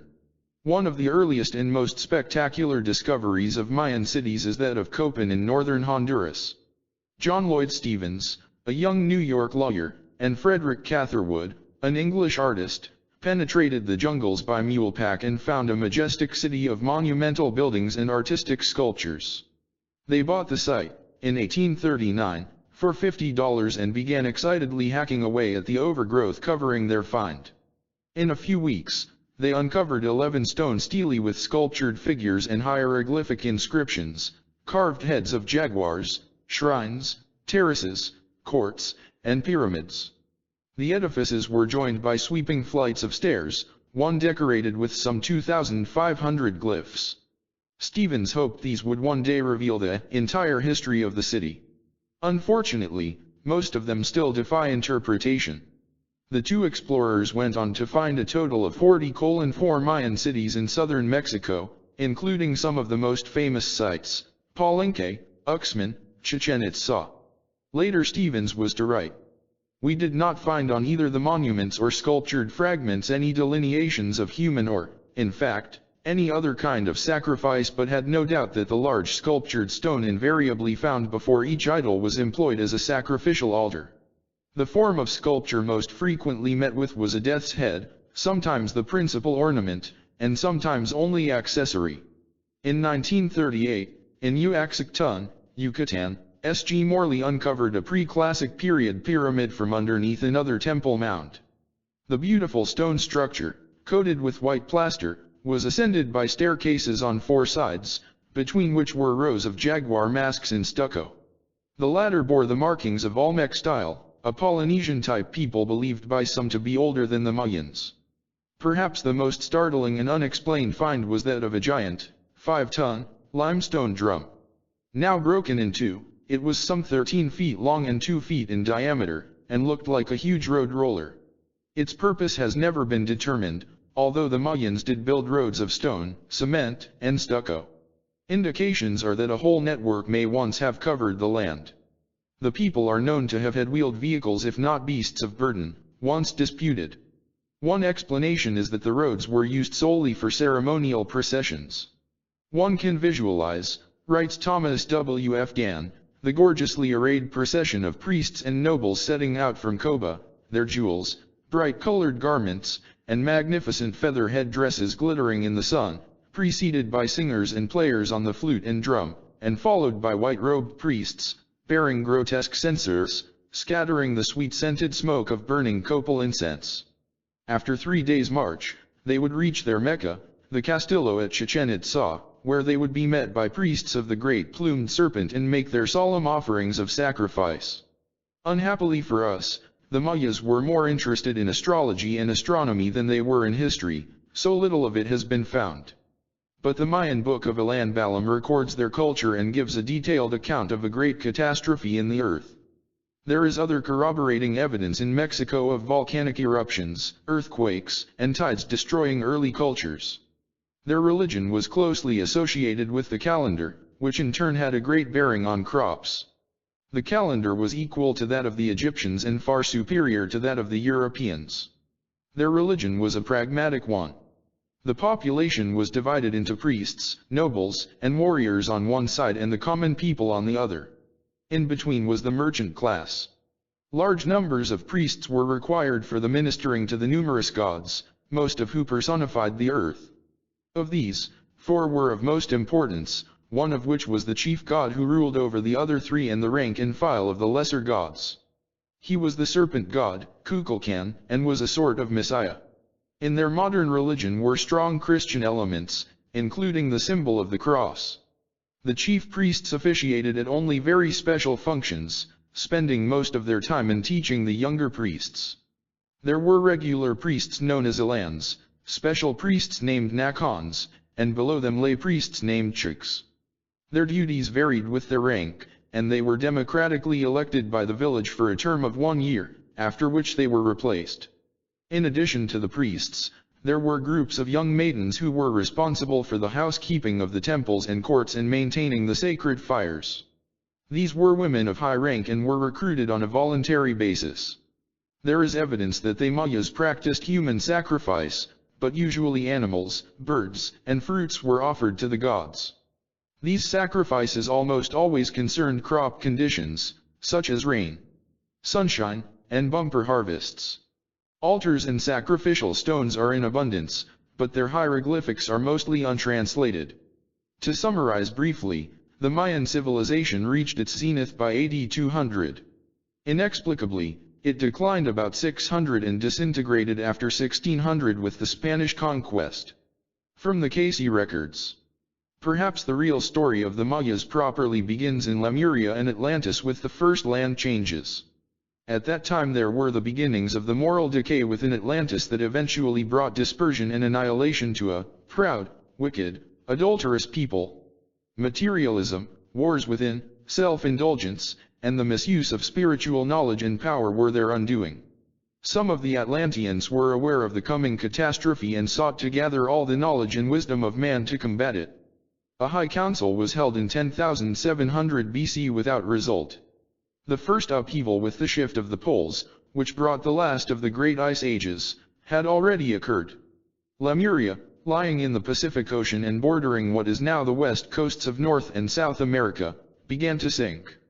The continent of Atlantis was broken up into several large islands and the southern portion sank altogether. Migrations to Yucatan from Lemuria began with the first cataclysm, but it was not until the second, the biblical flood in 28,200 BC, and the third, in 10,600, that the great exodus from the principal remaining Atlantean islands of Posidia, Aras, and Og took place. These movements toward the visible portions of Yucatan, then called Yuc, thus occurred over an era of many thousands of years. In the later periods some came by aircraft. The peninsula of Yucatan was quite different from what it is today. Instead of being flat and tropical, it was much larger, more temperate in climate, more varied in topography. It was during the third and final land upheavals that it became changed to its present outline, losing much of its territory in the process and forcing many of the inhabitants inland. Thus there was a merging at wide intervals of time of the red race from Atlantis in the east with those earlier settlers of the brown race from Lemuria in the west and Peru to the south, and mixing of many faiths and cultures. Further complicating the cultural scene, some of the early inhabitants of southwestern U.S., Israelites of the lost tribes of Egypt, later drifted as far south as Yucatan, bringing with them, among other things, their metals and clays. As a result, more than one civilization has been and will be found as research progresses. The Mayas, too, led a communal life of all for one, one for all. With the beginning of the exodus to Yucatan, the Atlanteans took with them the common knowledge of their great civilization but not all the technology. They could not, of course, at any time transplant it in its entirety, but they were intensely interested in preserving some of their culture and learning, especially the religious tenets of the Law of One. They expressed their influence at once in the building of their cities. This was manifest in the magnificence of their temples and courts, their astute form of government and keeping of records, their knowledge of agriculture, mathematics, decorative art, precious jewels, and textiles. Before that the entity was in the Yucatan land, when there were those establishings of the peoples who had escaped from Atlantis. There we find that clothing and things pertaining to precious jewels were of special interest to the entity, the decorative art, and this applying to certain characters of textiles, also was a portion of the activities. For the entity then, while not the individual in authority, was of the same family, in the name then Tepl.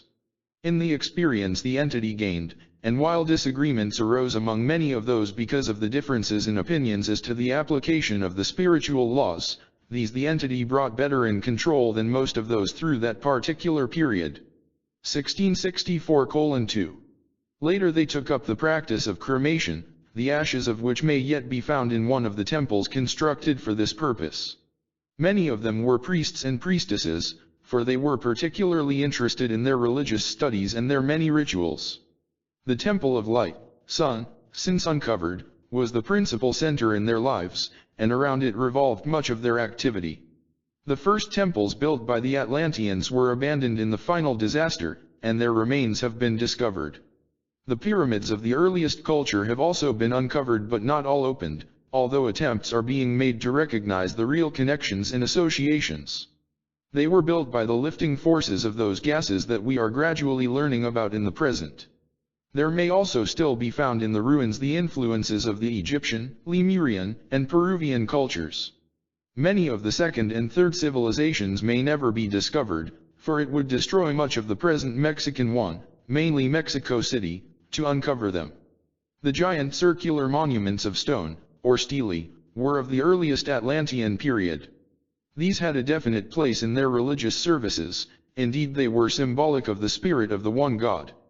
The altars were used for cleansing the bodies of individuals, monstrosities, of hate, malice, and selfishness, not for human sacrifice. This came much later with the injection of the Israelite influences. The pyramids and altars were the work of the peoples from Og and Mu, Peru, and Lemuria, referred to in the scriptures as the high places of family altars or family gods. The Peruvians also brought destructive influences. Religious arguments arose, creating dissension and causing many Mayans to emigrate to southwestern U.S. The entity was among those who journeyed to other lands, knowing much of the activities of the sons of Belial as well as the precautions and warnings that were issued by the children of the Law of One. Hence we find the entity was among those who in the early portions of that material sojourn entered into the new buildings, the new activity that became destructive because of the influences from the land of Og, and On, and the activities that arose in the western portion of that particular period of sojourn. For there, during the entity's experience, was the upheaval which settled so many in portions of that now known as the southwestern USA. In the experiences then the entity rose to that position of the priestess of the sacrificial activity. Much blood flowed by the hand of the entity during that sojourn. 1604:1. It was in 3000 BC that the wandering people of the lost tribes of Israel came down from southwestern United States. Their ancestors had reached that land from Egypt by boat via Lemuria. Drifting southward through Mexico to Yucatan, they infused their activities upon the peoples from Og, Mu, and Atlantis, including the practice of human sacrifice, which brought much bloodshed.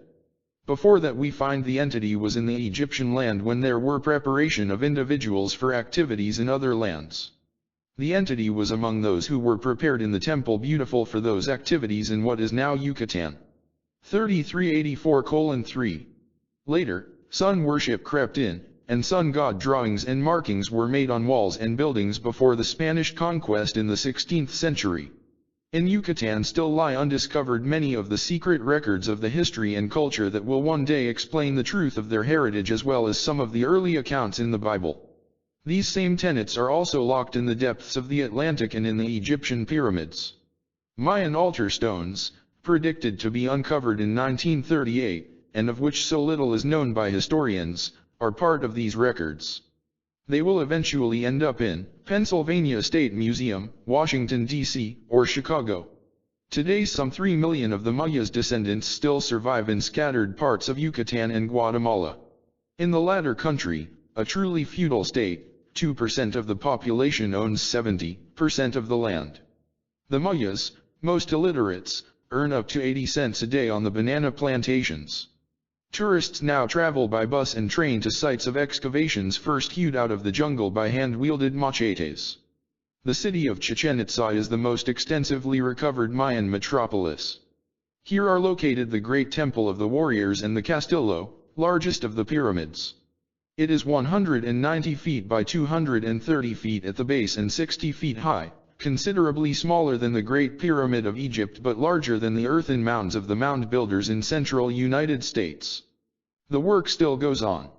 The National Geographic Society, National Science Foundation, Carnegie Institute of Washington, University of Pennsylvania, and United Fruit Company have sponsored expeditions that uncovered new cities and temples.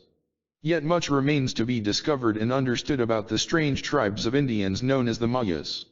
The Edgar Cayce readings do not discuss by name certain other Mexican cultures, such as the Toltec, Aztec, and Olmec civilizations, but by implication. They therefore play a part in our story. In Duel's Conquistadors Without Swords, we find again and again waves of nomadic tribes from the north swept into the Valley of Mexico, replaced earlier settlers, acquired some of the amenities and cruelties of civilization, and were conquered in turn. Hence its rather checkered and turbulent history, which makes it so challenging an area for the student of the Mexican antiquities. Our next chapter touches on this very subject. The great disparity is in the dating of the various periods, which scientifically are at best uncertain. The oldest Mayan city supposedly dates back to only 1500 BC. The Olmecs, a strange, shadowy people, were of a physical type foreign to the racial features of the known peoples like the Mayas. The latter were Indians, the former more Polynesian or Ethiopian in appearance, according to their sculptures. We can only ask, who were the Olmecs, and where did they come from? What were the meanings of such features as jaguar men, baby faces, human freaks, bearded strangers? They appear to be even older than the Mayas, yet somehow related to them, for alien influences on the Mayas are in abundance. Question: were the Olmecs of Lemurian origin? Did memories of the monstrosities follow them to Mexico? About 1/2 of all Mayan hieroglyphic signs have been deciphered, and some of their stones are now at the University of Pennsylvania Museum in Philadelphia and the Chicago Natural History Museum, as Cayce predicted. Russian experts say they have cracked the code, but promised full translations have not so far appeared. Exciting revelations may yet come from the Mayas. Extracts from the Cayce readings. In the one before this we find that land now known as the Central American land, or Yucatan. The entity then among those who journeyed to this land in the building up and establishing of a new kingdom there from the trembles of the Atlantean land, though the entity journeyed from that now known as the Peruvian, or the land of the Ohums. 1731. Then, with the leavings of the civilizations in Atlantis, in Posidia, more specifically, Ilter, with a group of followers that had been of the household of Atlan, the followers of the one, with some 10 individuals, left this land Posidia and came westward, entering what would now be a portion of Yucatan. And there began, with the activities of the peoples there, the development into a civilization that rose much in the same manner as that which had been in the Atlantean land. Others left the land later. Others had left earlier. There had been the upheavals also from the land of Mu, or Lemuria, and these had their part in the changing, or there was the injection of their tenets in the varied portions of the land, which was much greater in extent until the final upheaval of Atlantis, or the islands there which were later upheaved, when much of the contour of the land in Central America and Mexico was changed to that similar in outline to that which may be seen in the present. The first temples that were erected by Ulter and his followers were destroyed at the period of change physically in the contours of the land. That now being found, and a portion already discovered that has laid in waste for many centuries, was then a combination of those peoples from Mu, Oz, and Atlantis. 5750:1. The entity was in the Atlantean land, during the periods when there were many of the divisions that called for and produced the destructive forces in that land. Yet when there were the expressions of those in power to raise those who were of the menial class, or the workers in the fields of activity that brought what is known as the agricultural or the social service, the entity was the intermediator for the peoples of the lower class or caste to those of the higher. The entity was not among those to be sent to the Egyptian land, but rather among those that went to the western portions of the land and eventually to that known as the Yucatan and the Central American land, for in those sojourns the entity was active in establishing a development in the agricultural field, or the growth of those things that made for the sustenance in the new land. 801:1. Before that we find the entity was in the Atlantean land, during those periods when there were those activities that brought about the last destruction of same through the warrings between the children of the law of one and the sons of Belial. There the entity was among those who waned between the children of faith or the law of one and those who sought the use of the spiritual forces for their own self-indulgences, self-aggrandizements. The entity was among those, though, who were sent to what later became or is in the present the Yucatan land, of the Mayan experience. There the entity rose to one of power, yet with those very wavering experiences there was not always peace brought to the entity. 1599:1. Before that the entity in the Yucatan land when the people settled there who came from Atlantis. The entity was a priestess among those who set up a form of activity there, being also then associated with records that were attempted to be preserved from the old order of things in Atlantis. We find that the entity established and added to, or detracted from, the circumstance decided upon as the expedient one for the change in climate and in surroundings. 3590:1. The entity was among those who were sent as the directors to what became the Yucatan land, and in the setting up on the temple and the temple service, the temple of worship, the temple of differentiation in the labor and the ruler. Then in the name Iconal, the entity made for a great service to a great people, that made for the bringing about of the preservation of much that may someday make for a unifying of the understandings as to the relationships of man to the creative forces. 1426:1. Before that the entity was in the land now known as or called the Posiadian land, or Atlantean land, during those periods in which it was breaking up, and then the children of the law of one, to which the entity was enjoined, journeyed from the land into portions of what is now the Yucatan land. The entity then was a princess in the temple of the sun, or the temple of light, though others have interpreted it as the sun.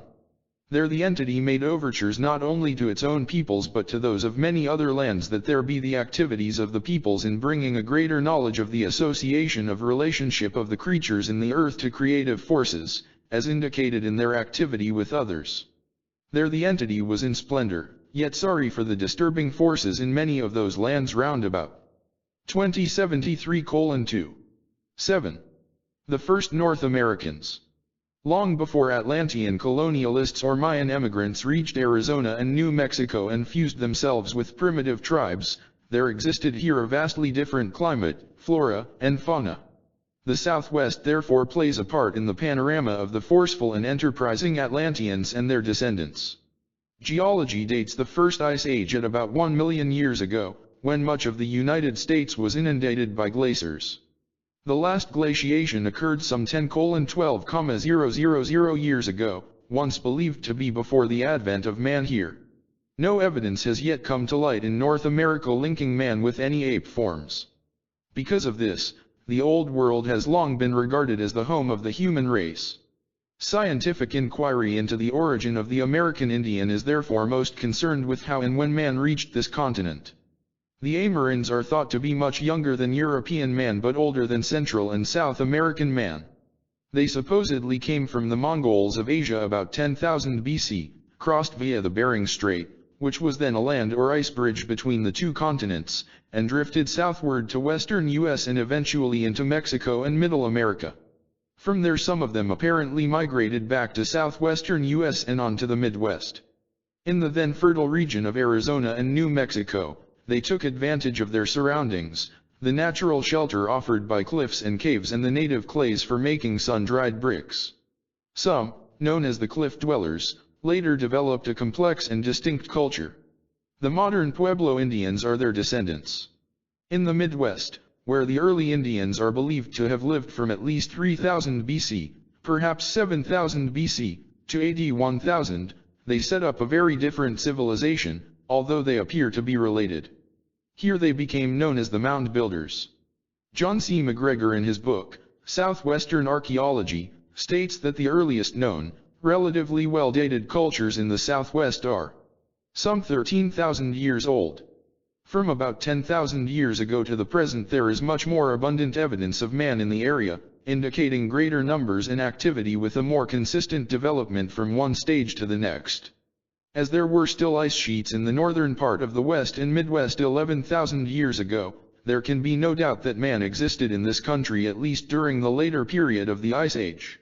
Most of the early sites, however, have been found in the south and southwest, well outside of the ice area. There are numerous sites on the eastern fringes of the southwest, which were occupied primarily by hunters, though they may also have done some gathering of foods such as berries and fruit. Carbon-14 tests show that the Sandia and Clovis, New Mexico, types of remains date to about 10,000 BC or earlier. Other evidence suggests 20,000 BC. One carbon-14 test of charcoal ashes found in Nevada indicates an age of at least 23,800 years. New evidence from hearthstones uncovered in California's Mojave Desert reveals man lived there 100,000 years ago. The early Southwesterners were basically hunters of big game. Most of the finds of their cultures are in what are called kill sites, i.e., places where large game animals were killed and butchered. The lance-like projectile points used are the most common and distinctive artifacts, and these crude but effective tools have been carefully studied, classified, and named. There are subtle differences in shape and fluting, indicating different makers of different tribes at different times. Characteristic features of the early desert culture point to sparse populations in small, migratory groups who lived in caves and built grass beds. As seasonal gatherers, they harvested small seeds and, as always, fully exploited their natural environment. They made basketry, cordage, netting, matting, and fur cloth from animals. Their hunting implement was the spear with hardwood shafts and stone points. They also had flat, curved, wood clubs. By at least 7000 BC, they used flat milling stones for grinding small seeds in basin-type stone receptacles, along with scrapers, knives, and similar tools. Later they seem to have become less nomadic, building permanent structures of stone and adobe. The early man stage can be subdivided into three parts. The first, from perhaps 23,000 years ago to 10,000 BC, produced the first known evidence of man in the area. At this latter time the ways of life in northern New Mexico and the desert culture of southern Arizona seem to be most marked. The next period, that from 10,000 BC to possibly 5,000 BC, called the Hunter period, saw a significant elaboration of these ways of life and what appears to be an increased occupation of the Southwest. The two groups were still distinct, but each had developed more diversified tools and more skillfully made artifacts. Some still lived in cliffs and caves while others appear not to have done so. In the last, the Collector period, from 5000 to 200 BC, the emphasis seems to have shifted more to the development of the southern desert culture. Domesticated plants, such as corn, were introduced during the latter part of the period, and the way was opened for the spectacular growth of later times, the Hohokams, who had a game similar to basketball, and other pre-Columbian groups. The modern Indians of the Southwest are the descendants of these earliest Americans. Remnants of the numerous tribes, the Ute, Navajo, Apache, Hopi, Zuni, Papago, Pima, and others, all different yet somehow related, still exist. For the most part, they reside in adobe huts on reservations set aside by the federal government from the least desirable and productive land. They have never integrated well with Caucasians or Spanish Mexicans and, indeed, show no desire to do so. Their historical significance, for our purposes, is that they were at the crossroads for transient tribes from the west, north, and the south, and were the connecting link between the Mayas and the mound builders of the Midwest. One of the most important discoveries of the early desert culture was that of a kill site near Naco, Arizona, Mexico, in 1952. Remains of a mammoth and 8 spear points were recovered from the bank of the San Pedro Valley's Greenbush Creek. The find helped to prove that early hunters killed and feasted upon animals that no longer exist, and of a size that required heavy foliage for their sustenance. The climatic history preserved in the earth around the site is a reliable and widely used clue in establishing the date. Dr. Ernst Antefs, a leading specialist in this study, has placed the Naco find in a period between 11,000 and 10,000 years ago. This would indicate these bronzed, black-haired, loincloth-girded hunters trapped their prey at about the time of important land and climate changes. But the oldest substantial find is Sandia Man, so named for a cave discovered in the Sandia Mountains near Albuquerque, New Mexico. He lived some 20,25,000 years ago. Buried under layers of dust, silt, clay, and limestone were bones of horses, camels, mammoths, bison, wolves, and other animals. Ashes and hearths, along with an assemblage of all kinds of hand tools made of stone, were clear signs that the butchered creatures had been dragged into the cave for barbecuing. The stratification at different levels was plain. Now dry, the cave at one time had been dripping with moisture, indicating the lush times of the glacial period when mammoths were extant. The Sandia people were among the first North Americans, at least of record. Later came the basket makers of the desert culture, and finally the cliff dwellers of Mesa Verde fame in Colorado, AD 1000. The long, narrow skulls of the former are distinctly different from the broad skulls of the latter, suggesting entirely different races of people. The long heads appear more Australoid than Mongoloid, and some scholars believe them to be North America's first immigrants. It is obvious that the ancient Southwesterners lived in a much different environment than that of today, and that they preyed on a whole menagerie of tertiary creatures, from mammoths and mastodons to Native American horses and saber-toothed tigers. Undoubtedly, new finds will continue to be made, but so far the oldest shows 37,000 years of age, from carbon-14 tests of Clovis spear points found near Louisville, Texas. Although the early Southwesterners had some things in common with Central and South American man, there are singular differences. They built no earthworks and raised no permanent temple platforms. Their creation and flood stories are similar to those found in other parts of the world, including migrations to high land. They, too, evidently had little violence, crime, warfare. Modern American Indians for the most part maintained no military forces until the coming of their white conquerors. Living communally, there was little cause for quarrels over property rights. The land was simply there for the free use of all, no one owned it, it belonged to the Great Spirit. There is only slight evidence of Israelite influence among Indian tribes.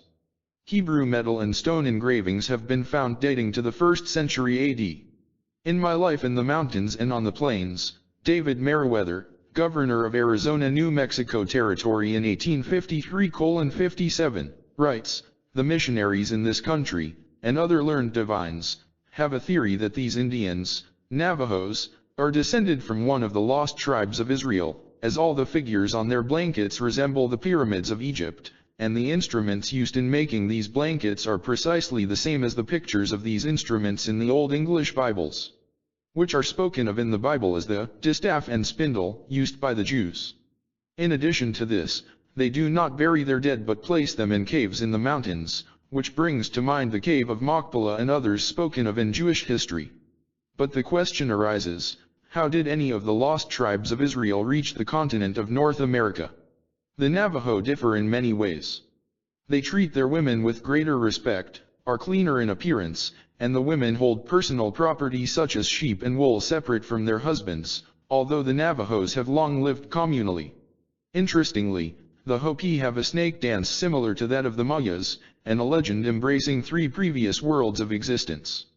The first world was a life of living with the animal kingdom, of becoming corrupt, and being destroyed by fire. In the second world, they developed handicrafts, homes, and villages, but upon becoming decadent it was overcome by ice and water. The Third World produced large numbers of Hopis, great cities, and a whole new civilization. But the people became so materialistic they were destroyed by water, a few alighting atop a mountain. In the Fourth and present world, after many migrations, they came to the southwest where they lived in cliffs and caves. Here they could once again choose to conform to the plan of creation or have it, too, destroyed. Tradition has it that their migrations were from west, not from the north. In the northwest, we find the totemism of the Hoopa and Cato Indians of Oregon. Totem poles originally represented animals held sacred as the sign or symbol of the tribe, clan, or individual. In Australia, the emu clan or aborigines believe themselves to be descendants of the emu, a native animal they hold sacred.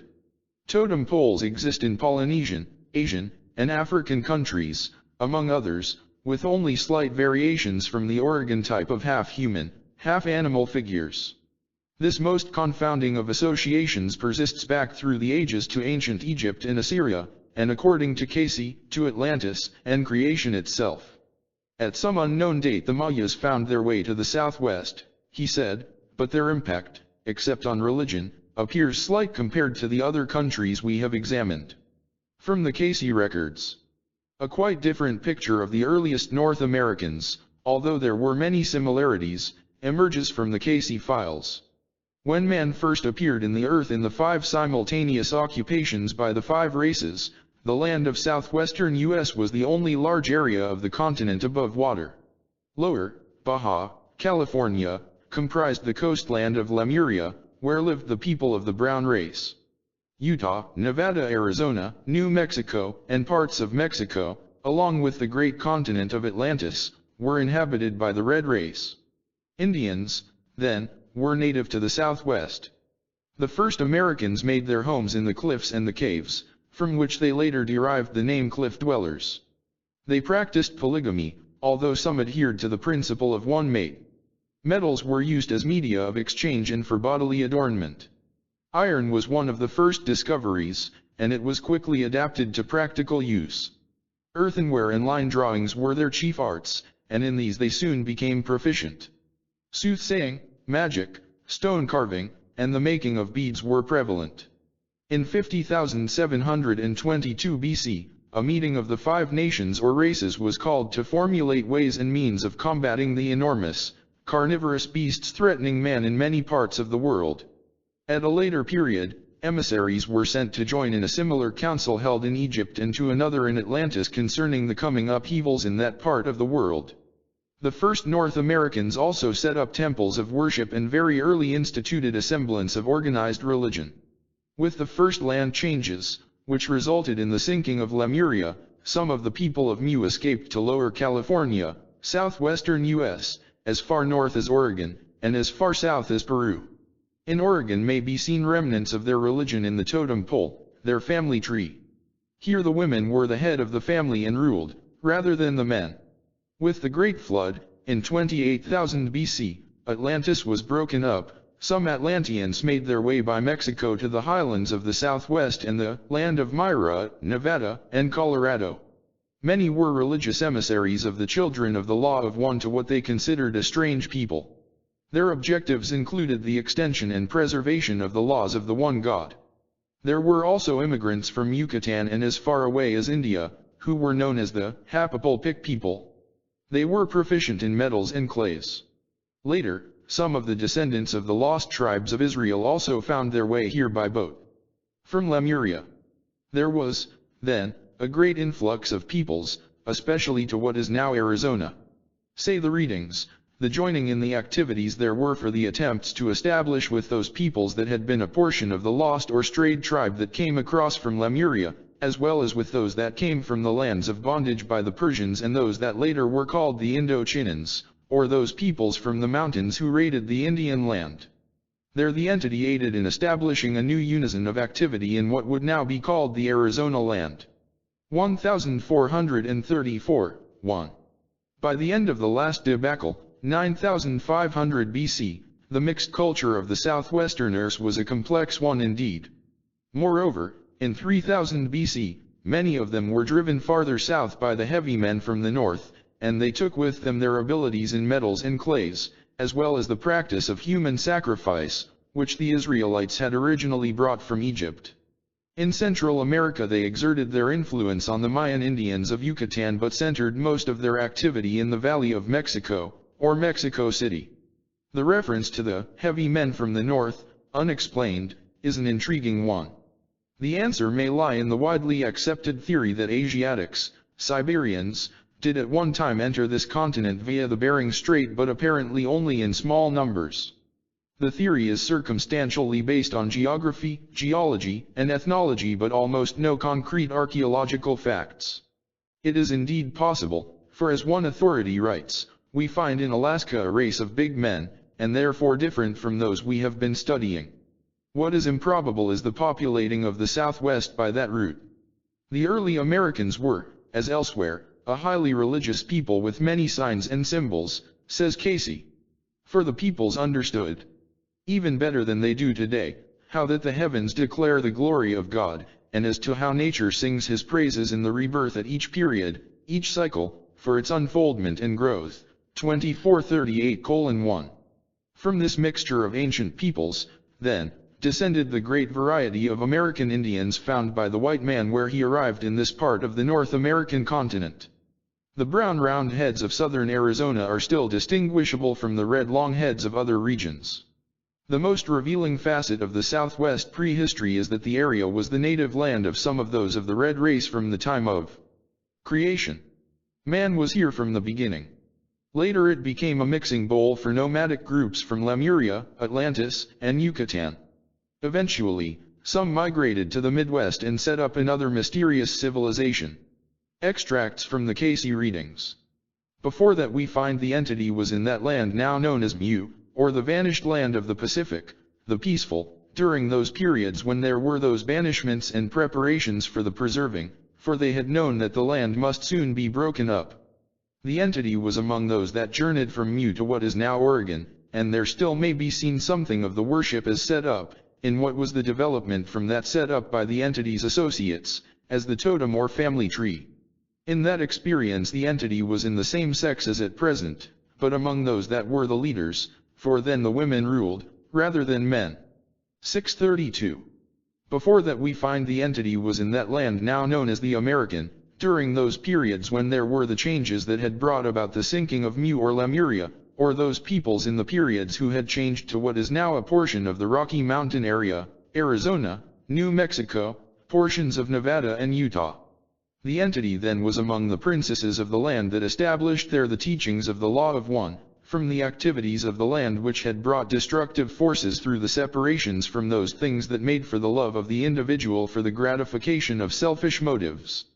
Then the entity established what may be called the home life in that land, as each home became then as the castle or place of worship. The name then was Oa. 851:2. And when there became the hearsaying, yet, in those periods when there became an activity in which those portions of the land were discovered from what was left of Lemuria, or Mu, in what is now Lower California, portions of the valleys of death, the entity journeyed there to see, to know.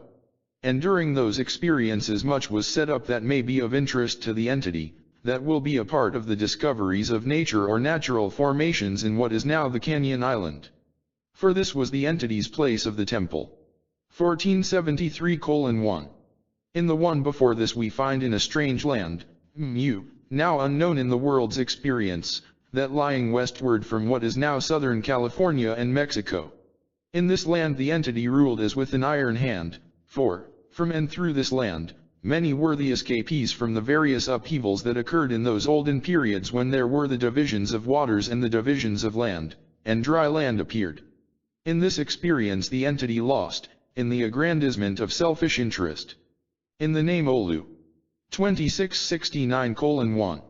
A preponderance of vowels is noted in the names given, as in the modern languages of the Hawaiian and Polynesian peoples. Before that we find the entity was in that land now known as the American, during the periods when there were the sojournings of those from the land of Mu, or Lemuria. The entity was then among the first of those that were born in what is now a portion of Arizona and Utah, and among those that established the lands there for the building up or growing up of that civilization in these experiences, and was then in the name Yalua. 691:1. The entity was in the land now known as Yucatan, when there were those establishings in the land from the Atlantean. The entity was in the temples, set as the recorder, in the name Arsth. In the experiences there were those periods of dissension with those in authority when there were the decisions of most of the peoples to join with the movement to what is now a portion of Arizona. 5245:1. The entity was among those people who journeyed to the farther west or north and west from the Yucatan land, and the entity there, Arizona, was a priestess of the children of the Law of 1434:1. The entity was in the Atlantean land, during those periods when there was the breaking up and the journeying to the various lands. The entity was among those who came to what is now the Yucatan land, later journeying with many of those peoples to the south and west of the U.S., or to portions of Arizona, as now known.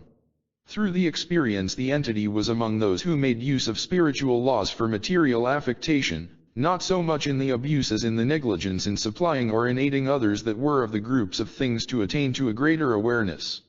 2576:1. The entity was in the Atlantean land, during those periods when there were the beginning of the Exodus owing to the destructive forces that had been begun by the sons of Belial. The entity was among the prices of the land that made for the separating of those influences wherein there might be established the journeyings to other lands, with the keeping of records, with the permanent establishment of activities in the Yucatan, in the Luzon, in what became the Inca, in the North American, and in what later became the land of the mound builders in Ohio. The entity then was not only one skilled in aircraft and in watercraft as an aviator and a navigator, but made great strides in keeping in touch with other lands through the forces of nature in the experience. 1215:4. 8. Who were the mound builders? From at least 3,000 years ago, perhaps 7,000, there lived in central United States a people who were remarkably skilled geometers. They had no written language, no wheels, lived always near the water, and apparently migrated along the Mississippi River and its tributaries. Strangest of all, they left behind thousands of earthworks in the form of perfect squares, perfect circles, perfect squares within perfect circles, polygons, ellipses, sweeping arcs, and finely proportioned figures like the Great Serpent Mound near Peebles, Ohio. Who were the mound builders? The answers have ranged from a superior and distinct race to nothing more than Indians. Where they came from and how they developed, no one really knows, although the consensus is that they likely were of Asiatic origin and somehow related to the cliff dwellers of the Southwest. How they ran their society, fed it, led it, is another enigma. Little is known of the dynamics of their living except that they excelled in copper work, clay and bone carving, built peculiar earthworks, and mysteriously passed on. Yet for centuries they ran a closely knit society commanding a loyalty and discipline capable of building at least one structure many times as massive as the Great Pyramid of Egypt. At Poverty Point, Louisiana, are the remains of a complex of mounds stretching for 11 miles. The intricate nature of the centrally planned community suggests that its designers came from Central American Mayan culture, writes John Lear, science editor of the Saturday Review, October 3, 1964. No longer married to the Asiatic bridge theory, opinion has veered out of this well-worn rut to richer soil. Today, writes Lear, the weight of archaeological opinion favors the original notion that Poverty Point must have been a way station for offshoots of the Mayas or Aztecs en route up the Mississippi and Ohio River valleys. The issue, however, has not yet been settled, for the earliest Amerans were thought to be older than the Mayas, Aztecs, and Incas and wholly distinct from them. Those of the valley areas, where they appear to have been superior and most heavily concentrated, defy identification with any known stock or people. Their highly developed and distinctive civilization makes them unique, different from the modern American Indians found here by the white man. It will be recalled that during the last ice age most of eastern and central United States was covered by glaciers. Sometime after dry land appeared, around 10,000 BC, the central portion became inhabited, probably between 7,000 and 3,000 BC. These people, the mound builders, were chiefly farmers rather than hunters. They were deeply religious, and their high morals and different dress, ornate and bejeweled, distinguished them. They believed in one God, the magnificent creator of life. but they are best known for their many earthen mounds, the remains of which may be seen today chiefly in the South and Midwest. These piles of earth range from a few feet in conical shape to rectangular ones 100 feet high, covering 16 acres. There are perhaps 100,000 such mounds scattered over 20 states, from the Dakotas to Pennsylvania and from the Great Lakes to the Gulf of Mexico. Some are square and a few are flat-topped, but most are round or rectangular. The flat ones are believed to have supported temples, giving them a religious significance, but generally the mounds are presumed to have been primarily burial places, since only bones and artifacts have been found in the uncovered sites. The builders are known to have practiced both cremation and burial of their dead. Politically and economically, they seem to have led a communal life.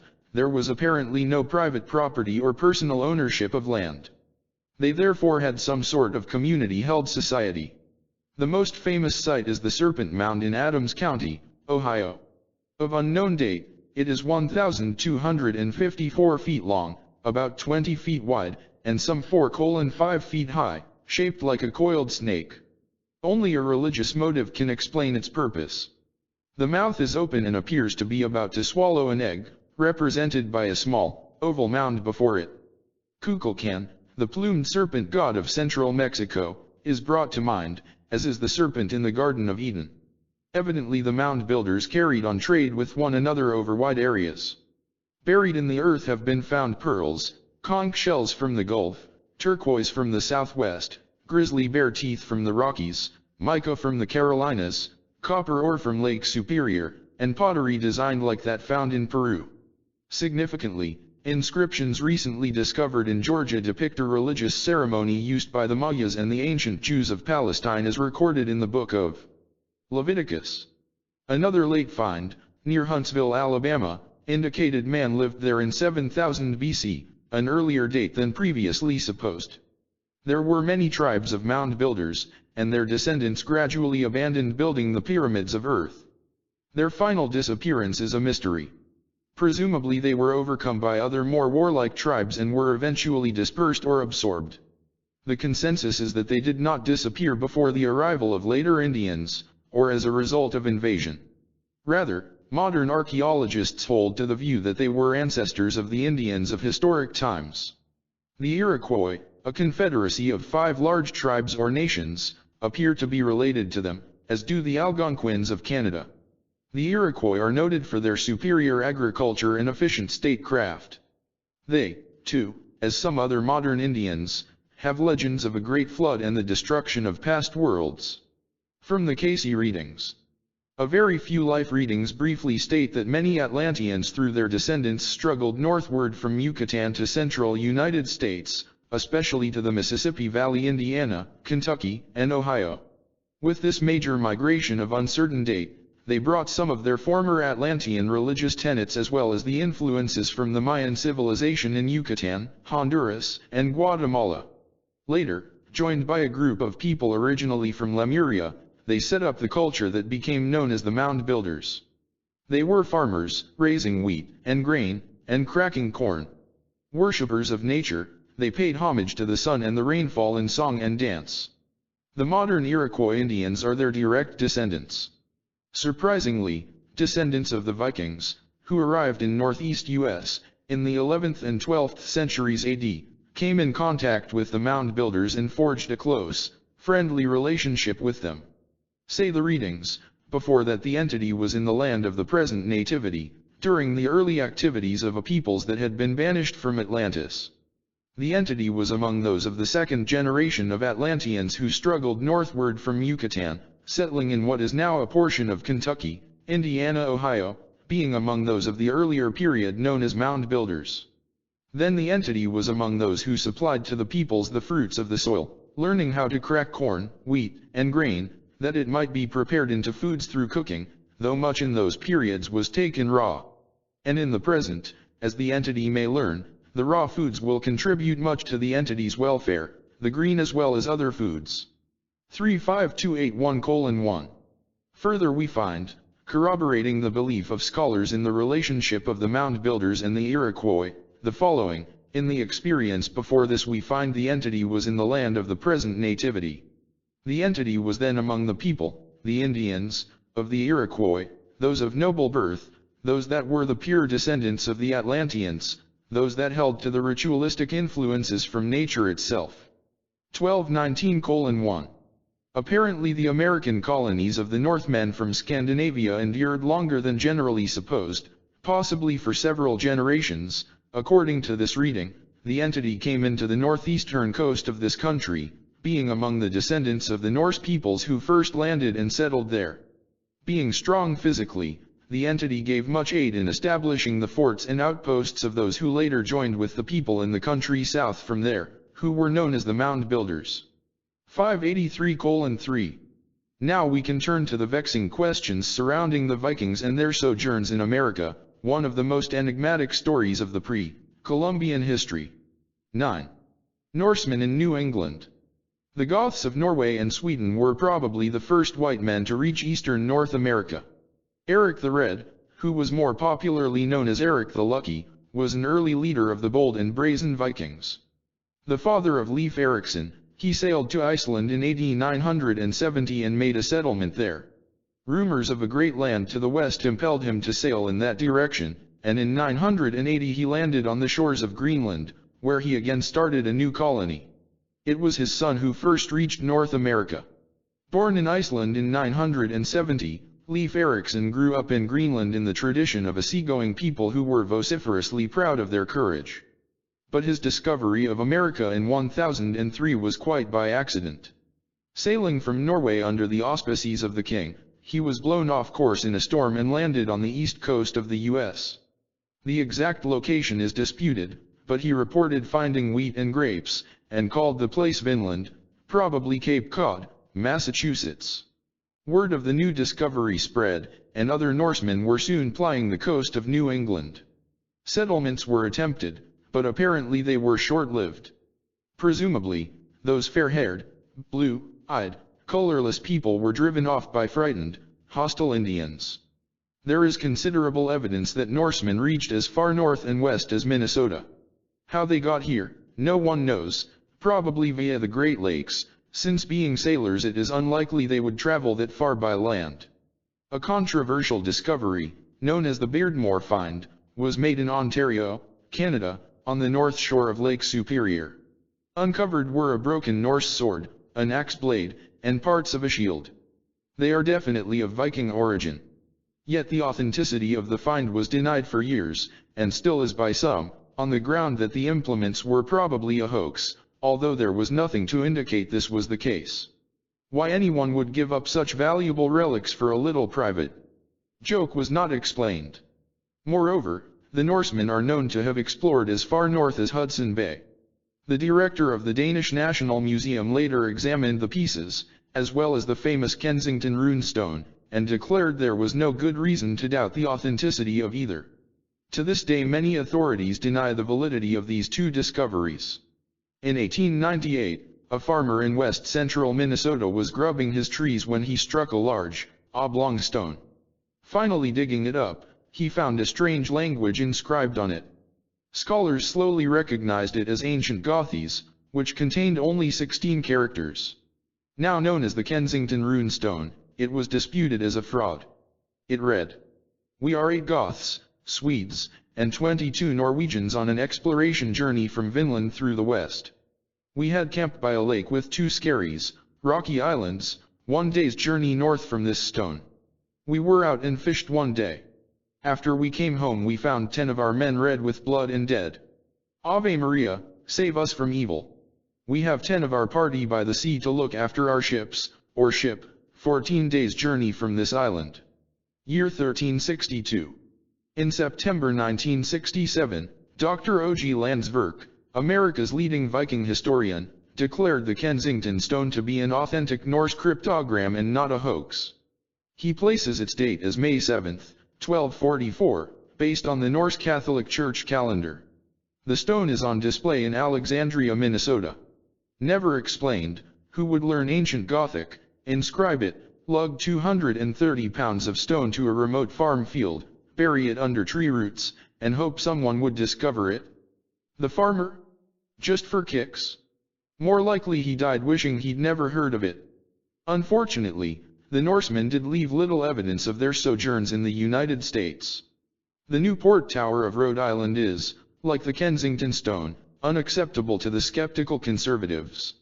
It is, writes one, most likely a 16th century English watchtower. The proof of mooring stones on the Atlantic seaboard, used to tie Viking ships, is flimsy at best. Some of the undoubtedly medieval Scandinavian weapons which turn up here and there, probably represent family heirlooms or collector's items brought over not too long ago. These dubious explanations reveal nothing so much as the type of mind with which the student of antiquities has to deal. The lack of evidence, he concedes, by no means weakened the likelihood of medieval landings, but it did reflect the rather incidental and haphazard nature of these enterprises which, for all we know, left no impact on pre-Columbian American developments. There is no doubt that the Vikings reached and colonized the US, Iceland, and Greenland for perhaps 500 years. According to the Norse saga narratives, a rich Greenlander with 60 others came to Vinland and set up a colony in 1007. It thrived for a time, but no more was heard of it. The disappearance of their colonies is a mystery. Possibly they were absorbed or slaughtered by the natives, or they simply died out. Reportedly, there are blue-eyed Mandan Indians of white blood in North Dakota, suggesting that the fair-skinned Northmen may indeed have tarried nearby. According to the Cayce readings, this partly explains why Lewis and Clark, in their expedition through the Northwest, 3651:1, encountered friendly Indians there. Remains of their stone structures and artifacts have been uncovered and identified beyond dispute, including a campsite in Newfoundland possibly belonging to Leif Erikson himself. Their many foreign journeys eventually reduced their numbers and strength at home, making them less adventuresome. Their exploration gradually came to an end around 1300. The last of the daring Vikings died out in Greenland in 1540, bringing an end to one of the most fascinating eras of early American history. From the Cayce records. According to 7 life readings in the files, Eric the Red, Leif Erikson, and other Norsemen made many trips across the Atlantic to the new lands of Iceland, Greenland, and America. They attempted to establish permanent settlements in Vinland, Massachusetts, and Rhode Island. None succeeded, but some of their people stayed there long enough to become rich and powerful by trading with friendly Indians. They returned to Norway wealthy persons and somewhat heady. Before this we find the entity was during that period when Eric the Red made those voyages into the land of the entity's nativity in the present.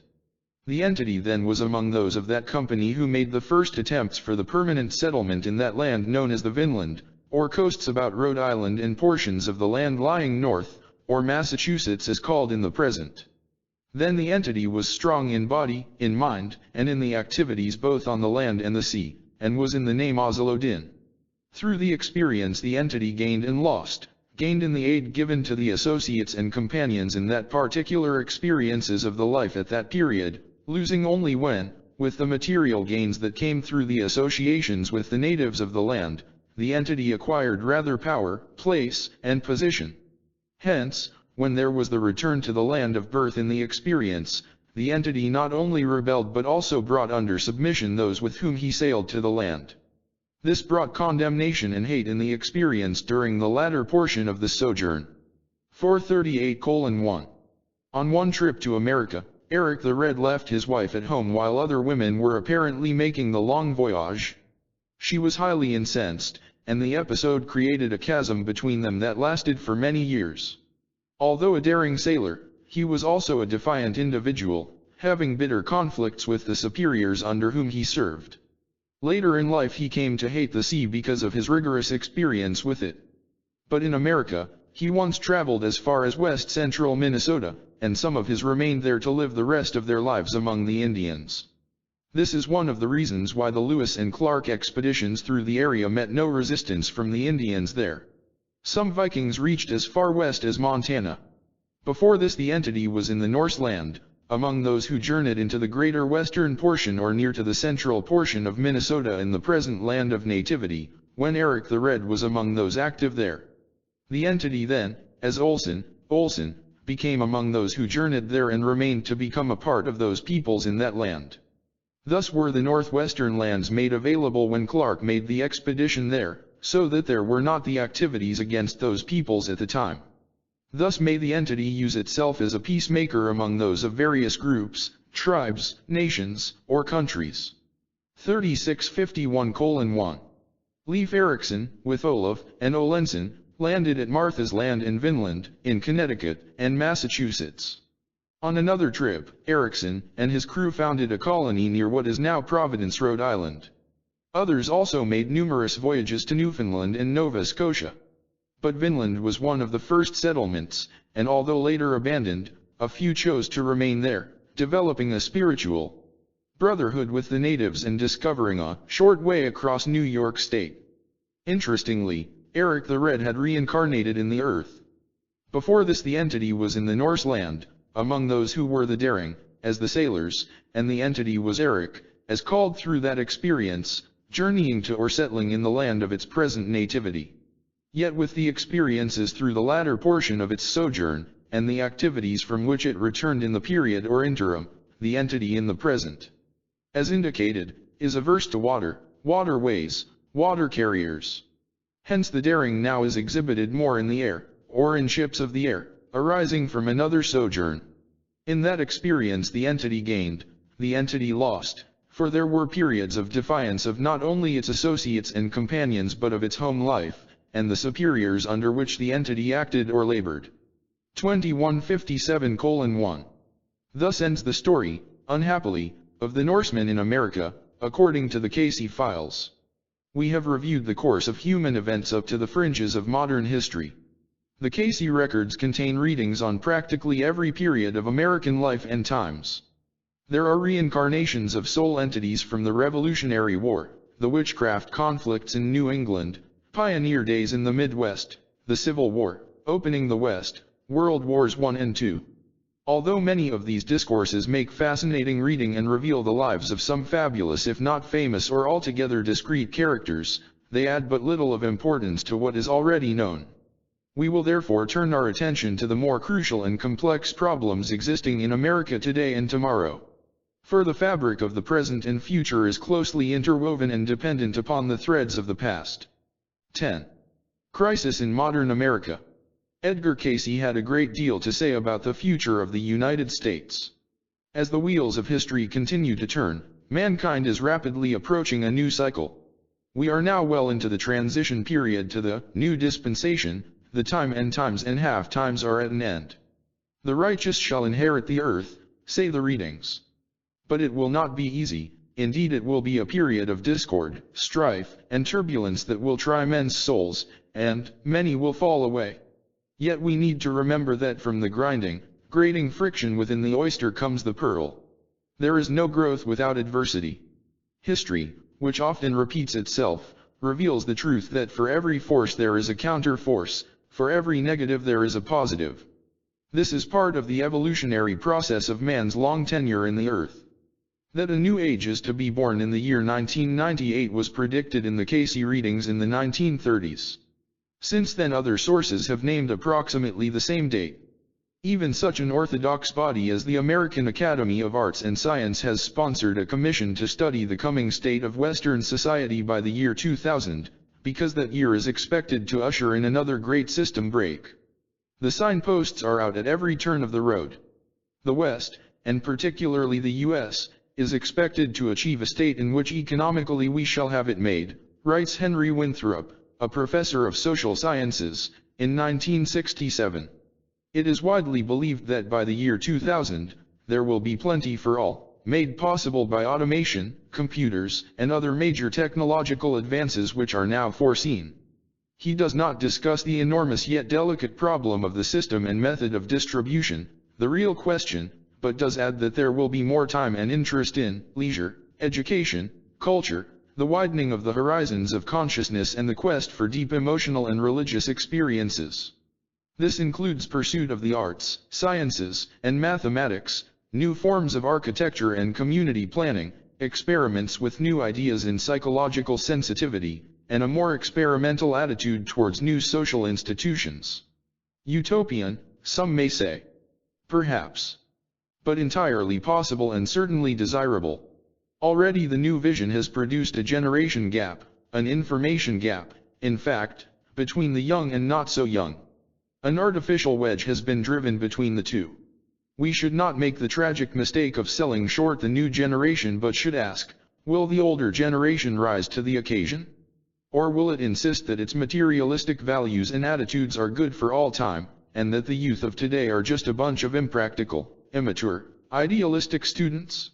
Rather, we should ask if we have lived up to our own ideals, and examine our own inconsistencies. However mistaken its views on sex and drugs, the youth are rebelling because they feel they have been deceived by a hypocritical society. Home and church, to give just one example, taught them to respect property and the rights of others. When they grow up and go into the military, they are taught how to destroy property and kill people. So they become conscientious objectors and burn their draft cards.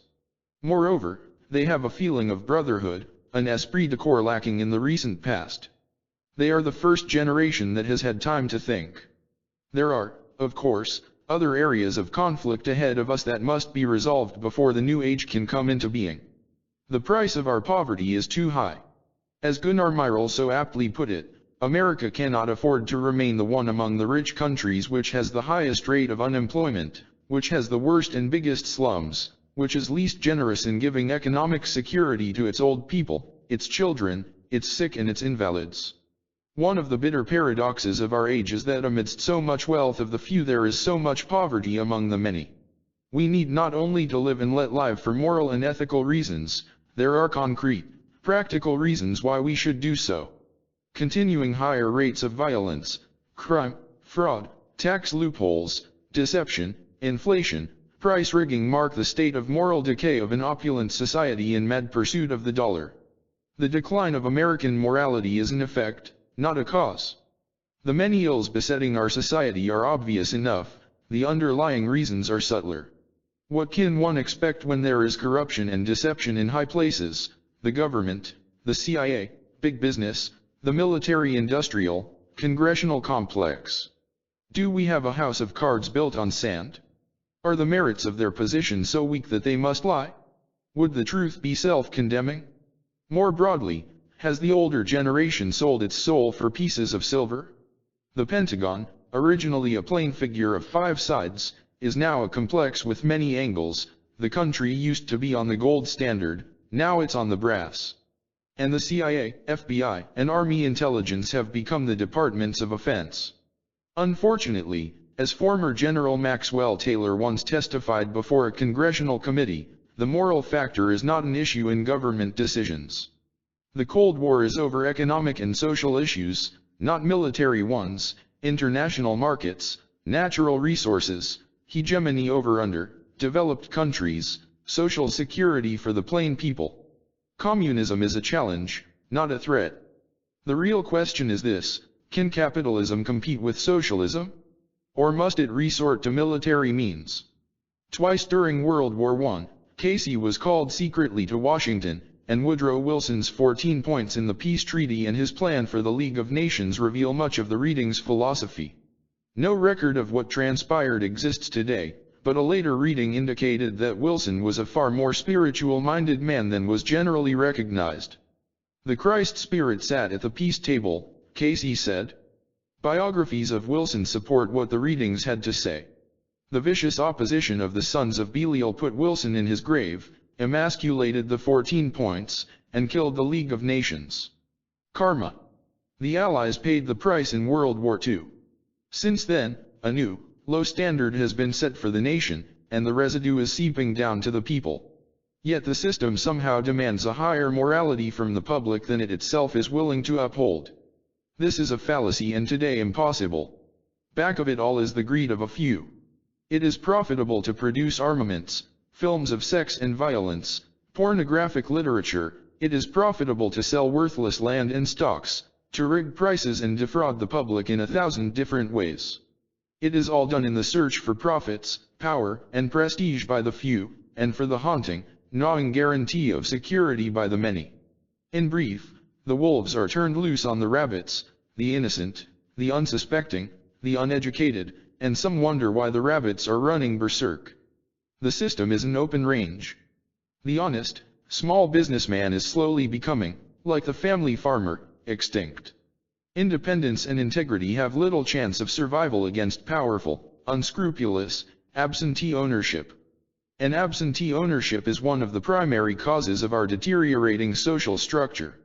Suppose the direct, private, profit motive were absent. Suppose every productive person's security in old age were guaranteed. Are these reasons the Incas and others had such low rates of crime and poverty? We need to ask ourselves some hard questions. Is the capitalist system based on the survival of the fittest? Is it of the law of the jungle? A philosophy of every man for himself, pitting man against man? Does it appeal to man's grossest instincts? Does it invite him to deceive, to cheat, to rob in order to sustain himself and ensure security? A great deal needs to be done to set the corporate house aright. Capitalism is committing suicide. The question is this: can it or will it reform through either self-discipline or compulsory regulation? It is possible but not probable that private enterprise will have the necessary vision to transform itself to better serve the common good. There are few indications that it will do so.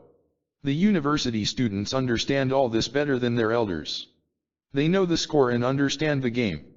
Dr. Calvin H. Plimpton, president of Amherst College, succinctly spelled out the campus view in a letter to President Nixon. We believe that we must speak out to make clear that much of the turmoil among young people and among those who are dedicated to humane and reasoned changes will continue. It will continue until you and the other political leaders of our country address more effectively, massively, and persistently the major social and foreign problems of our society. Part of this turmoil in universities derives from the distance separating the American dream from the American reality. After pointing out the shoddiness of many aspects of our society, and the absence of a sense of purpose, Dr. Plimpton went on, until political leadership addresses itself to the major problems of our society. The huge expenditure of national resources for military purposes, the inequities practiced by the present draft system, the critical needs of America's 23 million poor, the unequal division of our life on racial issues. Until this happens, the concern and energy of those who know the need for change will seek outlets for their frustration. The yippies, the young intellectuals of the left, and the hippies use whatever methods are at hand to demonstrate their disenchantment with the status quo. A few simply reject and opt out of the entire system. Others, like the Bible hippies, take an almost puritanical view of our preoccupation with prurient things. Many believe the church has lost its way and become irrelevant in combating the crucial problems of the day.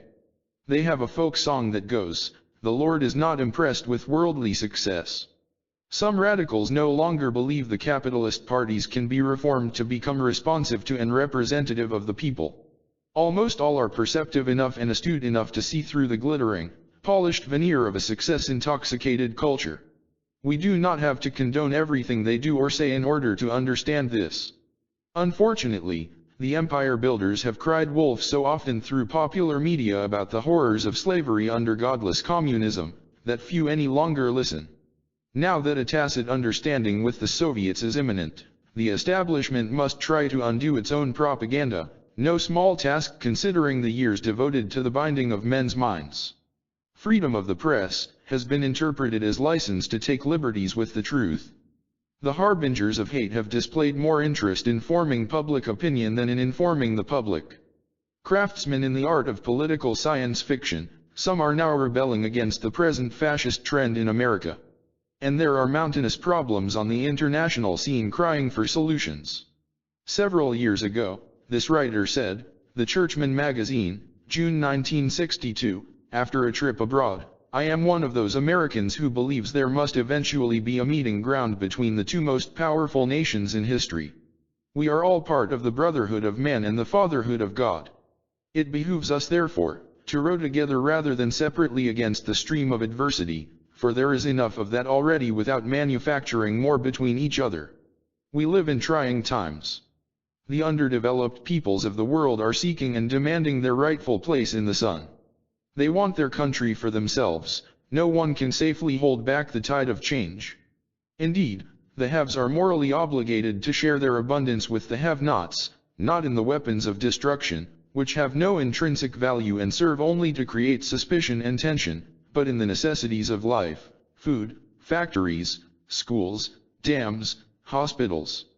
It is catastrophic that the two nations most suited to do this are at odds over how it should be done and who should do it. We are losing the Cold War, the battle for the minds of men. There are certain elements in powerful positions who, when they recognize this, might not hesitate to turn it into a hot one. Only the weight of public opinion would stand in the way. Yet the critical condition in which we find ourselves is a direct result of our own complacency. We are reaping just what we have sown in our indifference toward national and international problems. Karma. But the younger generation is not so complacent. They care. They are serious. And they don't like many of the things they've inherited. Extremists all, they intend to change things. The handwriting is already on the wall for those who can read it. One might well ask, who are these amazing people, and what do they want? In order to understand, appreciate, perhaps participate in the passing parade, truly the greatest show on earth, we need to explore at some length the coming new order and how it is to be reached. The first allusions to the new generation appear in Cayce readings for people born around 1917:20. Others came along later, but almost all were Atlanteans reincarnating in the earth in large numbers for a purpose. Presumably, they are still coming in. It appears that this influx of experienced, developed souls, aggressive as well as progressive, represents group or nation karma. The present age would offer the first opportunity since the fall of Atlantis to meet certain problems under similar circumstances. They bring a new standard of ethics, and they are making their presence felt in many parts of the world. Their physical vigor and high mentality together with their past history and store of unconscious knowledge will reshape societies throughout the earth. In some countries they have already attempted to do so and have sometimes in part succeeded. The youth of South Korea were not the first of the new breed to depose a despotic ruler, Syngman Rhee, in 1960, Castro did it in 1958. The transition will begin in those periods in 1958 to 1998. 3976, 15, state the readings. When this period has been accomplished, then the new era, the new age, is to begin. Will you have a part in it, or will you let it pass by, and merely be a hanger-on? 2780:3. In the beginning, man was commanded to multiply and subdue the earth, not to subtract, divide, and subdue one another. Self. That is the root cause of the dissensions today, the differences of opinions, the classes, the castes, and of social, economic, and political systems. Cayce said, the world has lost its ideal. 3976:8. It is a small world and growing smaller by the day. The population expansion, over which we hear such cries of anguish and doom, may well be a blessing in disguise. Surely it is by design, not by accident. It is forcing to the forefront economic and social issues that have been neglected for centuries, and bringing about changes undreamed of even a generation ago. With the advent of the closeness of worlds coming into being, so that man upon the other side of earth is as much the neighbor as the man next door, more and more have been the turmoils that have arisen in the attempt of individual leaders of groups to induce, force or compel one portion of the world to think as the other, or the other group to dwell together as brethren with one bond of sympathy, or one standard for all. With the present conditions then that exist, these have all come to that place in the development of the human family where there must be a reckoning, a point upon which all may agree, that of all this turmoil that has arisen from the social life, racial differences, the outlook upon the relationships of man to the creative forces or his God, and his relationships one with another, must come to some common basis upon which all may agree. 3976:8, 1932. Man's answer to everything has been power, power of money, power of position, power of wealth, power of this, that or the other. This has never been God's way, will never be God's way. 3976:8, and the true test of leadership is that men must choose either to serve those in high places or to serve mankind as a whole. 3976:16. The following is an eloquent example of group karma, of compensatory reaction to a previous action. In 1932, Cayce said, Europe is as a house broken up. Some years ago there was the experience of a mighty peoples being overridden for the gratification and satisfaction of a few, irrespective of others' rights. That peoples are going through the experience of being born again, and are the thorn in the flesh to many a political and financial nation in Europe, in the world, 3976:8. A question revealed that the Russians were the people reincarnating, evidently those who had suffered under the Tsars. There is no activity in the experience of man that has not its inception or purpose in the spirit of those injunctions, of love, fairness, but what must fail unless it is founded in the spirit of truth. 3976:14, for God is not mocked, and whatsoever a man, a country, a nation sows, that it must reap. 3976:23, for every action, there is a reaction, for every cause, an effect. As is understood by many, in the earth manifestation and the cycle of time, much repeats itself, and those in authority, in high and low places, have the opportunity for individual expression. 3976:26, and he added, there is nothing new under the sun. What is has been, and will be again. 3976:27.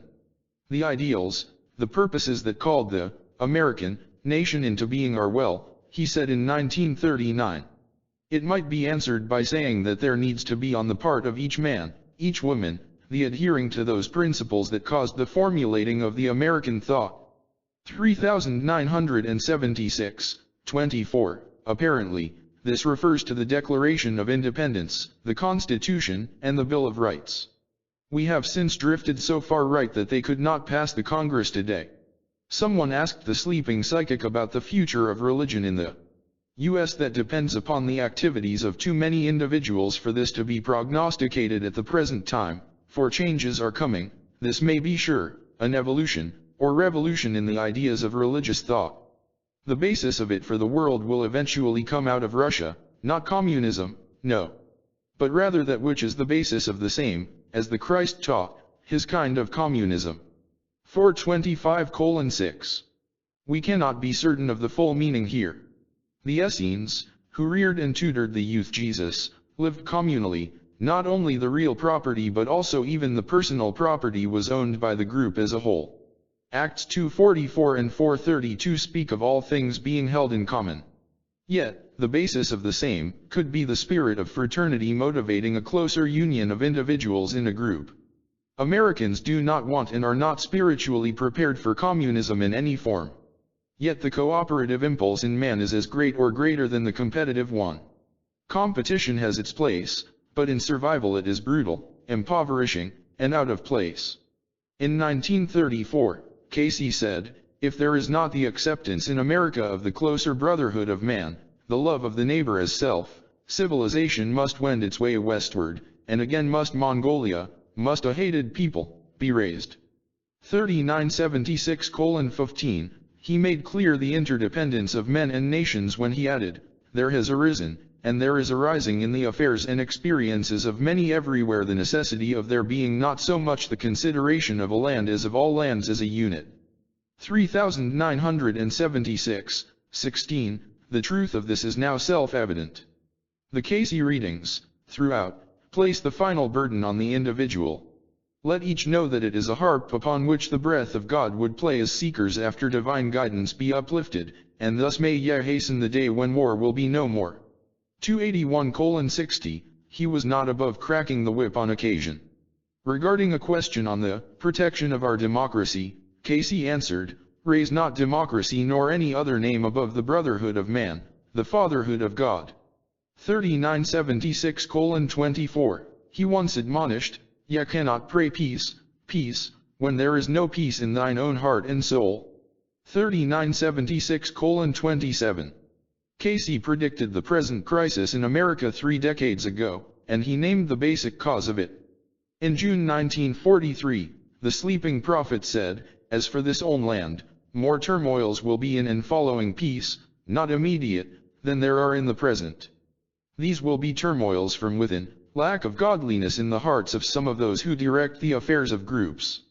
3976:28, he could not have been more accurate. It is understood, comprehended by some that a new order of conditions is to arise, he said in 1938, that there must be a purging in high places as well as low, that there must be the greater consideration of the individual, each soul being his brother's keeper. There will then come about those circumstances in the political, the economic, the social relationships where there will be a leveling, or a greater comprehension of this need. 3976:18. The purging of those in low places has never been much of a problem. They're accustomed to it. Purging those in high places is not so easy, they are accustomed to doing the purging.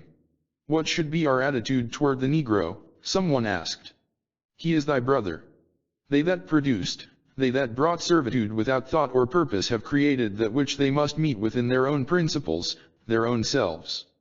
These should be taken in the attitude of their own individual fitness, as in every other form of association. For he hath made of one blood the nations of the earth. 3976:24. Obviously a karmic situation, we now find ourselves faced with an IOU of 300 years standing. It will likely require a couple generations of higher education and economic equality to alleviate the years of oppression. The black man is largely the product of the white South, a fact of which no one boasts, some will admit, and few are willing to accept the responsibility for. Basically a spiritual people, and not without talent, what they most need is opportunity, a commodity that has always been in short supply. The militant blacks of today are the former slaveholders of earlier America, says Cayce. They will not tolerate oppression. There cannot be one measuring rod for the laborer, Cayce said in 1938, and another for the man behind the money changers. All are equal. Though there may come those periods when there will be great stress, as brother rises against brother, as group, or sect or race rises against one another, the leveling must eventually come. And then there will be, those rising to power who are able to meet the needs of the times. 3976:18. The leveling is now at hand, and hopefully there are men of vision and principle emerging to show the way by reform and peaceful evolution. But the enormity of the problems is almost overwhelming. It may already be too late. Every phase of human experience and human relationship must be taken into consideration. If those in position to give of their means, their wealth, their education, do not take these things into consideration, there must be that leveling that will come. For unless the needs are considered, there must eventually come a revolution in this country, and there will be a dividing of the sections as one against another.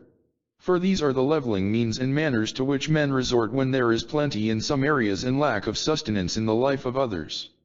These are the sources from which such things as crime, riots, and every nature of disturbance arise, in that those who are in authority are not considering every level, every phase of human activity and human experience.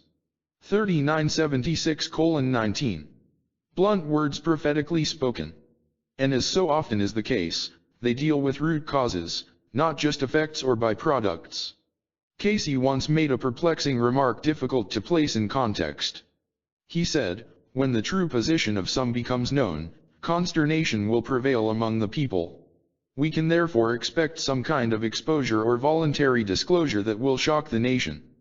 Those in power must know that they are their brother's keeper, and give expression to that which has been indicated in, "Thou shalt love the Lord with all thy heart and mind and body, and thy neighbor as thyself." This rule must be applied. It is true that in some of those factions in Russia this is an attempt, yet there are those who have applied and do apply the same in not only the economic life but also attempt to do the same in the mental and spiritual life. And this brings hardship where it should not be. 3976:19. Evidently, the latter comment is a reference to the restrictions on speech and religion prevalent under Stalin in 1938, the year of the reading. Man should be his brother's keeper, but that doesn't mean he owns his soul. From the conditions in other lands, Cayce went on, America must take warning. For to whom does the wealth belong? To whom do the possibilities of the land belong?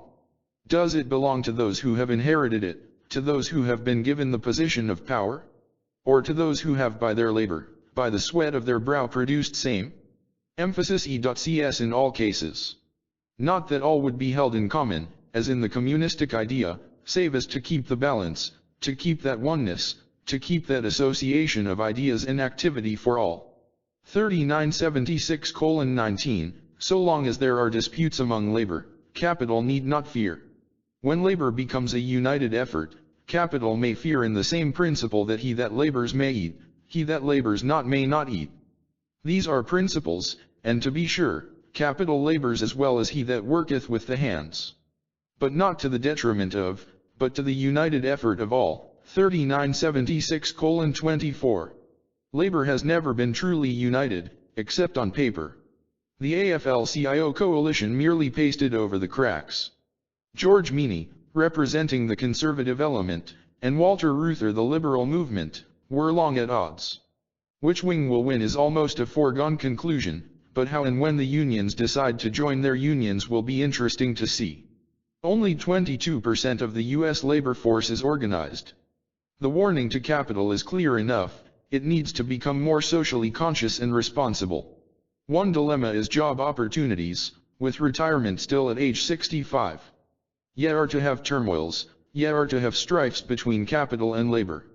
Ye are to have a division in thine own land before there is the second of the presidents that next will not live through his office, a mob rule. And we need to prepare ourselves for the nation coming into existence. 3976:24. Here we have an enigma. From the point of view that Franklin Roosevelt lived through 3 and a fraction offices, John Kennedy would be the first since this reading, 1939, who would not live through his office, the first term of his office. Some students of the Cayce records believe, however, that Kennedy's assassination was the second, although there was no real division in the land then between capital and labor, and hardly a mob rule in the context of the readings and the full meanings of those terms. It would appear that perhaps these events still lie ahead of us, if such a view is indeed a valid one. Or Cayce may simply be wrong. That such is, and is to be a part of the experience of America, is because of unbelief. 3976:24, and later he added in the same discourse, unless there is, then, a more universal oneness of purpose on the part of all, this will one day bring here in America, revolution. 3976:24.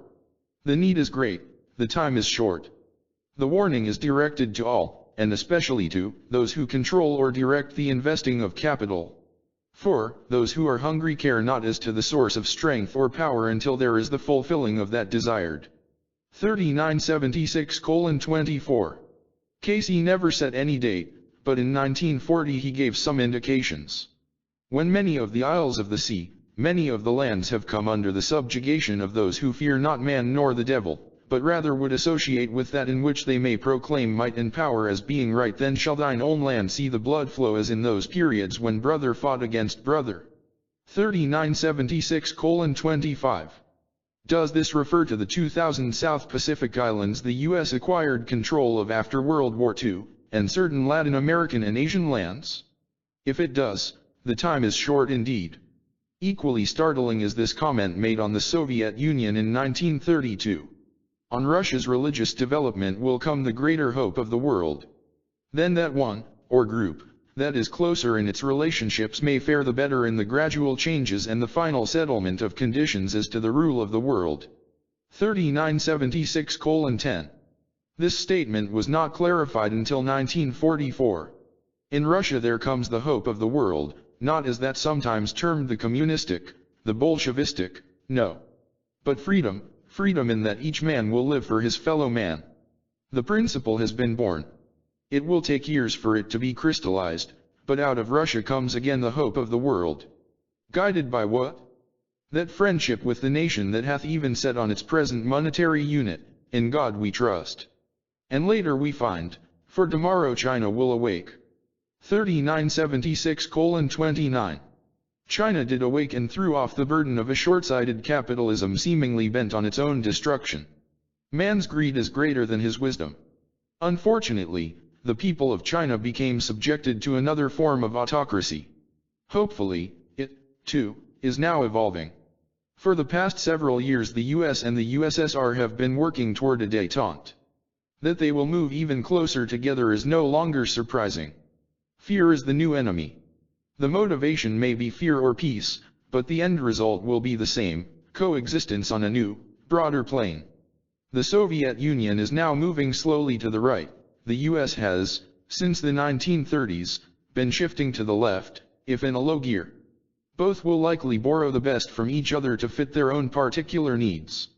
Economic systems, as distinct from political systems, have a way of crossing barriers. They also have a way of making devils out of saints. Today we stand at the edge of a volcano. The juggernaut, the big money interests, the military-industrial congressional complex, is confronted with a generation it does not understand nor know how to cope with. The young are not buying the myths, slogans, and cliches that have so successfully glossed over realities in the past. Daily, the lines are being drawn, the camps are forming, the issues are waiting to be joined. The growing voice of discord is making itself heard in many quarters. The question is this: do the empire builders get the message? The sons of Belial are back. In Atlantis they won and brought destruction upon themselves. Is the ancient conflict between the children of the Law of One and the sons of Belial being repeated? If so, it will present us with a bold challenge and a magnificent opportunity that will try men's souls. But the situation may yet be saved. Only drastic reform will suffice. It is not too late, but it is very nearly so. Unhappily, America's troubles will be compounded in other areas. Crises will arise besides those of a political, social, and economic nature. The period of 1958 to 1998 will, according to the Cayce records, bring radical changes in the geography of the Western Hemisphere and especially that of North America. The face of the U.S. will change its appearance. Study of approximately 50 Edgar Cayce readings that describe past geologic events indicates that the information given in the readings is internally logical and consistent, reports one professional geologist with a PhD degree, who understandably prefers to remain anonymous. Yet, as to be expected, only a few agree closely with current scientific facts. A number of them stand in contrast to present concepts of Earth history.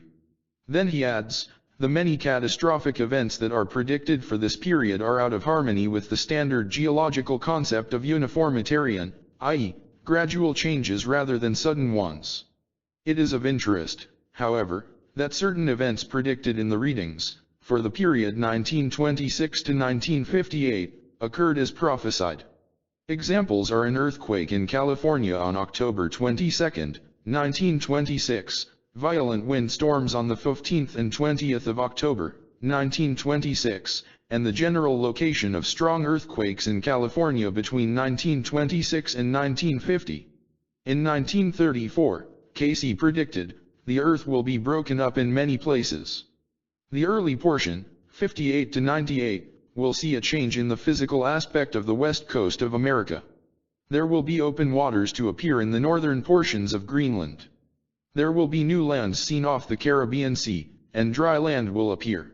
South America shall be shaken from the uppermost portion to the end, and in the Antarctic off Tierra del Fuego, land, and a strait with rushing waters. 3976:15. In 1959, the U.S. Coast and Geodetic Survey reported that a large quake had taken place where earthquakes have never occurred before, in the northern Magellan Strait near the tip of South America. Chile, the west coasts of California, and Alaska are experiencing quakes and tremors. Are these forerunners of events to come? Many portions of the east coast will be disturbed, as well as many portions of the west coast, as well as the central portion of the United States. In the next few years lands will appear in the Atlantic as well as in the Pacific. And what is the coastline now of many a land will be the bed of the ocean. Even many of the battlefields of the present, 1941, will be in the ocean, will be the seas, the bays, the lands over which the new order will carry on their trade as one with another. Portions of the now east coast of New York, or New York City itself, will in the main disappear. This will be another generation, though, here, while the southern portions of Carolina, Georgia, these will disappear. This will be much sooner. 1152:11. There has been increased seismic activity in eastern Canada, New England, and New York in recent years, for earthquakes are not restricted to recognized zones. At least one seismologist, L. Don Leet of Harvard, is concerned that a big quake may very well hit some unpredictable eastern seaboard spot before the century is over. Information on the Carolinas and Georgia is scanty, but the Coast and Geodetic Survey in 1959 reported that the land surface about Savannah subsided as much as 4 inches since 1933. The waters of the lakes, Great Lakes, will empty into the Gulf of Mexico, rather than the waterway over which such discussions have been recently made, St. Lawrence Seaway. 1152:11, the areas of much of Ohio, Indiana, Illinois will be safe, however. Another shifting of the poles, as Cayce once suggested, could indeed cause the Great Lakes to drain to the Mississippi Valley, perhaps creating a river matching the Nile or the Amazon. The lakes are known to be tilting southwestward gradually, at a rate of 5 inches per 100 miles per century at present. It would be well if the waterway were prepared, he said, but not for that purpose for which it is at present being considered. 1152:11, a clear reference to the St. Lawrence Seaway. It has since been built. All over the country we will find many physical changes of both a minor or major degree. The greater change, as we will find, will be the North Atlantic seaboard. Watch New York, Connecticut, and the like. 311:8, Manhattan Island will be hardest hit, and Norfolk, Virginia, he predicted, will become the main seaport. In fact, it now leads the nation in tonnage handled. Los Angeles, San Francisco, most all of these will be among those that will be destroyed before New York, even. 1152:11, an indication of the time is given in the following: if there are the greater activities in the Vesuvius, or Pelee, then the southern coast of California, and the areas between Salt Lake and the southern portions of Nevada, may expect, within the 3 months following same, an inundation by the earthquakes. 270:35, he also said to watch Mt. Etna, and recent volcanic action has been reported there. California sits astride the Great San Andreas land fault, a fracture 15 miles deep and 2,000 miles long. Professor Hugo Benioff of the Institute of Technology, and probably the world's leading authority on earthquakes, has stated that the city of Los Angeles could be devastated any day, a probability long recognized. Considering the large numbers of people who have been attracted to California in recent years, one can only wonder what the karmic significance might be, a subject we will discuss in a later chapter. Lands will appear in the Atlantic as well as the Pacific. 1152:11, this sounds pretty far out, until we recall that as recently as November 1963, a new island was suddenly created by volcanic eruption off the coast of Iceland. Named Surtsey, it rose overnight to a height of 30 feet and is still there. Posidia will be among the first portions of Atlantis to rise again, said Cayce. Expected in 60:8 and 60:9. Not so far away. 958:3, Posidia was the most important Atlantean island after the first cataclysm, containing the leading port city of the same name. It was located in the area of the Bahama Islands. Dr. Manson Valentine's discovery of temple-like structures there in 1968, 69, 70 indicates the accuracy of Cayce's prophecy. As time draws nigh when changes are to come about, there may be the opening of those 3 places where the records of the Atlanteans are one, to those that are the initiates in the knowledge of the one God. The temple, near Bimini, will rise again. Also there will be the opening of the temple of records in Egypt, and those records that were put into the heart of the Atlantean land may also be found there. The records are 1. 5750:1. But Cayce's fallibility is disclosed when he predicted land changes in Alabama in 1936-38. None occurred.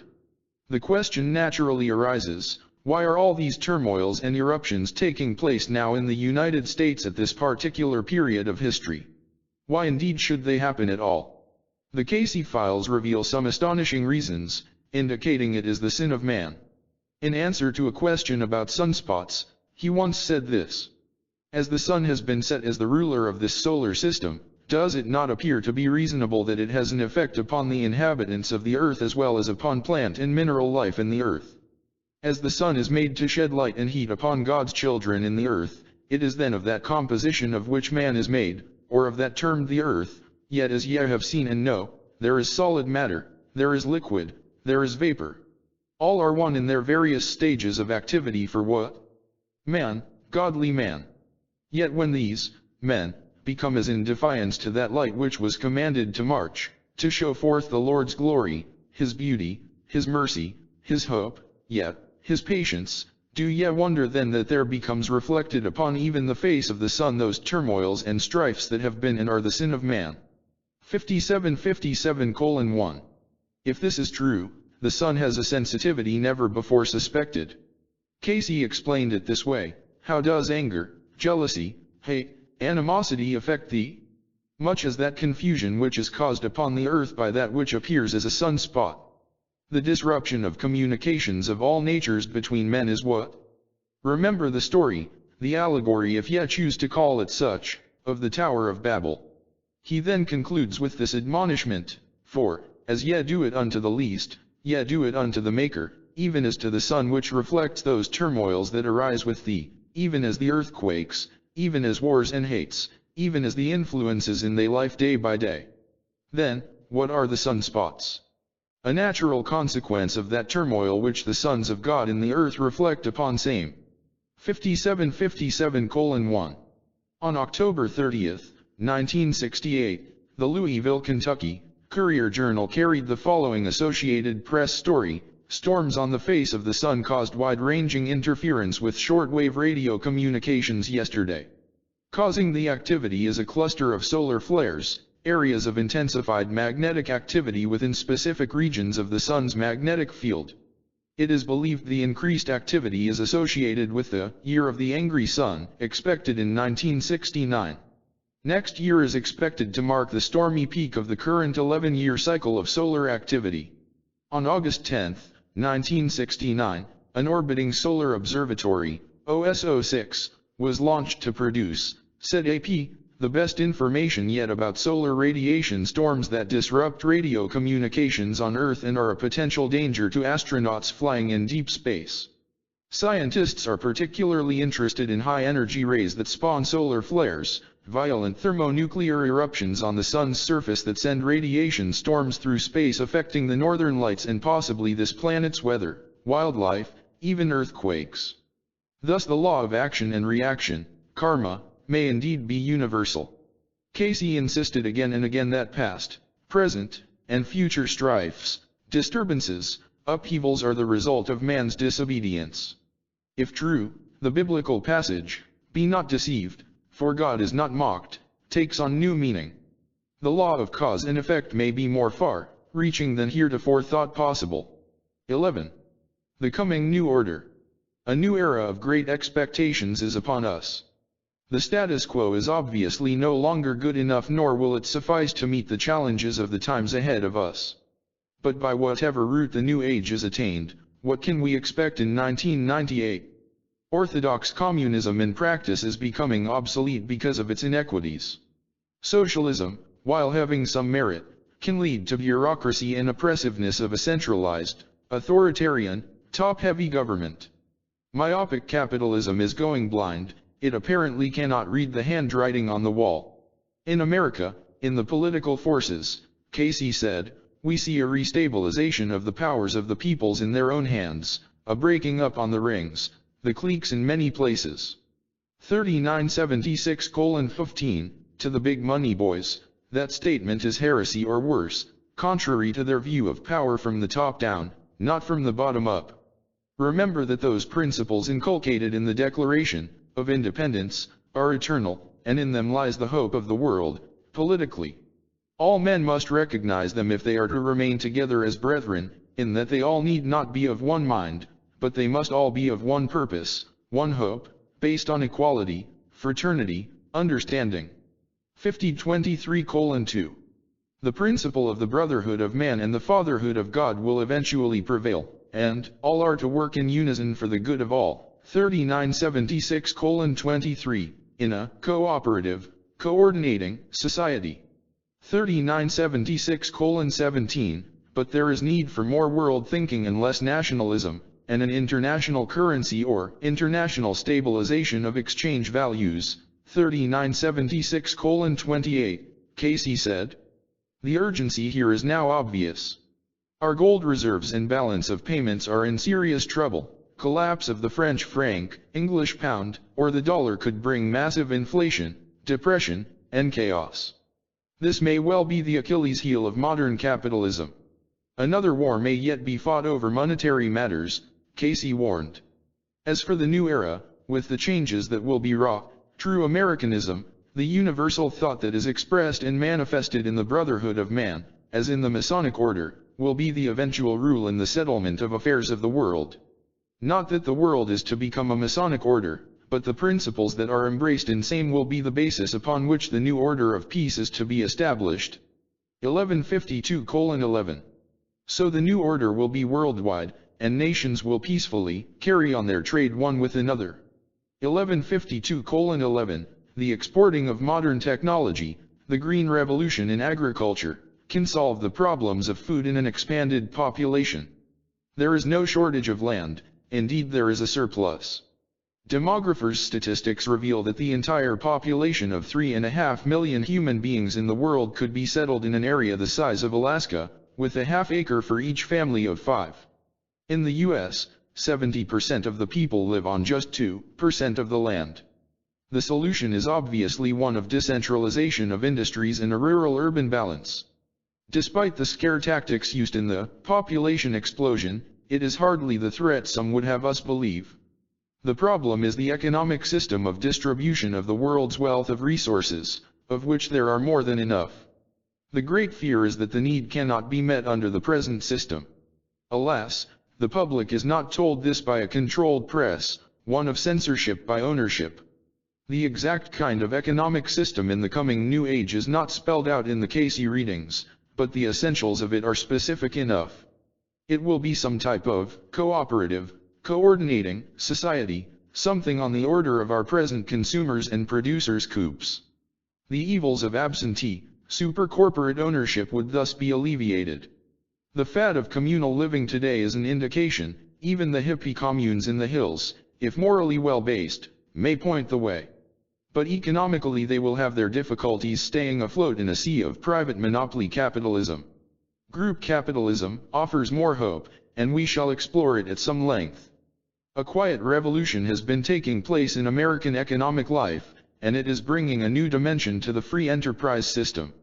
The phenomenal boom of cooperative organizations, after decades of slow, unspectacular growth, is rejuvenating the old and cherished pioneer spirit of self-help and interdependence. And they may well be the answer to many of our social and economic ills.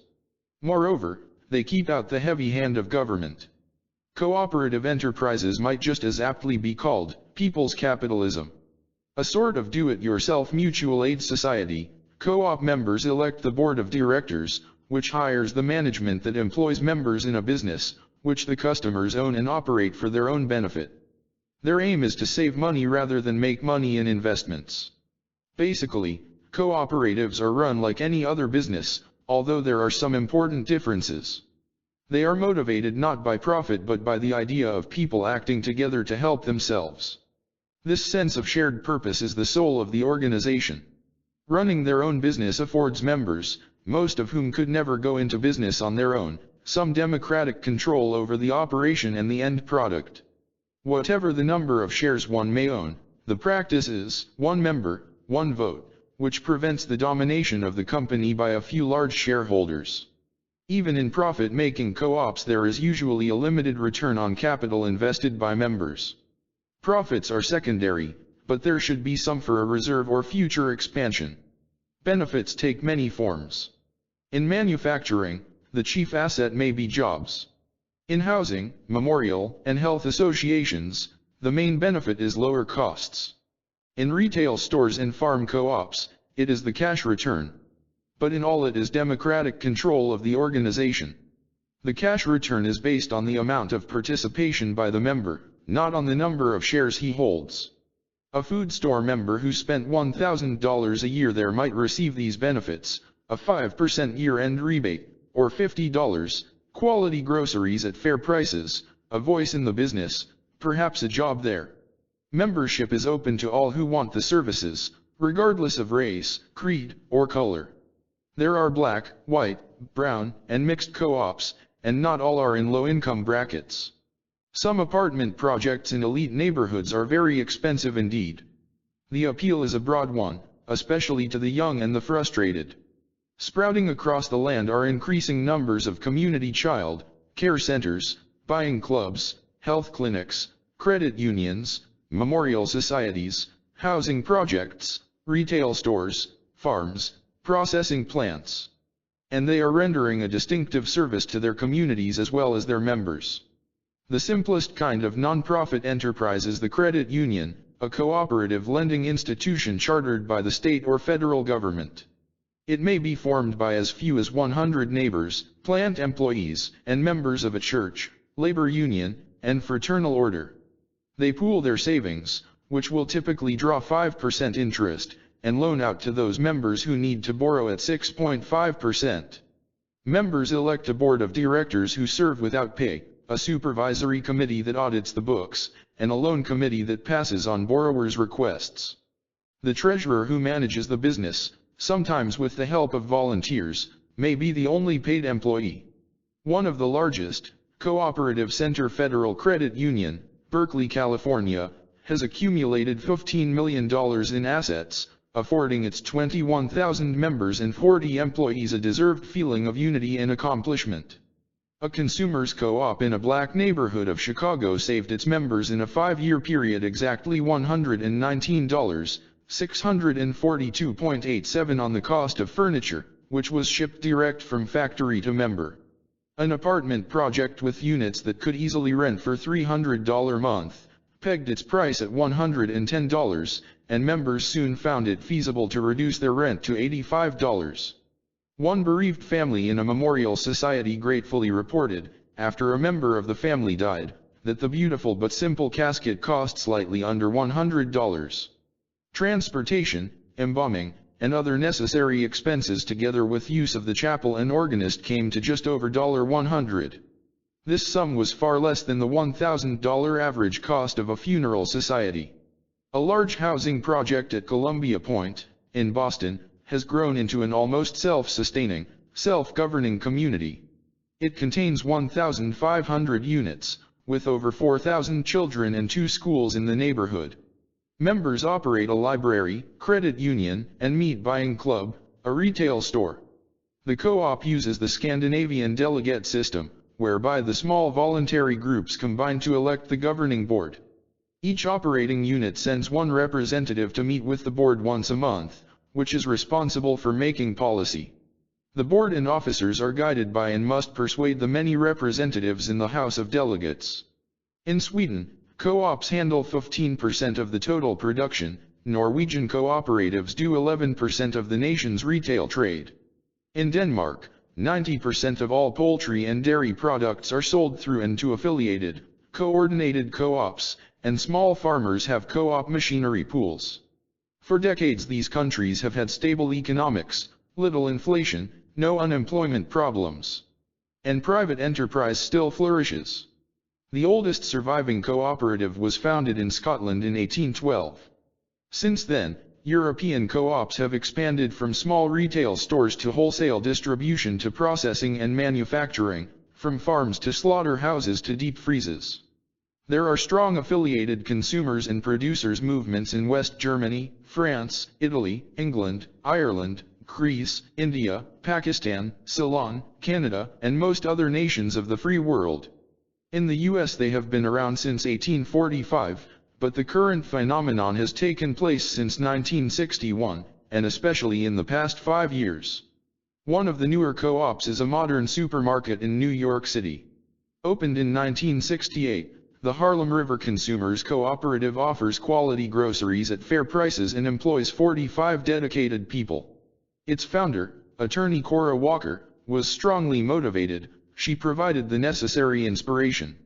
A big problem we have always had to endure was that the groceries were poor in quality and high in price, she recalls. The situation was very discouraging. But the '64 riots taught me the need for something real. People must give of themselves. So help me, it's like a new religion. Self-help is absolutely essential.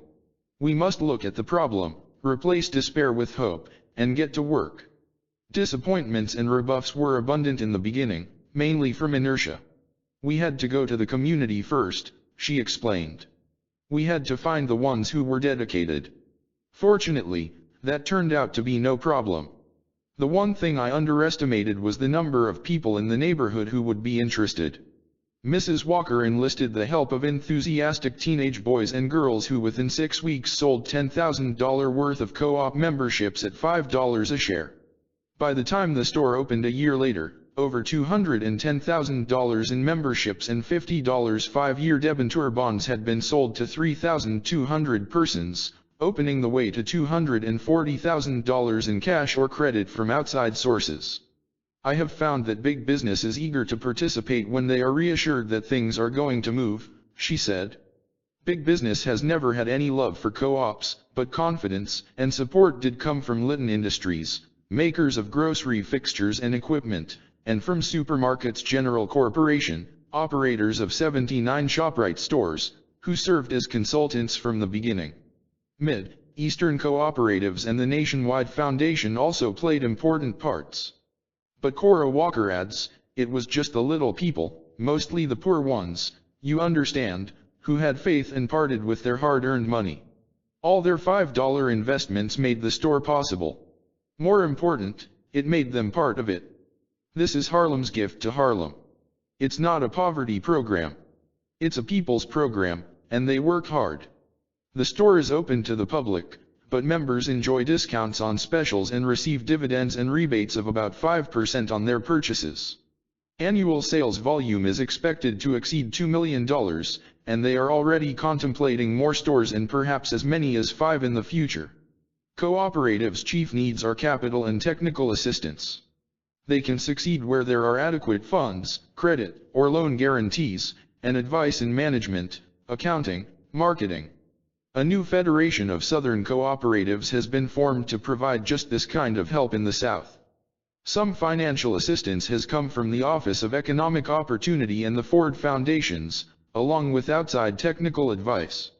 It has enabled 30,000 black farmers to expand their production, diversify crops, market their produce, and gain self-respect with their new economic freedom in 100 co-ops. One of the first of the new breed co-ops was Southern Consumers in Lafayette, Louisiana. Founded in 1961 by Father Albert McKnight, a priest, it now has 2,500 members in southern Louisiana. Since then, some 400 agricultural cooperatives with a membership of 12,000 families have been formed and are operating in Louisiana, Mississippi, Alabama, and Georgia.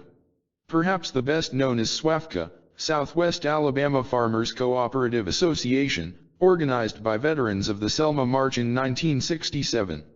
Designed to produce vegetables, which largely defy the mechanization that displaced so many cotton workers, the program absorbs great numbers of manual tillers and pickers. It now markets members' cotton also.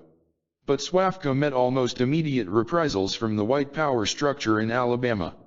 Plants refused to sell fertilizer. Lime trucks would not deliver. Processing plants discontinued buying pickling cucumbers and peas from members. Their trucks were harassed for traffic violations, and the organization was attacked by local news media. Yet SWAFCA in its infancy sold $50,000 worth of vegetables and gained $100,000 in credits from lending institutions. Its membership shot up to 1,800, and the OEO came through with a $400,000 grant. In 1969, its sales reached several $100,000, with a potential of a $3 million crop. Now it is studying the feasibility of a freezing plant to market nationally its okra, peas, greens, and sweet potatoes. The International Independence Institute has a program for land acquisition for the resettlement of landless sharecroppers and tenant farmers. It is convinced these people prefer to stay on the farm in a familiar environment rather than migrate to crowded cities. Robert Swan, its field director, believes that many people in the ghettos now would undoubtedly like to return to the land, if they could make a living there. Another organization now at work in the South is New Communities Incorporated. It has started operations with 5,700 organic acres of farmland. A Georgia co-op, it plans to have such services as a medical center, library, nursery school, community center, store, and cooperative marketing for its members. Projections for the future, mostly privately developed and operated, include light industry such as food processing, plastics manufacturing, prefab housing. Among the most successful co-ops are housing projects, of which there are now 700 serving some 250,000 families. Huge new developments for both lower and middle income groups have gone up in New York City, Brooklyn, Jamaica, Detroit, Chicago, Washington. New York's Co-op City, Rochdale Village, a vast high-rise apartment development, can accommodate 15,300 families, the largest of its kind in the world and the state's 10th biggest city. Significantly, juvenile delinquency and school dropout figures in such communities are far below those of the average metropolis. Residents, some of whom are on welfare, take a new pride and initiative in their homes and their organization. A former mayor of hometown Illinois, a Chicago suburb, congratulated his successor on the appearance of a newly acquired housing project purchased by the tenants. They used to look so run down before the co-op took over. Now they're a real asset, he said. For many members, the co-op is the only way they could hope to eventually own their home. Another experienced business executive looks upon cooperative housing as an inspiring program to weave a new fabric for community development in America. Retail co-ops are also on the upswing. Mostly food stores, there are 900 of them from Massachusetts to California. Now they are expanding into other merchandise lines such as furniture, hardware, clothing, drug, variety stores, and laundromats. New York City has not only food stores but also furniture, pharmacy, and optical outlets. In Washington, D.C., there are 41 retail stores doing a $40 million annual volume. In 1957, there were 14 stores with $11 million gross sales. Cooperative Enterprises of Akron, Ohio, now operates 6 supermarkets and 5 optical centers. They dispense some 45,000 pairs of eyeglasses yearly. Another phenomenon is the success of cooperative health associations, of which there are some 200. Group Health Cooperative of Puget Sound, Seattle, already over 100,000 strong, reports membership increasing at a rate of 1,000 a month. It opened 3 new medical clinics in one 12-month period, 1967-68. Another, Health Insurance Plan of Greater New York, has 750,000 members. One of its outstanding participants, the Bedford-Williamsburg Medical Group, had a 50% membership growth in 1 year, bringing its rolls up to 20,000 persons. These medical plans usually provide for prepayment of premium, comprehensive care, consumer control, and ownership with a hired staff of physicians and nurses, and specialized group practice under one roof. The chief impetus, of course, is the atrocious high cost of medical care. Rural electric co-ops, of which there are almost 1,000, are urging the decentralization of U.S. industry to attract it to smaller towns and achieve a rural-urban balance, alleviating some major problems in overcrowded cities. In 1968, the Chicago-based Cooperatives League of the USA initiated what could become a widespread rural co-op housing program.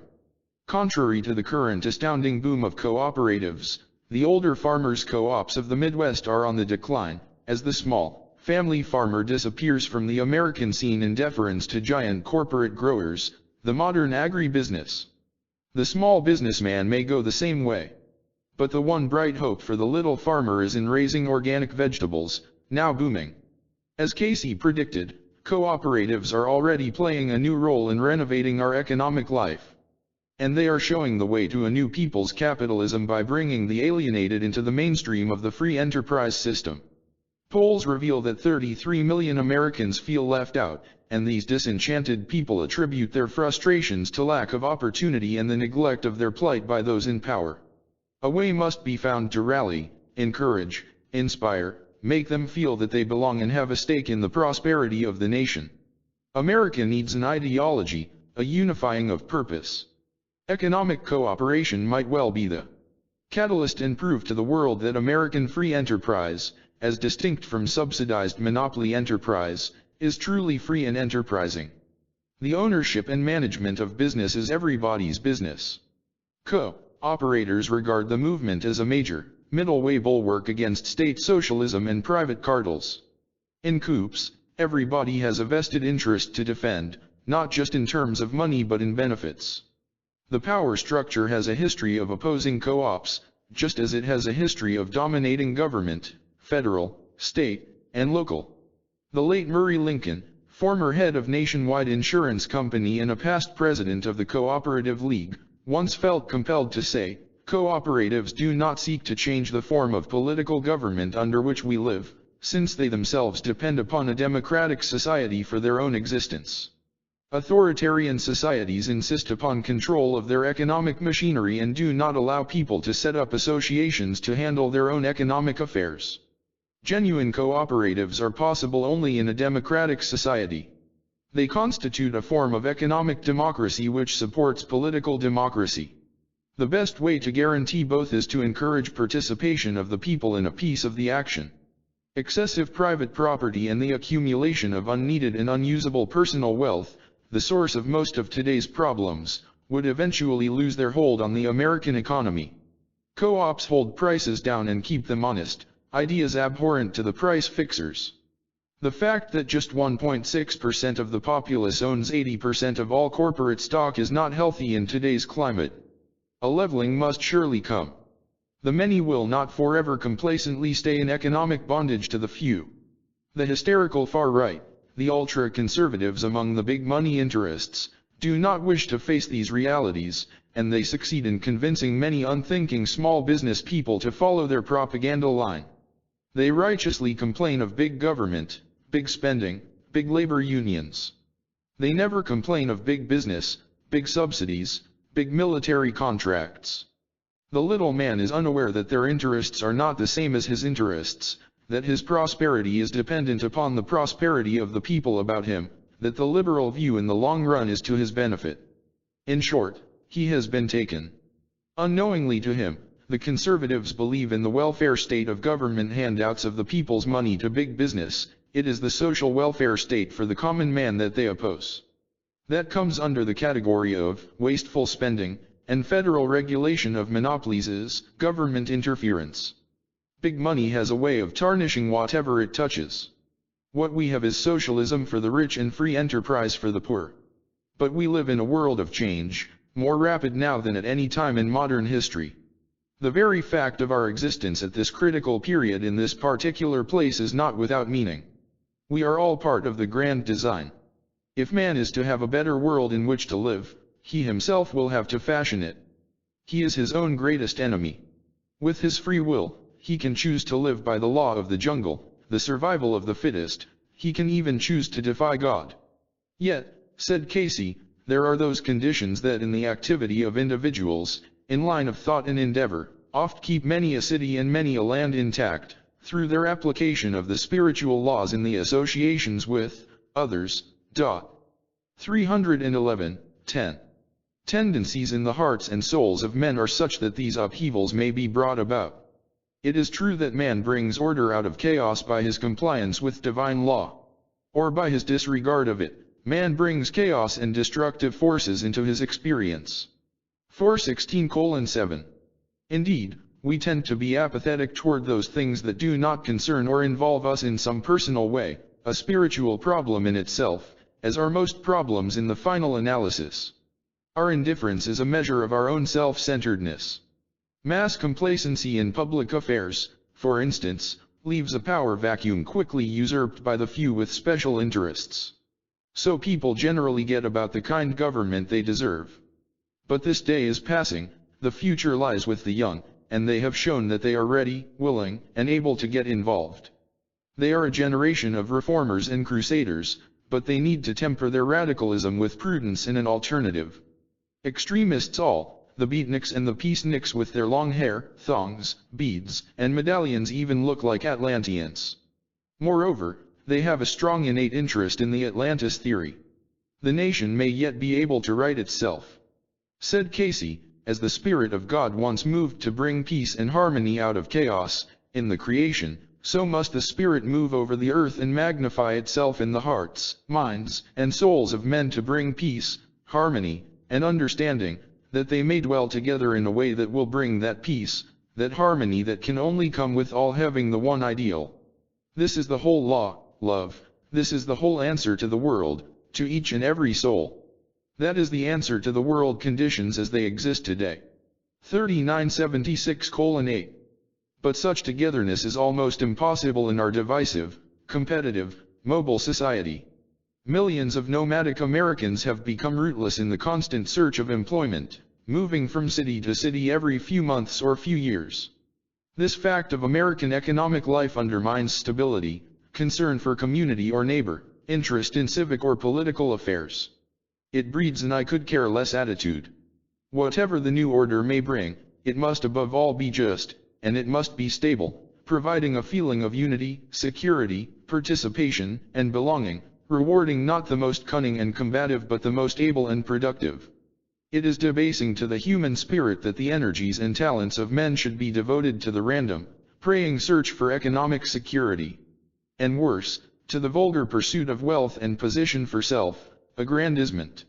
Know that right, justice, mercy, patience is the basis upon which the New World Order must eventually be established before there is peace. Then, innately, mentally, and manifestly in self prepare self for cooperative measures in all phases of human relations. 416:17. 12. Reincarnation, the continuity of life. So the saga of the aggressive and progressive Atlanteans, today, yesterday, and tomorrow, comes to an end. Only time can prove or disprove the premises of our chronicle. Atlantis and reincarnation may not be the only answers to the perplexing problems of human existence in the earth, but they appear to be the best ones. Man not only expects life to be just, he expects it to make sense. The theories of Atlantis and human rebirth have the merit of resolving more questions than any other hypotheses yet put forth. But two remain unexplored. The heart of the problem concerning the meaning and purpose of life, the key to the dilemma of, why are we here, lies essentially in the existence or non-existence of the human soul.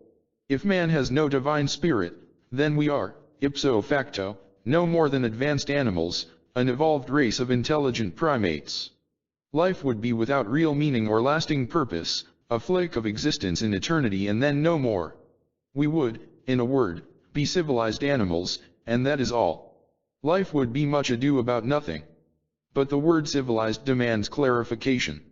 It portends vastly more than modern cities, communications, transportation, and gadgets. If it means anything, it must mean the voluntary embracing of a moral code and the upholding of human rights and dignity. Man has will and reason, and he has conscience. He has ideals and principles and nobility. The three great precepts of life, Plato wrote, are truth, beauty and goodness. Why? Why for men? Which of the animals can appreciate truth, beauty, or goodness? Beauty is relative, and it lies not so much in the things seen as in the minds of those who see it. Goodness, and there is still a great deal of it in the world, is an impossible virtue outside the realm of divinity. And truth, that elusive abstraction, we can be sure has no attraction outside the human family. No chimpanzee has yet passed the first grade. If we are simply educated animals, we should have all the animal instincts and little else. Life would be ruled entirely by the law of the jungle, muscular strength and shrewdness would be the only things that mattered. There would be no room and no reason for law and justice and decency, no pride, no ambition, no inventions, no trust, no music or creative art, no worship of the unseen. And man, wherever he has been found, has always felt the compelling need to pay homage to a higher being. If he was supreme in the earth, he must have inherited it. All he had to do was to look up to recognize his dependence, his inferiority. Only a spark of the divine within the human breast can account for this civilization of man and the effort he expends on it. There is no satisfactory alternative in reconciling the present state of mankind, whatever the shortcomings, but to embrace the existence of the soul, that spark of spirituality that explains the extraordinary progress of man morally and culturally over the ages. It is, indeed, the motivating force that propels him onward and sometimes upward, making him a great deal higher than the animals and only a little below the angels. Man is the only animal that blushes, Mark Twain said, and the only one that needs to. If man has a soul, a spirit, then he must be of spiritual origin, and there must be an origin, a universal force, being, or consciousness. There must be a God, for the created demands a creator. The law requires a lawmaker. And there must be a meaning, a purpose in life other than just enjoying the fruits of the flesh. The laws of nature cannot be accident. If these things be true, then we are indeed strangers in the earth. And it is safe to assume that we would not be here without some sign, path, pattern, or light to show us the way back home. Surely no father would ruthlessly abandon his children to the hazards of a cruel world of chance and ultimate oblivion. Surely there is a way out of the predicament in which man finds himself. Reincarnation and karma offer the most realistic solutions to this dilemma. While the theory of rebirth is still to date unprovable scientifically, there is nevertheless ample evidence of its validity. Some of this evidence is of a material, tangible nature. Almost everyone has at one time or another met new people or visited new places with the eerie feeling of reliving a past experience. Something deep within the unconscious memory seems to strike a familiar chord. The poet Shelley, while walking in a part of the country he had never visited before, remarked to a companion of his strange feeling of having been there before. "Over that hill," he said, "is an old windmill." They continued their stroll with expectation. Upon reaching the summit of the hill, the windmill came into view, and Shelley, a sensitive soul, fainted with emotion. Dr. Hereward Carrington, the noted psychic investigator and author, reports the story of a man who visited an ancient castle for the first time. "There used to be a door here," the stranger said, pointing to a brick wall. No one knew of any such door, but later investigation revealed that centuries earlier there had indeed been a door there and that it had been bricked up.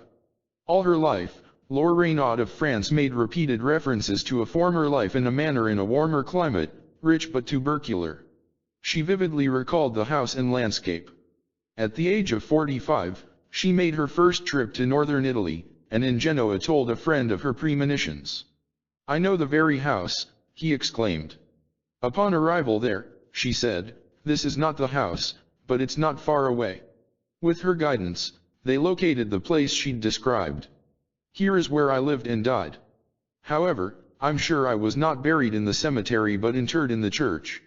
Family and burial records disclosed that the person she claimed to have been died an invalid in the house at Albaro and was buried in the church of Notre Dame du Mont. In the famous Shanti Devi case of Mathura, India, she recognized her former husband and relatives as well as the house and neighborhood. Many Americans will recall the 5-year-old Chinese girl who toured this country giving piano concerts. The child had no musical training or even parental background in the art.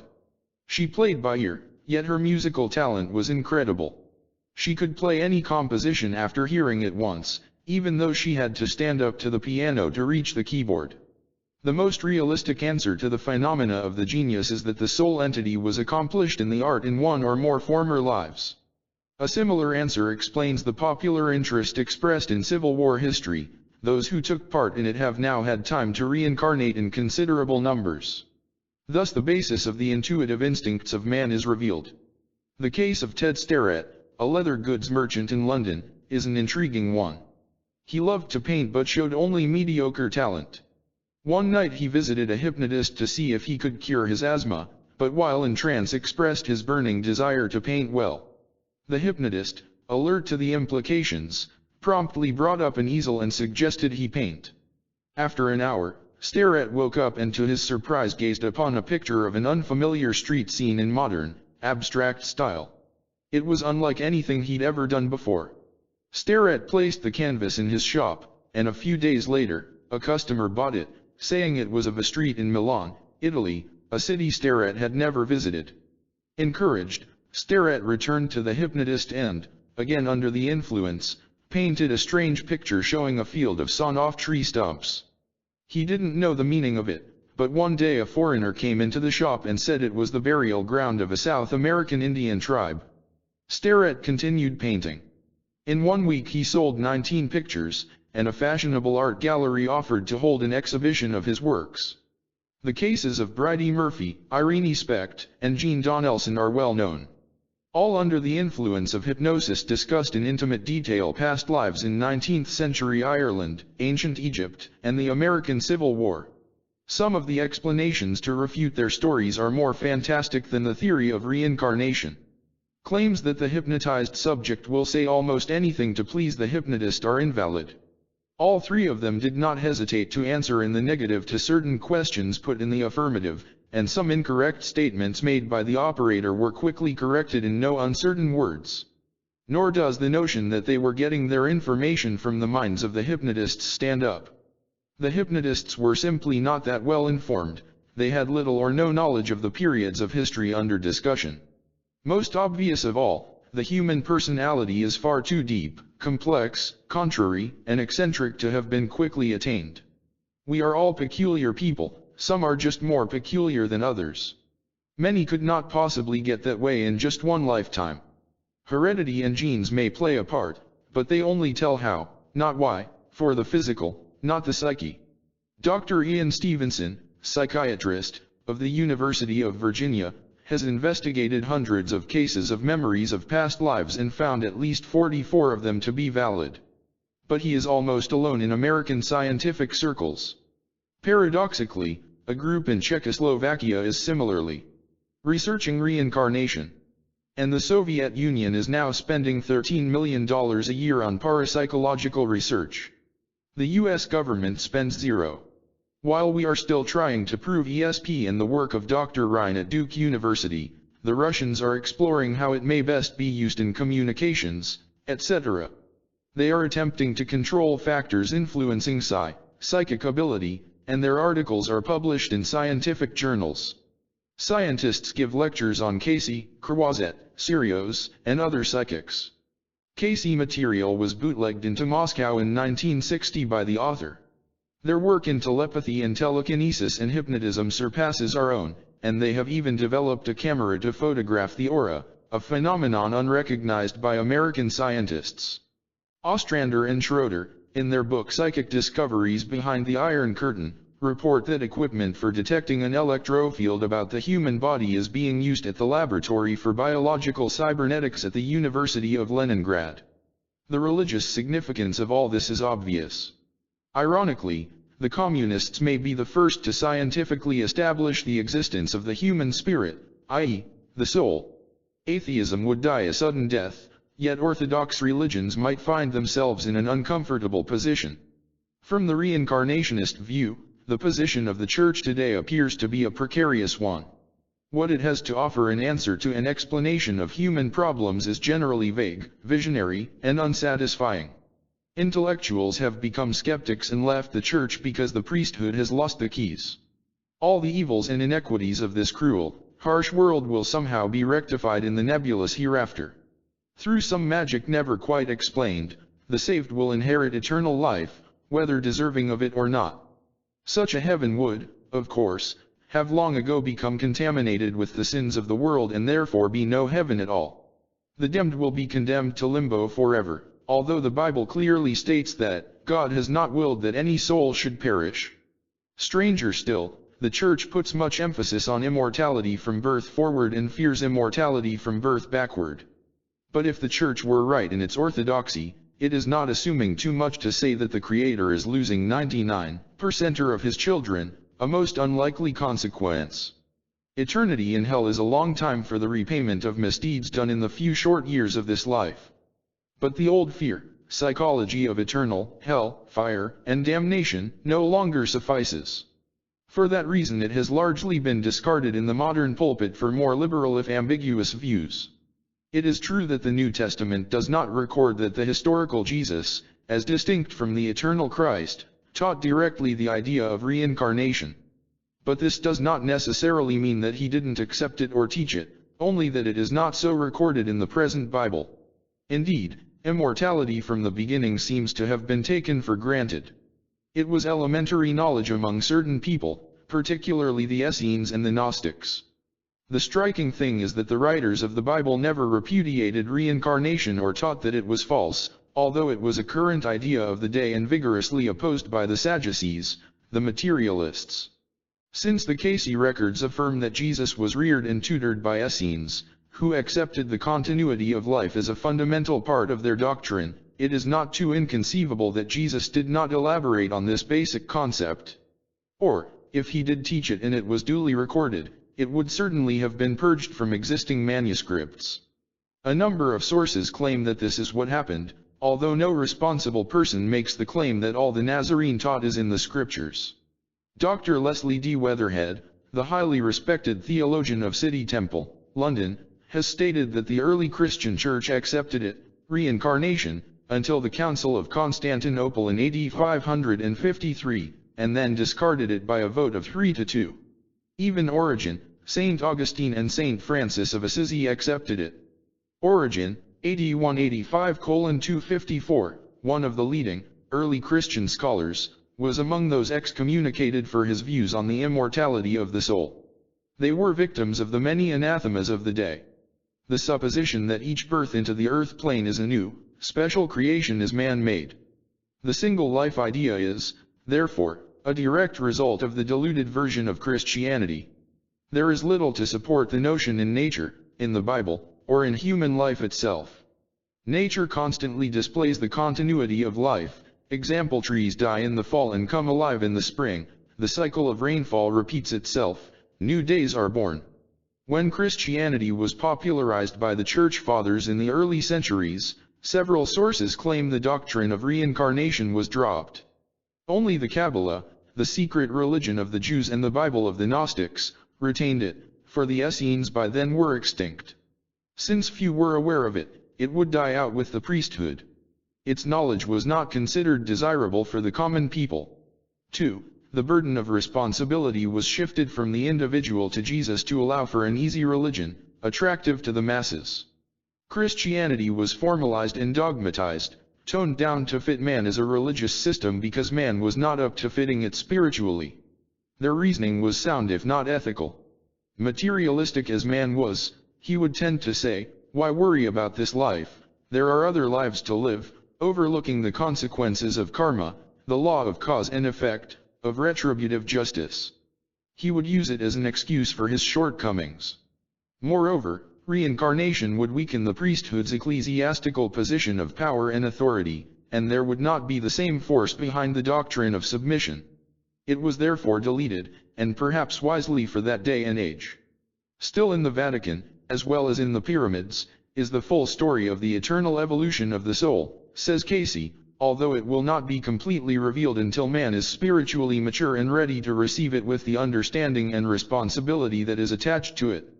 The few have always known the whole truth from the very beginning. But those who recognize the validity of the continuity of life should not make the mistake of maliciously condemning the Church.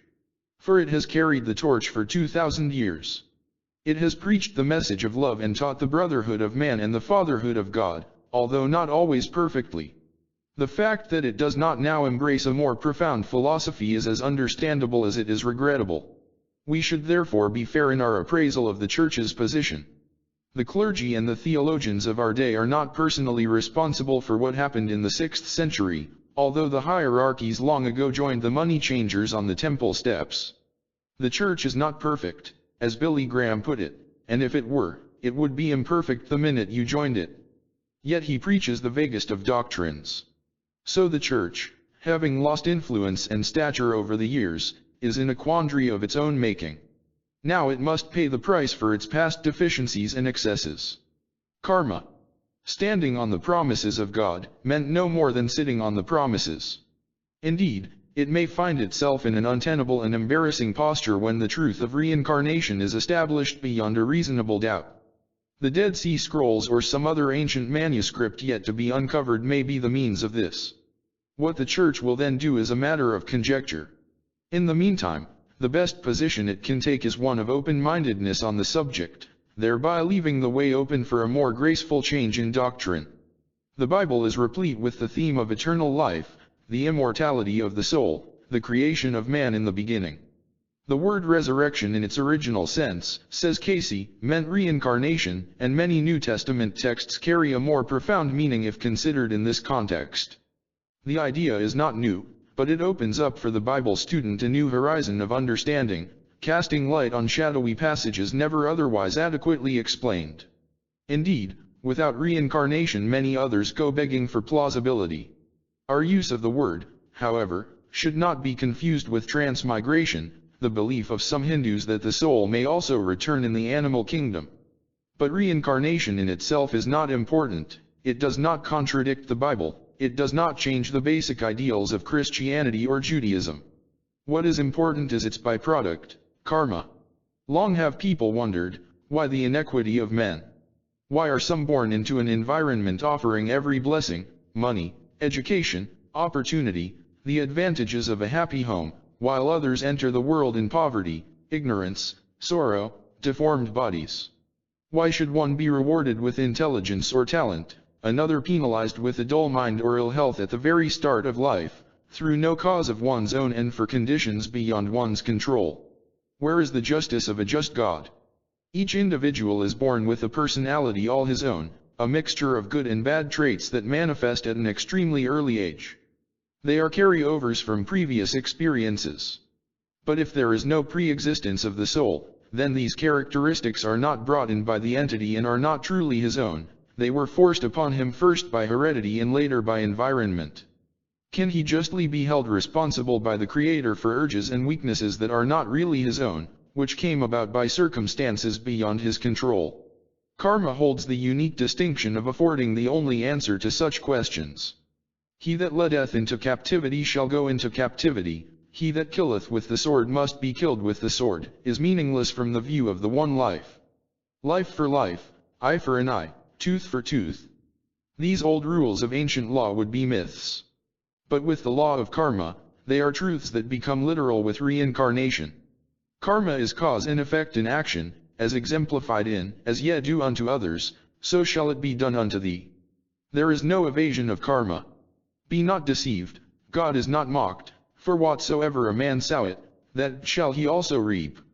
As the Nazarene said, for verily I say unto you, till heaven and earth pass, one jot or one tittle shall in no wise pass from the law, till all be fulfilled. And, I tell thee, thou shalt not depart thence, till thou hast paid the very last mite. And again, verily I say unto you, this generation shall not pass away till all be fulfilled. Man must pay to the last farthing for his transgressions, and the generations of man in the earth shall not cease until all has been met, until all has been fulfilled. He can learn only by doing, for he truly knows only what he has experienced. Growth comes through adversity. With the continuity of life, God is truly a God of mercy, justice, and, most of all, patience. Be ye therefore perfect, a seemingly impossible admonishment, is one of the most frequently recurring tenets in the scriptures. Thus people's lives follow a self-made pattern, a karmic pattern of loves, hates, fears, desires, families, friends, groups, and nations. Every soul has its own particular karmic pattern, says Cayce. These are of two types and are brought in at birth, which like death is but the transition to another plane of existence. There are those innate mental urges derived from experiences out of the body in the cosmic realms, and the emotional tendencies built from lives in the earth. The word interests most adequately describes the mental inclinations gained from planetary sojourns, while feeling best expresses those emotional urges from past physical lives, a kind of sensing or knowing without reason. This is why men are such complex beings. Each thought, each word, each act adds to the total structure of his nature and becomes a part of his karmic pattern, Cayce insisted. Mind is the builder, and no effort is ever wasted. Thought upon thought, line upon line, we build that which we are and will be in the future. The circumstance in which we find ourselves is exactly that which we have earned, it is what we need or deserve. And what we do today will be meted out to us in like measure in some future life, for man is indeed the captain of his soul, the creator of his fate. In the words of that wise old axiom, the mills of the gods grind slowly, but they grind exceedingly fine. There is good and bad karma. Happiness, friends, health, talent, and prosperity are good karma. Disease, sorrow, handicaps, poverty are bad karma. Man instinctively considers good fortune his inherent right, he takes his positive karmic conditions as a matter of course, suggests Dr. Gina Sermonara in the best volume on the subject, Many Mansions. But the negative karma, illness, tragedy, misfortune, he immediately questions.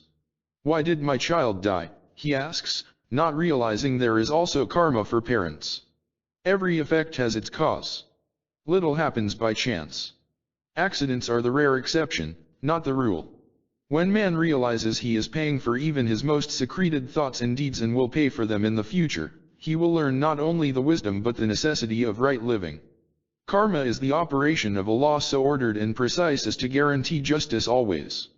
Its purpose is moral education, to produce spiritual growth and strength, and it is created every day for better or for worse.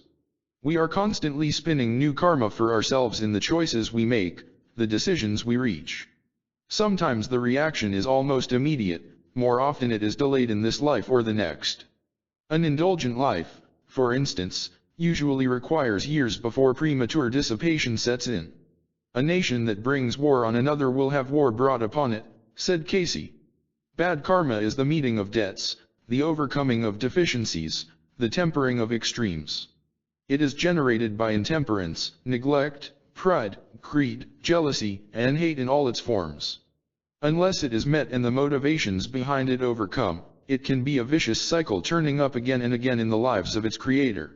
Forgiveness is one of the cardinal themes of the Bible. Often it is the only way to stop negative karma. Forgive, and ye shall be forgiven, writes Luke. Why? To retaliate is to throw fresh fuel on the fire, generating new karma for the doer of the latter deed. It perpetuates evil. Vengeance is mine, said the Lord. For with the same measure that ye mete withal it shall be measured to you again, warns Luke. While the law of karma is specific in operation, it does now always run in chronological order. It may be delayed several lifetimes, until the right set of circumstances occurs at a time when the entity is spiritually prepared to meet it. Souls and groups of souls return by law or by will, but not with automatic regularity. Karmic problems with other persons may be delayed to conform with their incarnations. Any close association of long standing is almost certain to be karmic, good, or bad. In the long run, there is no bad karma, only good, since its purpose is spiritual growth. As in going to the dentist, it may hurt for a while, but you'll be so much better for it. Good karma is the result of patience, understanding, kindliness, cheerfulness, devotion, hard work, generosity, concern, the fruits of the Spirit. If one is looking for perfection, he should start with himself. The world has in it many people who are without hope, who are undernourished and poorly housed, who are frustrated and disenchanted. Whatever the causes, material and spiritual, we must not turn away from their needs, for we are indeed our brother's keeper, says Cayce. In sharing another's burden, in trying to right wrongs, one renders not only a service to others but creates good karma for himself and perhaps a better society. That is why it is better to give than to receive. Sex, race, color, and religion may change from one incarnation to another, although the same sex is usually maintained. Consequently, the futility and the foolishness of intolerance is apparent.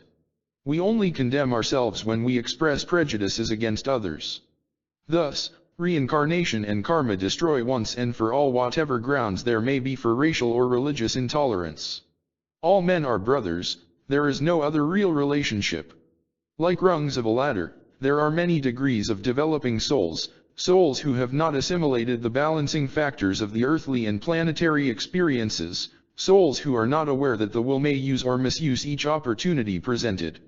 Anywhere along the evolutionary path men may slip and fall backward, carrying others with them. This is what happened in Atlantis, and it brought corruption, moral decay, eventual destruction to an empire infatuated with its power and authority. Its arrogance was inexhaustible. Some Atlanteans became forces for evil in their abuse of others through the electrical and psychic powers available to them. In eras when electricity, hypnosis, psychology were not available, this corruption of character could not be completely redeemed, suggests Dr. Sermonara, a psychologist. Hence, those who misused this power cannot be said to have transmuted their greed and lust for supremacy unless, when offered the same opportunity under approximate conditions, they can use them constructively. The cyclic progress of mankind has made the 20th century just such a period. Atlanteans are incarnating at present in great numbers. The amazing technology of the present age can therefore be understood as the consequence of the bold, inventive genius of egos who brought with them a remembrance of Atlantean achievements. The present is the testing period, she writes, to determine whether in the intervening centuries they have acquired qualities that will withstand the renewed temptation to selfishness and civilized barbarity. It is the first opportunity they have had to meet the karma of that particular period. In the meantime, they have had chance after chance to accumulate the necessary wisdom and combative qualities. What they do now will decide the fate of the nation and the world. One can only shudder in horror and dismay when contemplating the hierarchies of the Pentagon, CIA, and Wall Street, who hold such awesome power in their hands. Their combative qualities are in evidence but of the wrong sort. Their vision and wisdom appear, however shrewd and clever they may be, to calibrate at something less than 20/20. But karma is not a fatalistic attitude, although in India it has become such to the detriment of many of its people. The will is always supreme. It is the will that accepts or rejects the choices and opportunities presented, for that is its birthright in each experience. The will is the governing factor, and it may alter the pattern and the destiny built by a soul's previous activities. Through karma, a predetermined set of conditions is certain, but by will and reason these are often subject to alteration. Thus both free will and predestination exist in a person. We are like the bear in the zoo. He can run back and forth, to and fro with complete freedom, but there are limits beyond which he cannot go. If we fail in the exacting classroom of this life, we must return and go through the grade again, for to enter heaven without first gaining the necessary lessons would defeat our purpose. We would find ourselves not only in an environment with which we could not cope, but one in which we would be at an embarrassing disadvantage. Reincarnation and karma give man a new hope and a new understanding in his struggle for the better life and a better world. The Bible, that most remarkable of all books, takes on a new meaning. The seeming inequality of men, physically and mentally, is vindicated, as is the injustice of a just God. The injustice rests with men. What appears to be luck, unfairness, accident is rooted in more solid ground than mere chance or the mischievous doings of a whimsical creator. Extracts from the Cayce readings. Here we have truly a pathological condition and a psychological one as well, and it extends to karmic reactions also, asthma. For one doesn't press the life out of others without at times seeming to have same pressed out of self. 3906I. Here we find a physical expression of wantonness and selfishness in the past manifested in the present in the lack of physical, mental, and spiritual faculties, mongoloid. The entity, in high position of authority, turned away from those who were without hope, who were disturbed in body and mind. The entity turned to the joys of the appetites in self. Here we find that the entity is overtaken, and what he has sown he is reaping. For through the parents, love and service, the soul consciousness of this entity may become aware of what true abiding love leads individuals to do concerning those who are dependent upon others for every care, for the soul of this entity is entering an awakening in the present. So the seeds of truth, hope, of mercy, kindness and patience making known by application the truth to this soul that, I am my brother's keeper. 2319:1. The law of cause and effect is here being demonstrated, multiple sclerosis. Karmic conditions are being met. For as given of old, each soul shall give an account of every idle word spoken. It shall pay every whit. The entity is at war with itself. All hate, all malice, all that will make man afraid must be eliminated from the mind. 3124:1. When the body becomes so self-satisfied, so self-centered as to renounce, refuse, not change its attitude, so long as there are hate, malice, injustice, those things which produce hate, which produce jealousies, which are at variance to patience, long-suffering, brotherly love, kindness, gentleness, there cannot be a healing of this body. What would it be healed for? That it might gratify its own physical desires and appetites. That it might add to its own selfishness. 3124:2. Don't let it occur again in this life, vehement, self-righteous intolerance, for there will be tendencies for drink, not only in yourself but in those about you. For that which ye hate has come upon thee. Don't hate anything in the present. 5359:1. For each entity in the earth is what it is because of what it has been. And each moment is dependent upon another moment. So a sojourn in the earth, as indicated, is a lesson in the school of life. 2823:3. Question: is there anyone else with whom we could be as happy, or happier, in marriage, than with each other? Answer: oh, we might name 20:5 or 30 such, if you choose to make it so. Marriage is what you make it. There is an experience to be worked out here, if you want to do it now. Since you have to do it sooner or later, you might as well do it now, if you want to. 1981:2. We find that all conditions existent in physical bodies are produced by that which may be met. There are, in truth, no incurable conditions, though the mode of the plane's existence may be changed. That which exists is, and was, produced from a first cause, it may be met, counteracted, changed. For each ailment is the result of the breaking of a law. The healing will of necessity come when there is the compliance with other laws which meet the needs.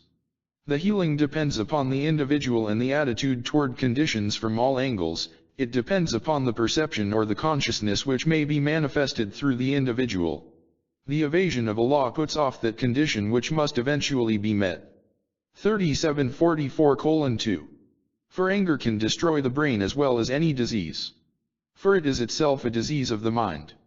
3510:1. Before this we find the entity was in the land of the present nativity, and during those periods of turmoils and strife, in that called the Civil War. The entity was among the southern contingents, acting in the capacity of what is called the commissary, or one providing provisions for the handling of those who served in the capacity of soldiers. Thus we find the entity met many of those disturbing conditions, many of those inactivities that brought the weighty problems of considering manners and means of distribution, as well as those influences from which resources might be obtained. The name then was Karl Brickner. In the experience the entity gained, for the sincerity of purpose was manifested in the manner in which the entity conducted himself. 2062:1. 13. The human destiny. In man's study of himself and his relation to the whole, there comes an awakening to the full concept of the part he must play in the immense scheme of creation. While he may be baffled by what appears to be an extraordinary division of force in matter, there is always open to him a door through which he may pass to obtain the new vision. The door, of course, leads to his own inner self. He must come to understand this infinite, higher dimensional self and his relation to his source. God, say the Cayce readings, is the one elemental life essence, spirit, creative force, the Allah vital, with its manifestation called mind. Mind includes not only man's physical form of mind, the three-dimensional, self-conscious viewpoint, but also the fourth, fifth, and higher dimensional viewpoints of other planes of awareness. The mind of God embraces the one total life energy, what we call nature, with its universally evolved portion called mind in all its forms, all its stages of development, and all of its self-conscious, individual viewpoints, ourselves. In matter, the highest manifestation is man; in spirit, it is soul, and they are essentially one and the same. While in matter, man does not possess the Creator's kind of mind, but the kind that finds expression in its three divisions, the conscious, the subconscious, or unconscious, and the superconscious.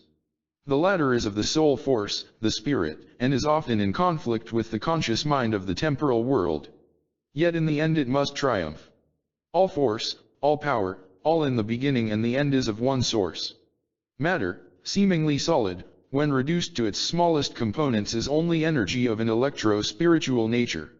The divisions that seem so evident in the physical are due to two causes. First, the rebellion of man against the creative will, both in and out of the material world, even though God's will always has influence through and upon entities passing in the various planes, Mercury, Mars, Jupiter, Neptune, Venus, Saturn, Uranus, which are related to 7 endocrine glands, the storehouses of karma.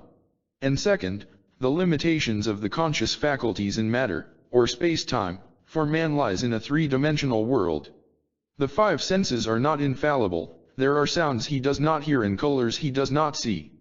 The seeming complexity of existence in the earth plane notwithstanding, the original impulse, the force that gave the soul its being in the beginning will manifest and dominate throughout any experience if given the opportunity of expression.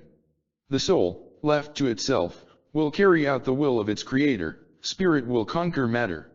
Like begets like, Cayce said. Being of God, man should strive to fully express that presence, that spirit, which is within him.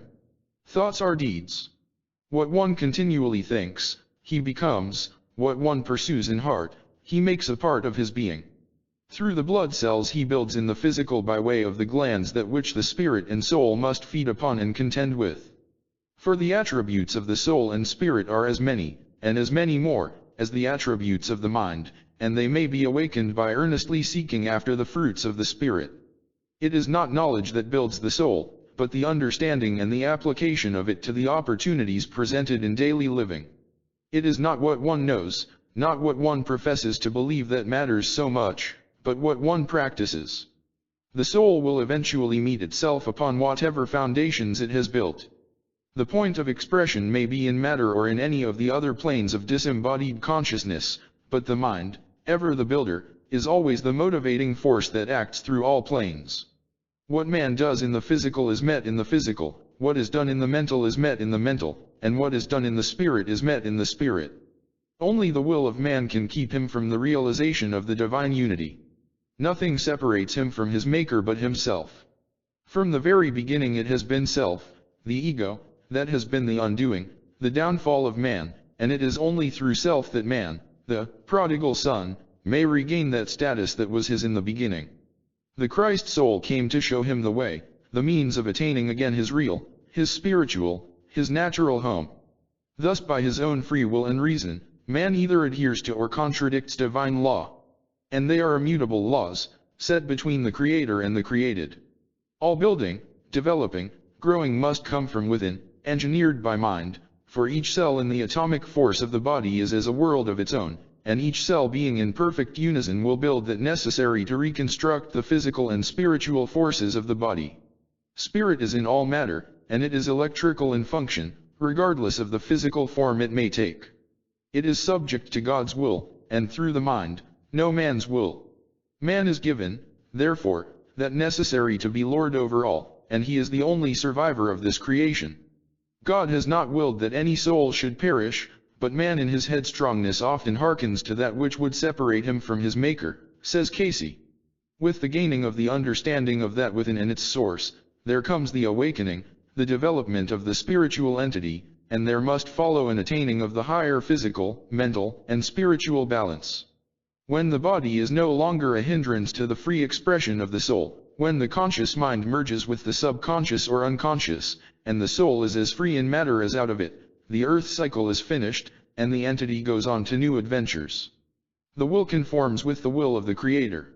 Thus the evolution of force in vibration, of spirit in matter, is brought up to the point wherein man becomes one with the creative energy, or the Godhead. His purpose then, stress the readings, is to evolve himself onward and upward until he again incorporates his mind and his spirit with the one complete whole, while yet conscious of his own separate individuality. That is the whole meaning and purpose of life. That is man's destiny, to become one with his Maker, to again be worthy of and companionable to the Creator.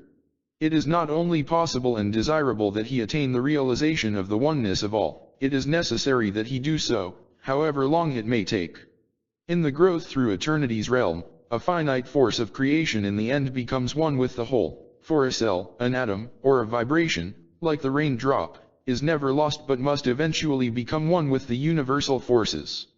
Nothing is ever lost or destroyed, only its form changed. To reach this state of near perfection requires at least 30 incarnations in the physical, plus all the stages of development gained in the other planes. And that gained in the cosmic realms must be proved in the material, for the earth is the testing place, the world of trial for the entire universal vibration. Without passing through each and every stage of evolution, there is not the raising of the vibration within to the point where it enables the entity to become one with the whole. Man cannot reach perfection in matter, on the contrary, he often traps himself in it, unable to resist its temptations. Hence, in the growth throughout the system each stage is, must be, manifest in the flesh. The earth is the proving ground. Man must show his development in this plane until he has reached that stage of evolution wherein he may manifest through the higher spiritual planes en route to perfection, when grace, the forgiveness of past sins, comes into effect. The law of karma is then abrogated. The planets of the solar system have an influence, not because of their position at time of birth, but because of the soul's visitations there between incarnations. Many aspects of modern astrology are therefore overdrawn. What one thinks, what he puts his mind to work upon, to live with, to feed upon, to abide with, that his soul body becomes.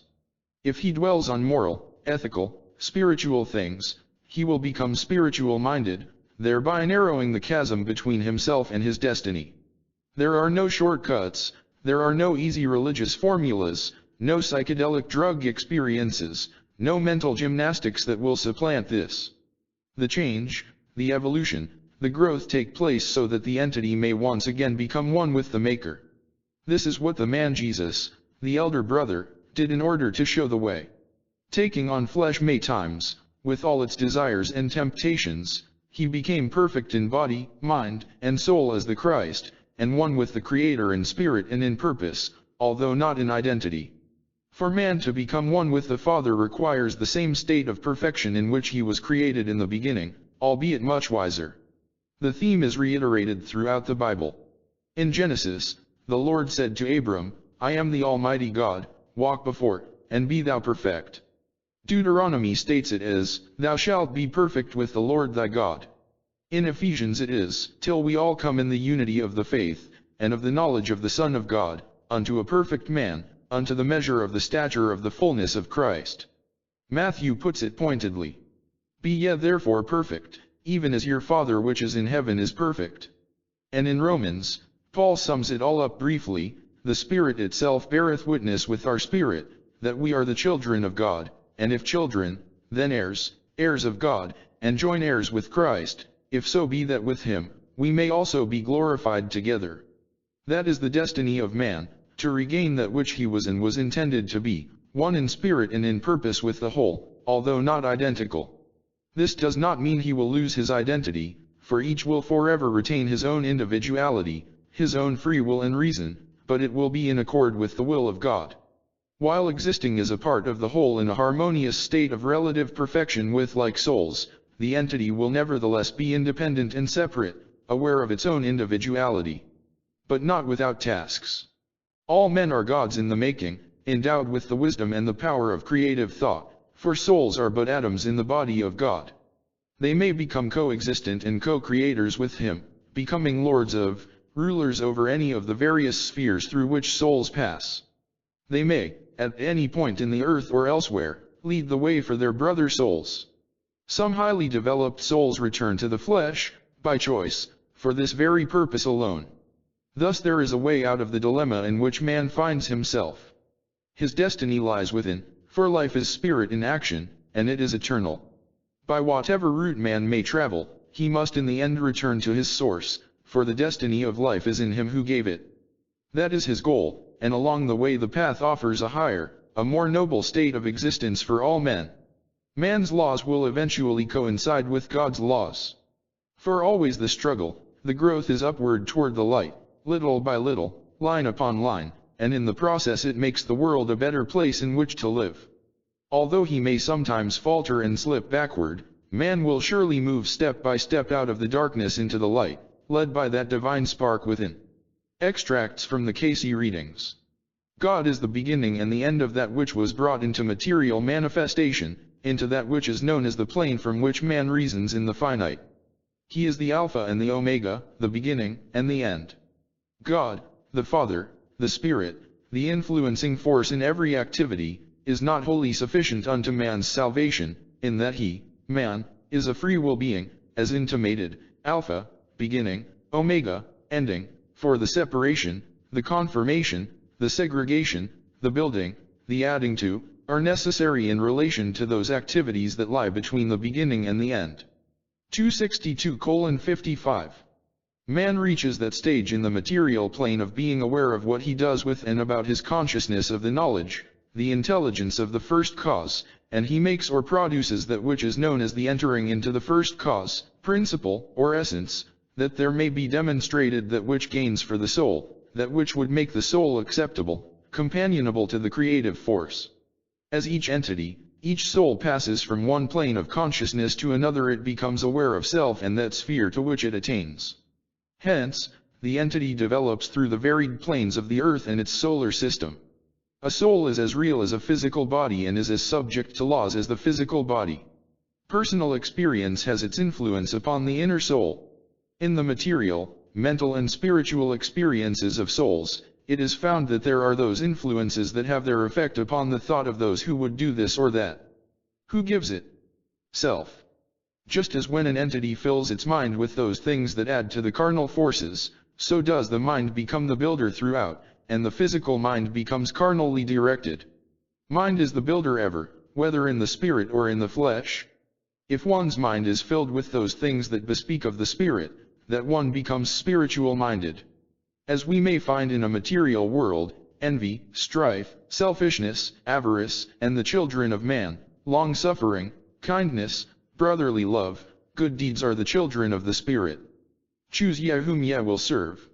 As an individual in any experience, in any period, uses that of which it is conscious in relation to the laws of the creative forces, so does that entity develop towards a companionship with the Creator. He that looks within is higher, for the Spirit knoweth the spirit of its Maker, and the children of same are as given. My spirit beareth witness with thy spirit, saith he who giveth life. What is life? A manifestation of the first cause, God. 57:53:1. What is thy God? Are thy ambitions set only in whether ye shall eat tomorrow, or as to wherewithal ye shall be clothed? Ye of little faith, ye of little hope, that allow such to become the paramount issues in thine own consciousness. Know ye not that ye are his?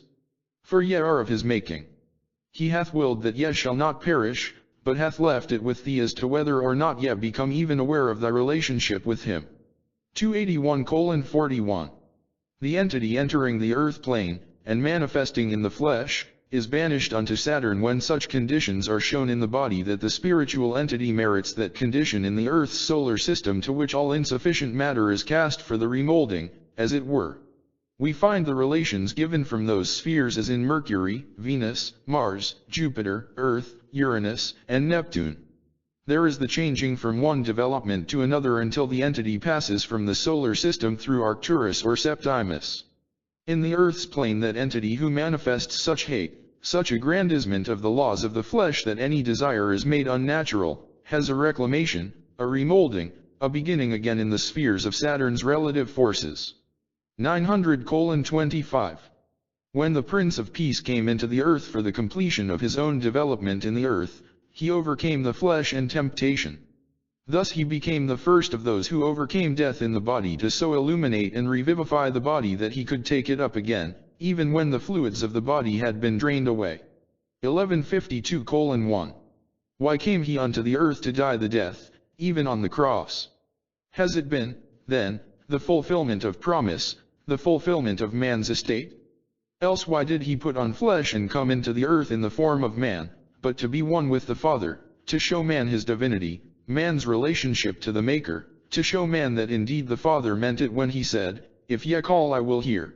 Even though ye be far away, even though ye be covered with sin, if ye be washed in the blood of the Lamb ye may come back. Then, though he were the first of man, the first of the sons of God in spirit, in flesh, it became necessary that he fulfill all those associations, those connections that were to wipe away in the experience of man that which separates him from his Maker. 57:49:6. As the Master spoke, he that abideth in me hath indeed then put on Christ, hath indeed become one with Christ and is no longer subject to the temptations of the world, and hence becomes one with him. To such there is no returning to the flesh. 262:94. We find that there are no chance coincidents. Each and every individual follows out that line of development of the entity in the present earth plane which it has received from the preceding conditions. Each grain of thought or condition is a consequence of other conditions created by self. 900:2. Not in the amount of monies, lands, holdings, houses, cattle, or gold, but in the ability to serve thy brother lies strength, security, and the perfect knowledge of God. 900:370. How can ye do his bidding? Not in mighty deeds of valor, not in the exaltation of thy knowledge or power, but in the gentleness of the things of the Spirit. Wilt thou separate thyself? For there is nothing in earth, in heaven, in hell, that may separate thee from the love of God, of thy brother, save thyself. Then, be up, and doing, knowing that as thou hast met in life those things that would exalt thy personal self, these ye must lose in gentleness, in patience. For in patience ye become aware of your soul, your individuality lost in Him, your personality shining as that which is motivated by the consciousness of thy Lord and Master. Thus does your destiny lie within yourself, and the destiny of the world. 849:11. Appendix. The phenomenon of Edgar Cayce's life is only slightly less phenomenal than his readings. As a youth he had some mystifying experiences, talking to invisible playmates on a regular, recurring basis, sleeping on his spelling book and memorizing every word of it including the copyright date, telling his mother what to do for her, conversing with an angelic presence that physically wasn't there. The only son in a church-going Campbellite family of 5 children, Edgar Cayce was born on a farm near Hopkinsville, Kentucky, in 1877. A poor student, he received no more than a grammar school education and eventually took up photography as a trade. His psychic powers were accidentally discovered in 1901, when he was 20:4. He caught a cold and suddenly lost his voice. After a year of numerous and unsuccessful medical treatments, he became resigned to a life of rasping whispers. About this time, hypnotism was enjoying a fad throughout the country, and a friend suggested that he try it as a means of helping his condition. Cayce was willing to try anything that might cure his throat. A local hypnotist offered his services, and Edgar readily accepted. He insisted, however, that he put himself to sleep, with the friend making the suggestions after he was under. The experiment proved to be more than successful. Cayce went into a deep trance and described the condition in his vocal cords, advising, strangely enough, what to do for it. The advice was followed by the hypnotist, that of suggesting the blood circulation increase to the affected area, and when Cayce awakened, he had regained his normal speaking voice. After a number of follow-up sessions, the cure turned out to be a permanent one. Cayce, his family, and his friend were astounded. When word got around of this unusual occurrence, he was besieged with requests by the sick to try his diagnoses and curative methods on them. He was reluctant to attempt anything of the kind. In the first place, he was uneducated and knew nothing of medicine or anatomy in his waking state. Moreover, the hypnotist giving the suggestions was not a trained medical man. For all Edgar knew, he might prescribe something that would kill somebody. After all, he had no idea what went on while he was asleep. In the end, however, he gave his consent, and his misgivings proved unfounded. With authoritative certainty, he successfully described without prior information, a tilted stomach, an engorged spleen, ulcers in specific places in the stomach, pinworms, pregnancy, anemia, diabetes, epilepsy, misplaced vertebrae, and almost every other known and unknown ailment. The information was accurately couched in medical terminology, and the treatments suggested seemed to get results. In most of the cases that developed over the years, the celebrated psychic never met the persons making the requests. They were received through the mail. The recipients of the readings were usually hundreds of miles away. All Cayce needed was the full name of the person, his address, and where he would be at the appointed time of the reading. Lying on the couch with his necktie and shoelaces loosened, for better circulation, the readings said, he could answer any question put to him. His wife, Gertrude, usually made the suggestions and asked the questions, while his lifelong secretary, Gladys Davis, took everything down in shorthand. After a while, the sleeping Cayce would start to mumble, as though searching for something. Then he would clear his throat and speak in a firm, authoritative voice. Yes, we have the body, he would begin and then go into a half-hour discussion of the physical condition of the person who was ill. The Cayce files are replete with unfathomable cases. One of the earliest, in 1906, was for a college football player who walked off the field and collapsed in a convulsion. He steadily became more erratic, demanding, mentally unbalanced. Doctors, finding no cause, were mystified. His parents took him to hospitals in Nashville, Louisville, New York, and Mayo's in Rochester, Minnesota. He had to be kept in padded cells or closely guarded.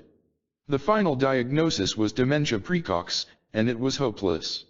Providentially, the parents placed him in the hands of a local physician who, unknown to them, had heard about Edgar Cayce. He secretly obtained a reading. "Yes, we have the body," the sleeping seer said. "His brain is on fire. The convolutions in his brain are all red, red as fire. His mind is distorted. In a very short time, unless something is done, he will be a raving maniac. It dates a way back, a way back, a way back." He prescribed a highly potent and dangerous drug. "Specific treatment," he said, "put to the limit." The doctor began administrating it in ascending doses, 10 drops in the morning, 11 at noon, 12 at night, then 13, 14, 15, up to 20, then back, drop by drop, to 10. There was no response. A second bottle, then a third, he got up to 60 drops, more than was safe. 3 weeks passed. Then suddenly one morning the youth came calmly down the stairs. "Good morning, Mummy," he said as he used to. "What's for breakfast?" He was fully recovered. "I got all the credit," the doctor later recalled. Cayce just couldn't be mentioned in that day and time. Often homespun and unorthodox treatments were advised. Here is a typical extract taken from the Foundation's files. This man was a Catholic priest living in Canada. He had suffered from epileptic attacks for many years. Like most of the others, Cayce knew nothing of him not stated in his letter requesting the reading. In making applications for eradicating the causes then, we would apply each evening, for 2 evenings, the heavy castor oil packs, at least 3 thicknesses of heavy flannel, wrung out in castor oil, as hot as the body can stand same, and placed over the lower portion of the liver, gall duct, and cecum area, this extending, of course, to the umbilical center. Let these remain for 1 hour at each application, keeping the packs hot by wringing out the castor oil 2 or 3 times during the application. After the 2 days of applying the packs, we would begin then with the osteopathic adjustments, with particular reference to a subluxation as will be found indicated in the lower portion of the 9th dorsal center, or 9th, 10th, and 11th. Coordinate such corrections with the lumbar axis and the upper dorsal and cervical centers. The priest later signed a statement that his attacks had ceased and he was apparently completely and permanently cured. There are hundreds of similar cases in the Virginia Beach files documented by affidavits, statements, letters from attending doctors, hospitals, and the patients themselves. Less publicized were Cayce's clairvoyant abilities in the waking state. He loved to play games of all kinds but peculiarly preferred those based on pure luck, rather than mental exercise. One evening in a bridge game he didn't want to play, he demonstrated that he could ready every card in an opponent's hand. The strange gift took all the fun out of such games. He could also see auras, colors emanating from people's heads and shoulders. Once, he became concerned about a woman in the neighborhood who had no aura, and his instinct proved correct. A few days after noticing this, the woman died. Another time he passed a woman he didn't know on the post office steps. Suddenly, he stopped, turned, and hurried after her. Touching her on the elbow, he said, "Please don't go on an auto ride today." She stared at him, and he retired in embarrassment. That evening she found her way to his house. Because of his warning, she had cancelled a ride with a friend that day. The friend had gone alone and had a serious accident. The woman wanted to express her gratitude to a man she didn't know.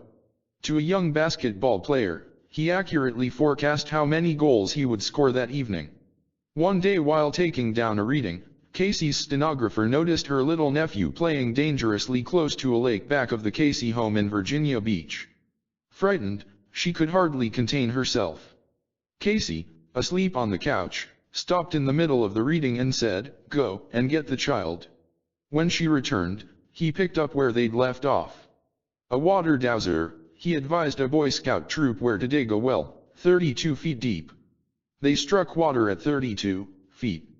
Cayce once greeted a complete stranger by name. Curious, the man, a local bank official, questioned him and, intrigued, invited him to lunch. During the meal, Cayce proved his clairvoyance by correctly writing down the combination to the bank safe. The banker was speechless when he read it. One time Cayce asked a friend, Marsden Godfrey, if he could drive him to New York. Godfrey begged off. He was exceptionally busy at work and knew there was no use in asking his boss. You go ahead and ask, anyway, Edgar told him. He did and was shocked when his supervisor said it was all right. When Godfrey drove up to the Cayce home, Edgar was standing out front, all ready to go. Years later, after he had retired, Godfrey told the story to his boss, who remembered the episode explicitly. I wondered after you left what in the world made me let you go. I needed you badly at the time. You and Cayce shouldn't have done that to me. But in 1923, a startling new kind of reading was discovered. Cayce was operating a photographic studio in Selma, Alabama, when one day a well-to-do printer from Dayton, Ohio, walked in. His name was Arthur Lammers, and neither he nor the members of his family were sick. His hobby was metaphysical philosophy, and what he wanted to know was far beyond the range of Edgar's normal thinking. What is the meaning of life? He asked. What is the origin of talents, abilities, faults, and virtues? How can the inequality of men be explained? Cayce was puzzled. He had never thought about such questions. You ought to find out about these things, Lammers said. What is the real nature of man? What is the meaning of birth and death? Why are we here? Haven't you ever asked any of these questions? No, Edgar replied. Heavens, man, Lammers exclaimed. If there's any way to find out about the riddles of life, it's through the readings. Come up to Dayton as my guest, I promise you'll be a wiser man when we're through. Cayce never made any promises about the readings, but he accepted the invitation, and that was the beginning of the metaphysical thought to eventually emerge from 2,500 life readings, as distinguished from the physical readings he had previously been giving. It was an enormous plan, and it sounded both plausible and fantastic to many. For Cayce, it was the beginning of another period of tortuous self-doubt. Brought up in an atmosphere of strict, orthodox, Protestant Christianity, he was uninformed on the other great religions of the world and their similarities with his own. What the readings now said seemed foreign to everything he had been taught and had been teaching in his Sunday school classes for many years. The essential principles of the great religions, said the readings, were nevertheless all the same, they were only clothed in different garments. Cayce withheld judgment on the point for a long time. In the end, he and those close to the work came to accept reincarnation. It was unprovable, of course, but in provable instances the readings had shown themselves to be honest, if not infallible. The answers were consistent, one rarely contradicted another even when taken years apart while he was discussing widely different subjects. For a life reading, a sort of character and vocational analysis, the suggestions to the sleeping psychic were different.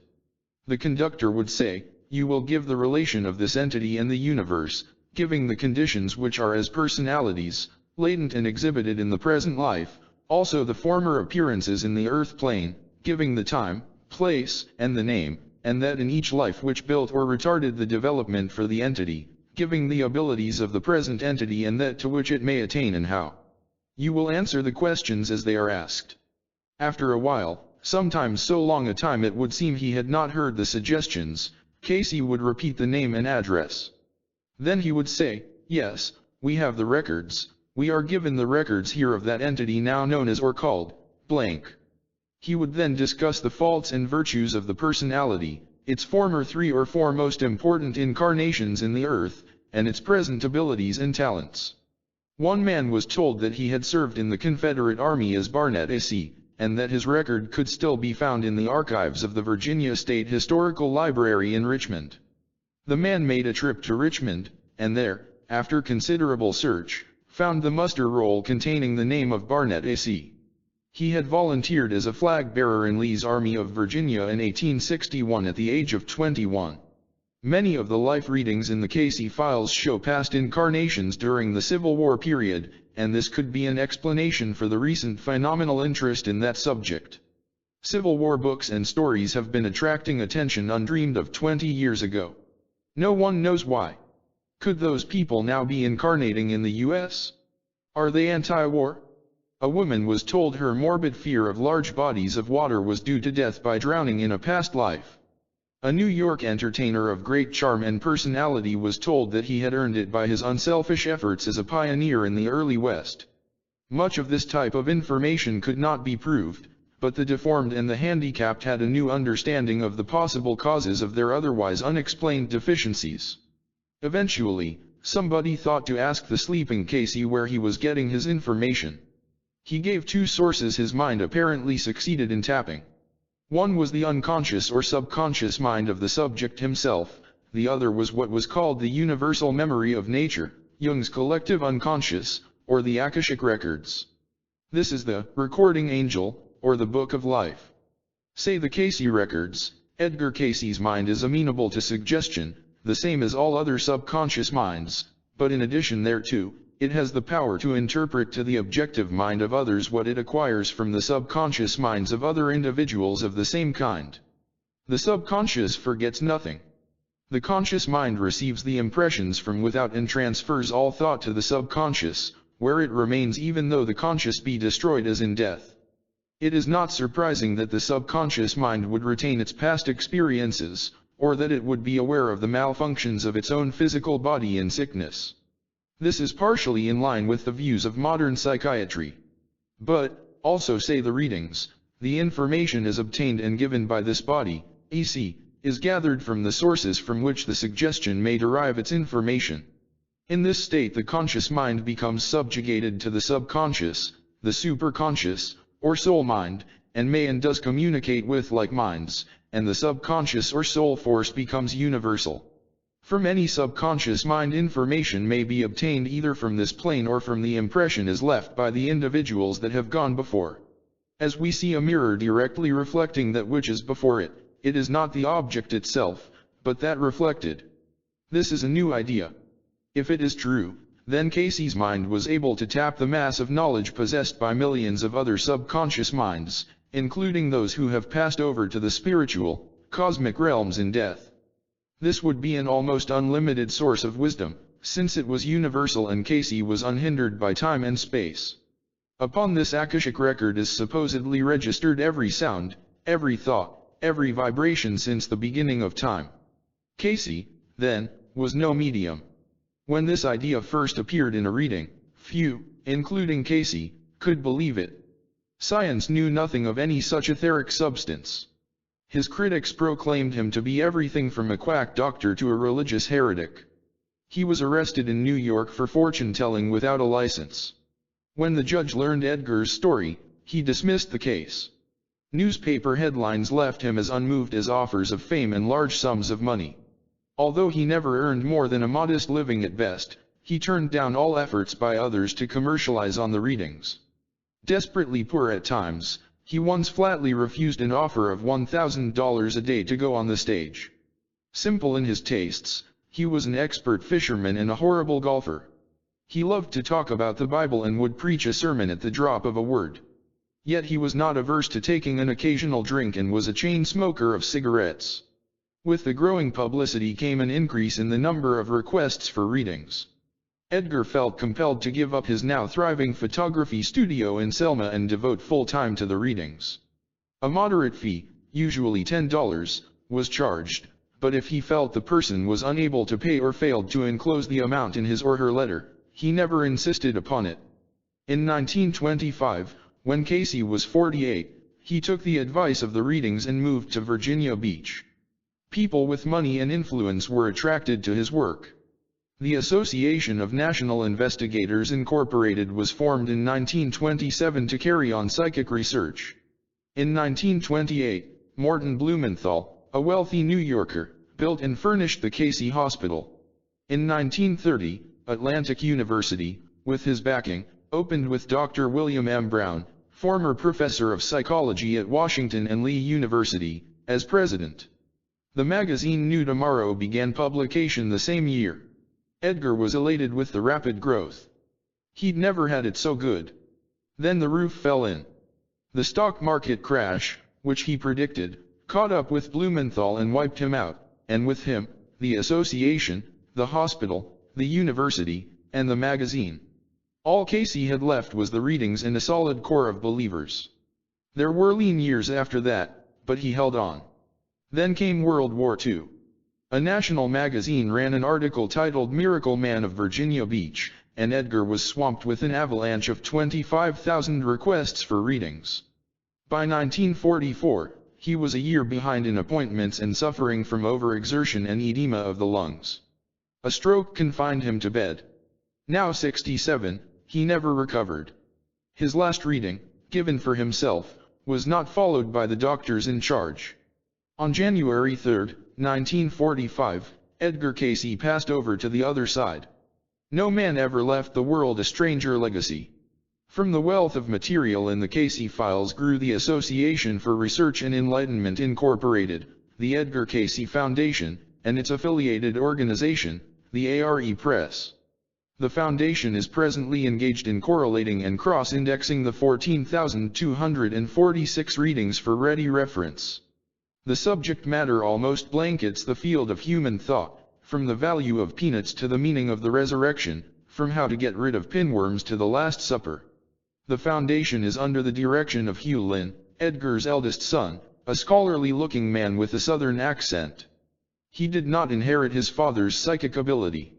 The Association for Research and Enlightenment is an open, membership, non-profit organization chartered under the laws of the Commonwealth of Virginia to carry on psychic research.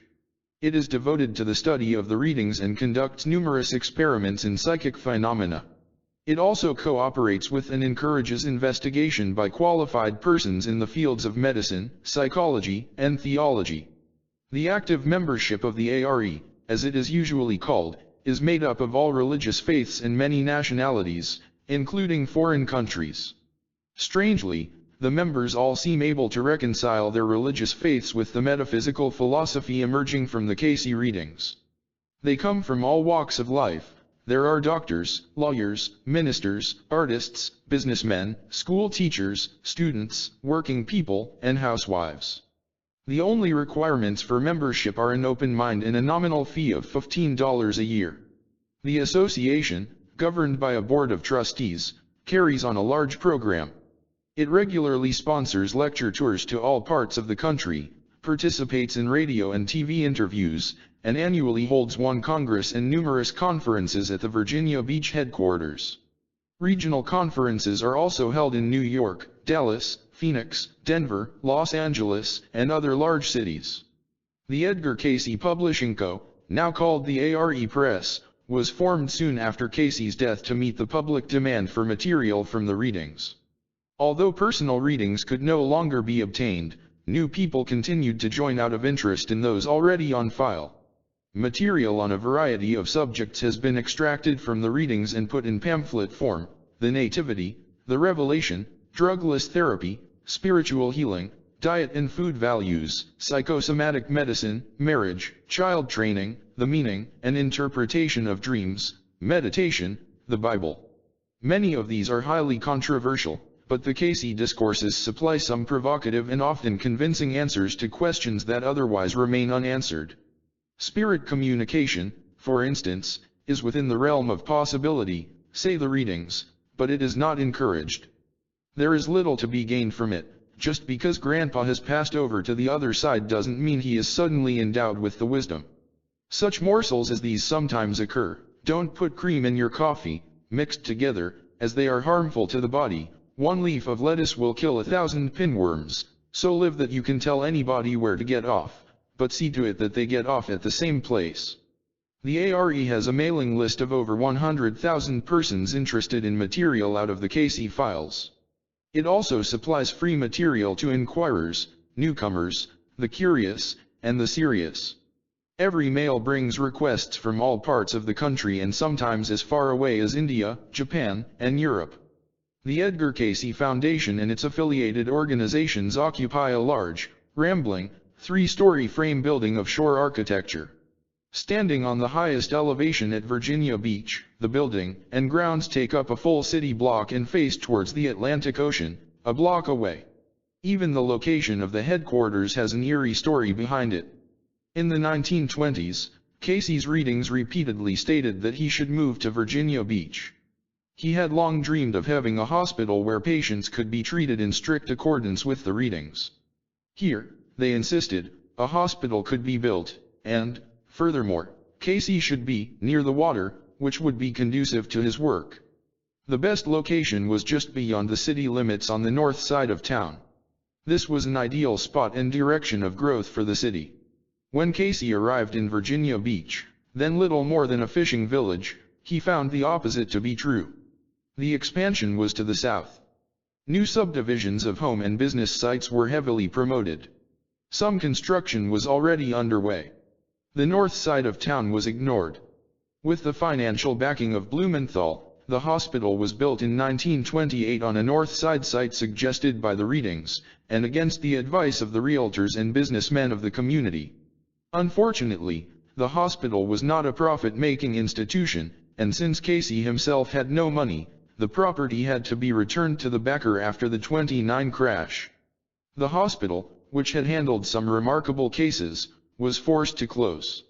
After that debacle, the building was subsequently used as a hotel, a dance hall, gambling casino, nurse's home, private club, and art gallery.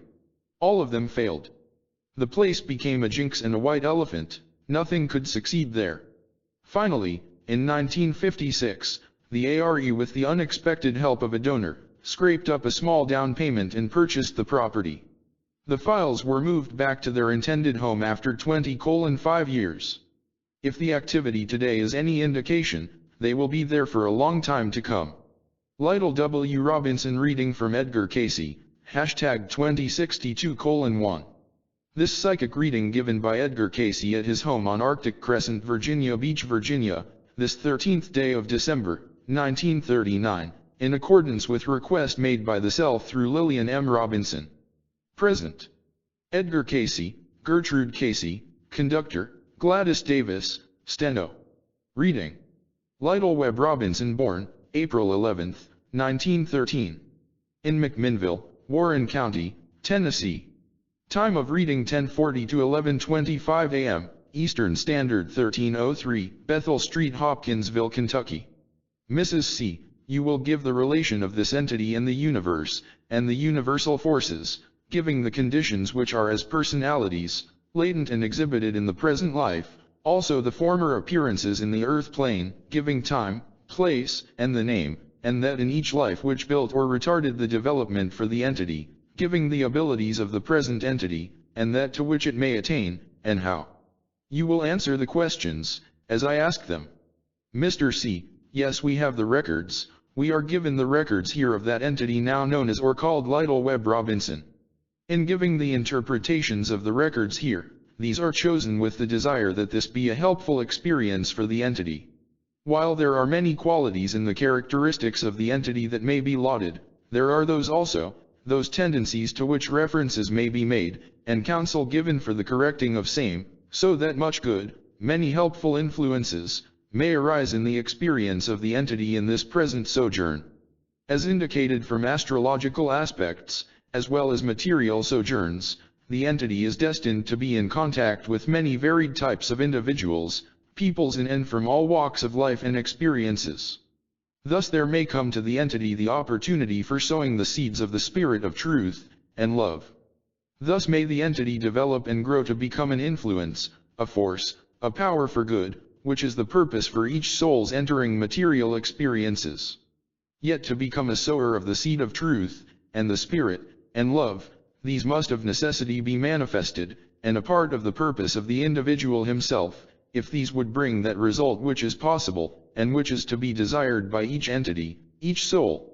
In the astrological aspects we find Mars, Venus, Jupiter, and Uranus as those influences which exert an influence through the varied experiences or environs upon the tendencies or inclinations in the reactions of the entity to conditions, peoples or things.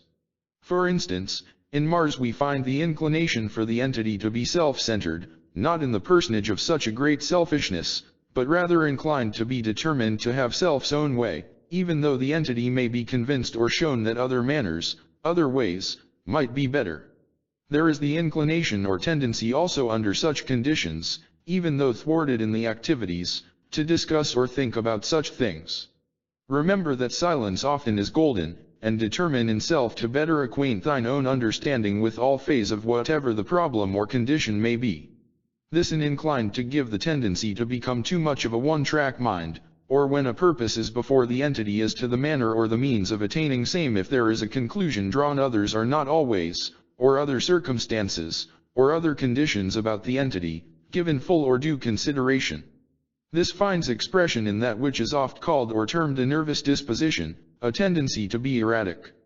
This is more oft, as it grows upon a body, tended to be used as an excuse, and such may undermine the abilities even of such as one as this entity, in accomplishing the good, or expanding or excelling in the manner it should. Read more oft the law of love, that is a part of thy daily life. Grow in spiritual understanding, that thy mental and thy physical manifestations in thy relationships to others, and conditions, may be tempered with that mercy, that justice, that kindness, that patience, as ye would have thy Lord, thy God, thy Savior, have with thee. From the influences in Venus we find a sentiment, a letting off of emotions through same at times. To be sure, all phases of urges from astrological or material sojourns are merely inclinations, tendencies, and the entity does not necessarily have to react. Hence that injunction, study more thoroughly. Delight in the law of the Lord, meditate in same day and night, and then in all phases of thy experience ye will be happy, harmonious, and successful in every phase of thy relationships. Remember, too, that as ye do it unto the least of thy acquaintances, thy associates, yet, the casual passer-by, ye are doing it unto thy Lord, thy God. For thou, veritably, believeth that in him ye move and have thy being. Act in that way and manner, by the more oft seeking to know what he would have thee do.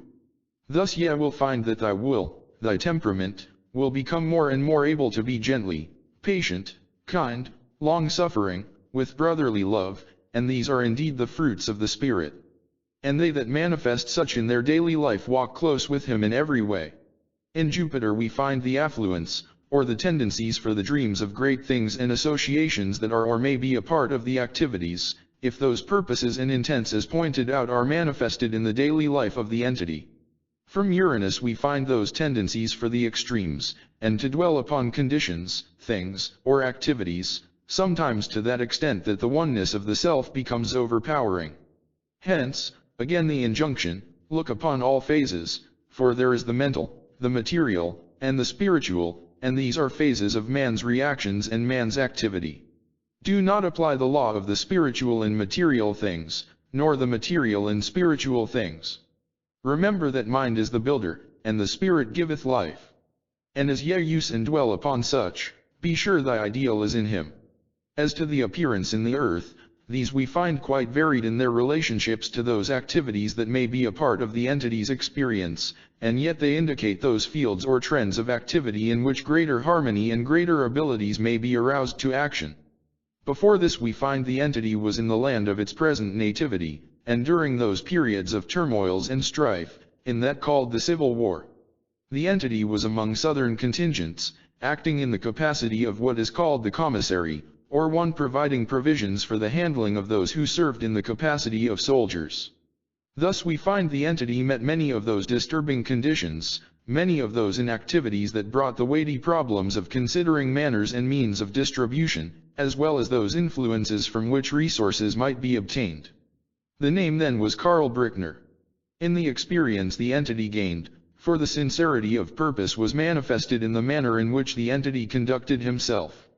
But that singleness of direction in the present needs to be tempered with the better concept of all phases, and the dependencies of all manners of influences in the present relationships. Also there are the inclinations, the tendencies, the abilities of the entity in the present to serve in the capacity of cooperating, coordinating with great corporations, or where consignments may be made, or where there needs to be considered the activity of many various phases of man's needs and man's desires as to man's relationships. But temper these ever with the spiritual import. Before that we find the entity was in that called the Roman land, when there were the attempts more for the correlating of the Grecian and Roman power, or the tempering of the Roman power with the Grecian upbuilding, or Grecian culture. Thus the entity's activities were given in those offices in which there was a study made as to the needs of the one and the fitness of the other for its injection into the activities of the peoples in various forms and manners. The name then was Halcyon, and we find that the entity met and consulted with those peoples in all walks of life, those who would forward the drama, music, games, physical activities, or the learning and art and literature of all natures. Thus we find that the entity in the present is capable of meeting all kinds and characters of individuals, and able to adjust self to the considerations of the needs of all of these. Thus there may come, in the present experience, the conditions, the circumstances, the opportunities for the applying and the use of these tendencies within the experience, and in the relationships. Temper these, also, with those things that bear the fruit of the Spirit, and sow these seed in thy daily activity with others in all walks of thy experience. Before that we find the entity was in the Atlantean land, when there was the exodus of the peoples to the Egyptian land. The entity was among those leaders of the peoples who entered into Egypt, and considered among the counselors of same, with great efficiency and ability in choosing individuals for active service in relationships to the state, or to the offices for the greater good, or the common good of the whole or of groups. In the Egyptian land this caused quite a disturbance to the entity, owing to the rebellions and the attempts of the Atlanteans to take advantage of the situation to establish themselves the greater, and the recall of the priest. For the entity, then as Zeotex, became greatly disturbed, because of embitterments which arose between the entity and the priest. Yet, eventually, through the deeper considerations of self and its peoples, there was the absorbing of the ideas and the ideals of the priest, or the turning of the ideas into ideals, through the seeking to comprehend, to understand, and then to practically apply the tenets of, thy Lord thy God is one. As to the abilities of the entity in the present, then, and that to which it may attain and how. Take those warnings, those admonitions that have been indicated, and meditate upon them, through those channels, and through those ways and understandings that have been given. Know the 30th of Deuteronomy, the 14th, 15th, 16th, 17th, 14th, 15th, 16th, 17th, of St. John, as the pattern of thy life, of thy relationships to others. In fields of service where there are those opportunities to greatly aid others by the distribution of things and conditions needed that pertain to the creating of a better environment for all peoples, will be the outlet for a material service. Let not thy left hand know what thy right hand doth. Ready for questions. Q. Should I remain with my present firm or make the change that is contemplated? As we find, the present associations offer a greater opportunity for a broader service in those directions indicated. But if the change is accepted, because of other environmental circumstances, then indeed study to show thyself approved, not to thy handservant nor to thy employer, so much as to God. Q. For what vocation am I best adapted at present? What weak points in my personality should I develop? This has been indicated, and there only needs to be the study and the analysis, and then the suggestions applied as to correct the weaknesses in the manner indicated. Q. Just what business plans should I make for the future? A. Meditate in the law of the Lord. And then use that which is in hand. We are through for the present. The Impact of a Life Reading. By Lytle W. Robinson. Reprinted from the Searchlight, Volume V, March 1, 1953, Number 9. Life follows a pattern, a karmic evolution perhaps, of ideas evolving into ideals. The mold may vary, but the motivation is always a changing sense of values, a change that comes gradually and surreptitiously with the years. After the age of 30, life becomes a pattern of principles, whereas before that age it is a conglomeration of impulses. Youth has a way of ignoring the important to pursue more seriously the frivolous. It has the knack, for which pseudo-sophisticates strive so laboriously, of speaking lightly of serious things and seriously of light things. Of such may be God's gifts to the young, but there comes a time when we should put away childish things. Of such, nevertheless, was the state of mind when I first heard of Edgar Cayce. It was 1937, and I had just moved in line of duty from Huntsville, Alabama, to Hopkinsville, Kentucky. In this warm, tobacco-raising community of 10,000 people, I began almost at once to hear weird tales of supernatural feats of clairvoyance, of miraculous cures with unorthodox, homespun treatments, and of a far-fetched philosophy of life involving something called reincarnation and karma. I came to know people who attributed their lives to this man, several of them. I listened to their stories, sympathized with them, and took it all with a grain of salt.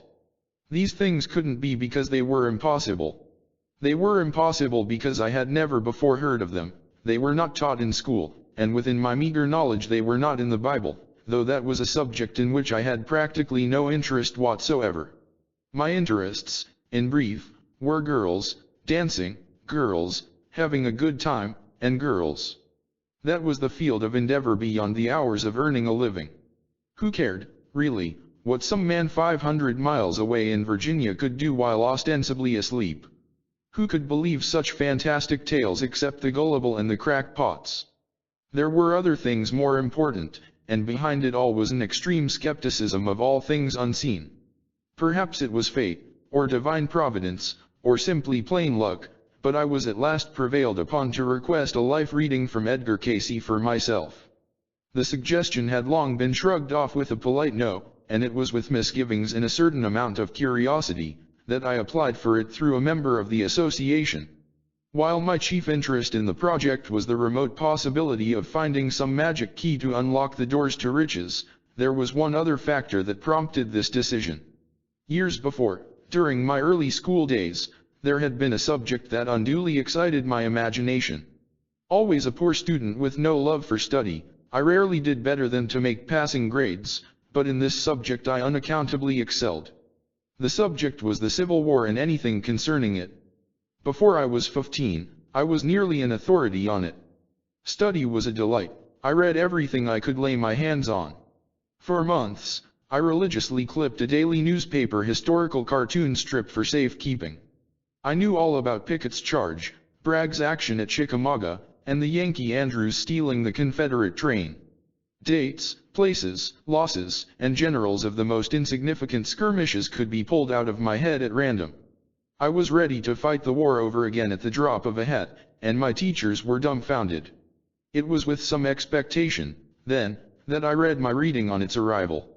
I skipped through the pages to find it, and there it was in no uncertain terms.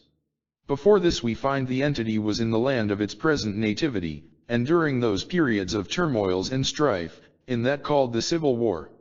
The entity was among the Southern contingents, acting in the capacity of what is called the commissary, or one providing provisions for the handling of those who served in the capacity of soldiers. Thus we find the entity met many of those disturbing conditions, many of those inactivities that brought the weighty problems of considering manners and means of distribution, as well as those influences from which resources might be obtained. The name then was Karl Brickner. In the experience the entity gained, for the sincerity of purpose was manifested in the manner in which the entity conducted himself. It was, indeed, fully as I had expected and, in this particular passage, somewhat flattering, I thought. Possibly I could have accepted it then and there but for other internal evidences of error. I read it with interest until I came upon this. Thus there may come to the entity the opportunity for sowing the seeds of the spirit of truth and love. Thus may the entity develop and grow to become an influence, a force of power for good. Nothing could have been more foreign to me. An influence for good. That was just short of a laugh. I wasn't interested in sowing goodness, I was interested in sowing my wild oats. And then, for thou, veritably, believeth that in him ye move and have thy being. Then act in that way and manner. I had no such convictions. Reared in strict orthodoxy, I had never quite fully accepted this premise since I had begun to think for myself. While I rendered nominal lip service, skepticism was always in the back of my mind. This was amply demonstrated in a passage from my so-called Egyptian incarnation.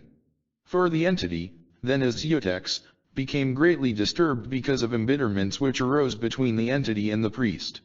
Yet, eventually, through the deeper considerations of self and its peoples, there was the absorbing of the ideas and ideals of the priest.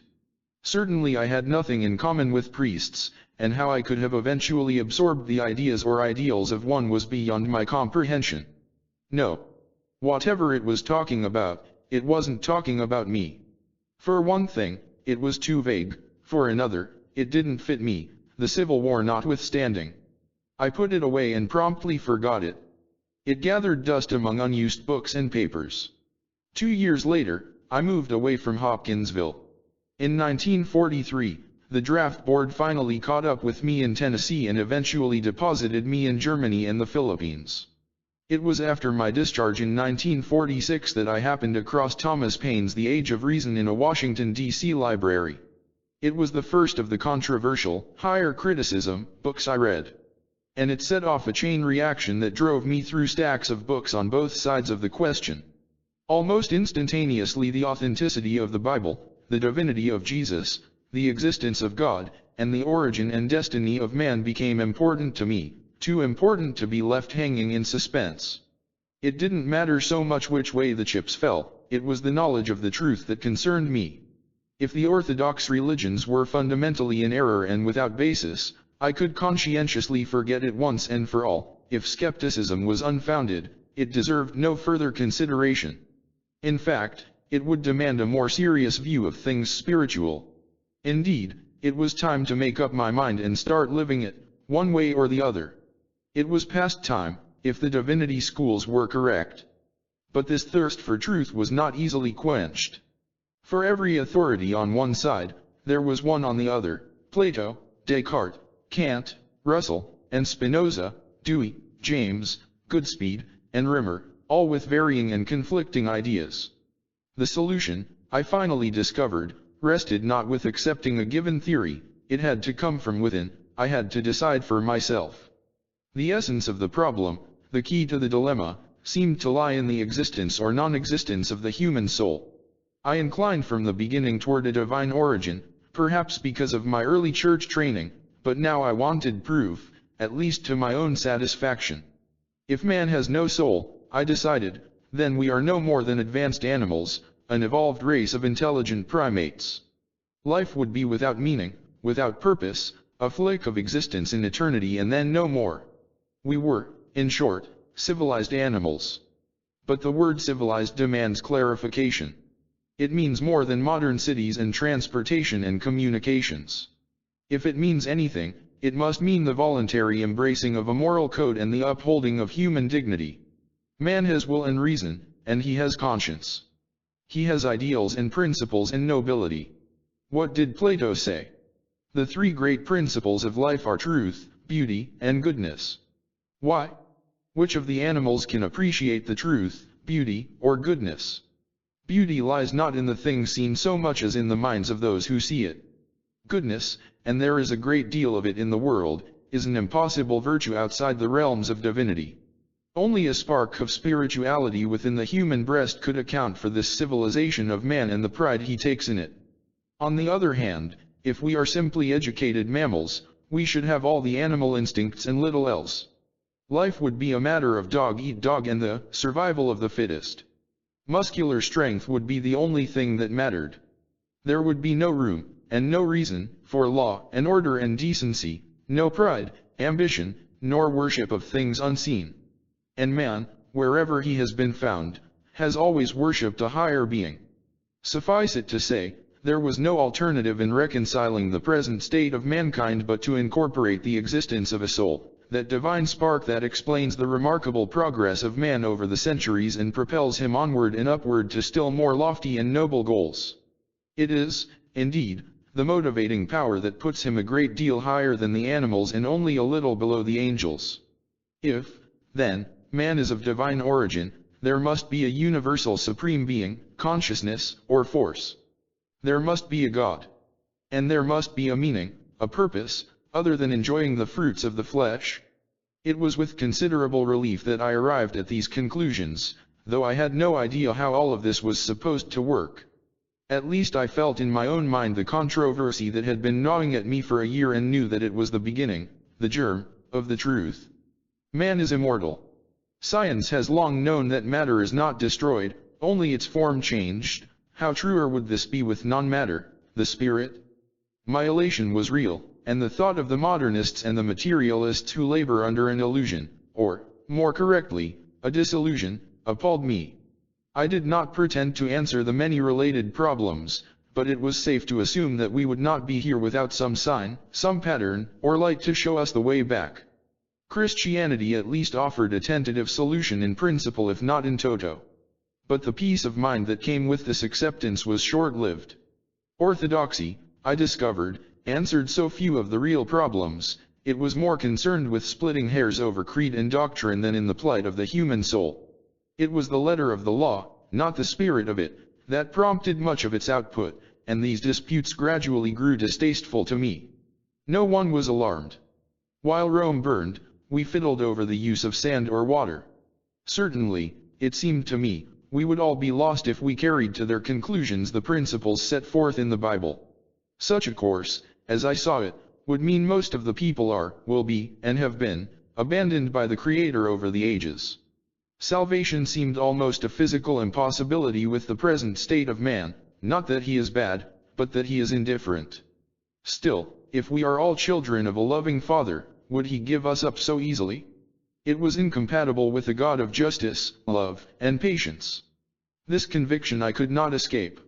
It was in 1950, while living in Toledo, Ohio, that I pulled from among my forgotten books Thomas Sugrew's There Is a River. I had read it hurriedly during the early part of my army career, but somehow it had not registered for a number of reasons. But this time it came under closer scrutiny. I read and reread the philosophy in the back of the book. I tore it apart and looked at the pieces. They all seemed to fit. Furthermore, they fitted with what I already believed to be true. Here was a tangible, workable plan of life, a plan that tied up all the loose ends of an otherwise vague conception of religion. Here, at last, was something I could believe. My orthodoxy was strengthened, not weakened, for now I could see the necessity and the wisdom of a spiritual life. I dug up my life reading forthwith, now yellowed with the years, and read it with the understanding that comes with the increases of age and maturity. I was overwhelmed by its impact. The seeds of the spirit of truth and influence for good, for thou, veritably, believeth then act in that way and manner. But it was not until 2 years later that I learned the real story of the priest and the pattern that was unfolding. The priest was, of course, Mr. Cayce in his Egyptian incarnation, and the plot would be almost amusing if it were not so serious. For the entity became greatly disturbed because of embitterments which arose between the entity and the priest. Yet, eventually, through the deeper considerations of self and its peoples, there was the absorbing of the ideas into ideals of the priest, or the turning of ideas into ideals, through the seeking to comprehend, to understand, and then to practically apply the tenet of, the Lord thy God is one. That was precisely what happened, then and 12,000 years later. I was meeting myself.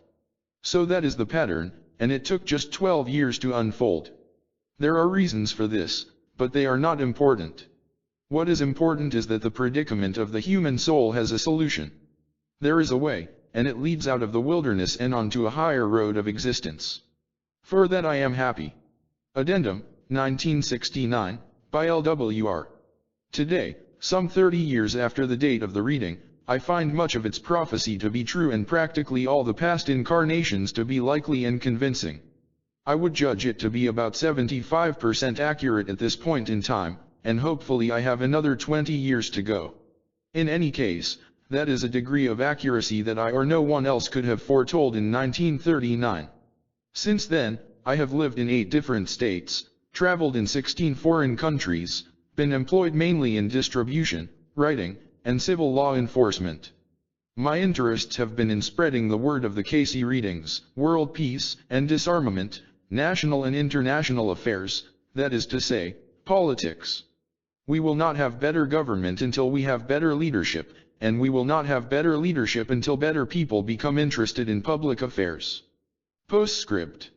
Not long before he suffered a stroke in 1995, we were at home reading when Lytle looked up from his book and said abruptly, "I don't believe in anything anymore." "What?" I asked, trying to understand what he was saying. "Reincarnation and all that, I don't believe it anymore." "Oh, you don't mean that?" I answered, smiling, and trying to take it lightly. "It's true. I don't believe in reincarnation or anything. There is nothing more than just what we see around us."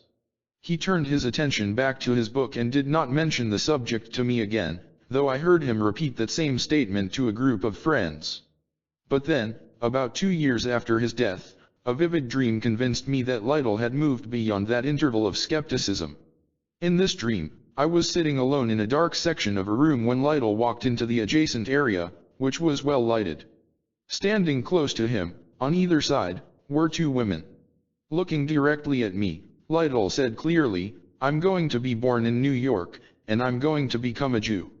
That last statement was particularly significant because for many years Lytle had adamantly sided with the Palestinians in all matters and was loudly outspoken in his negative criticism of Israel.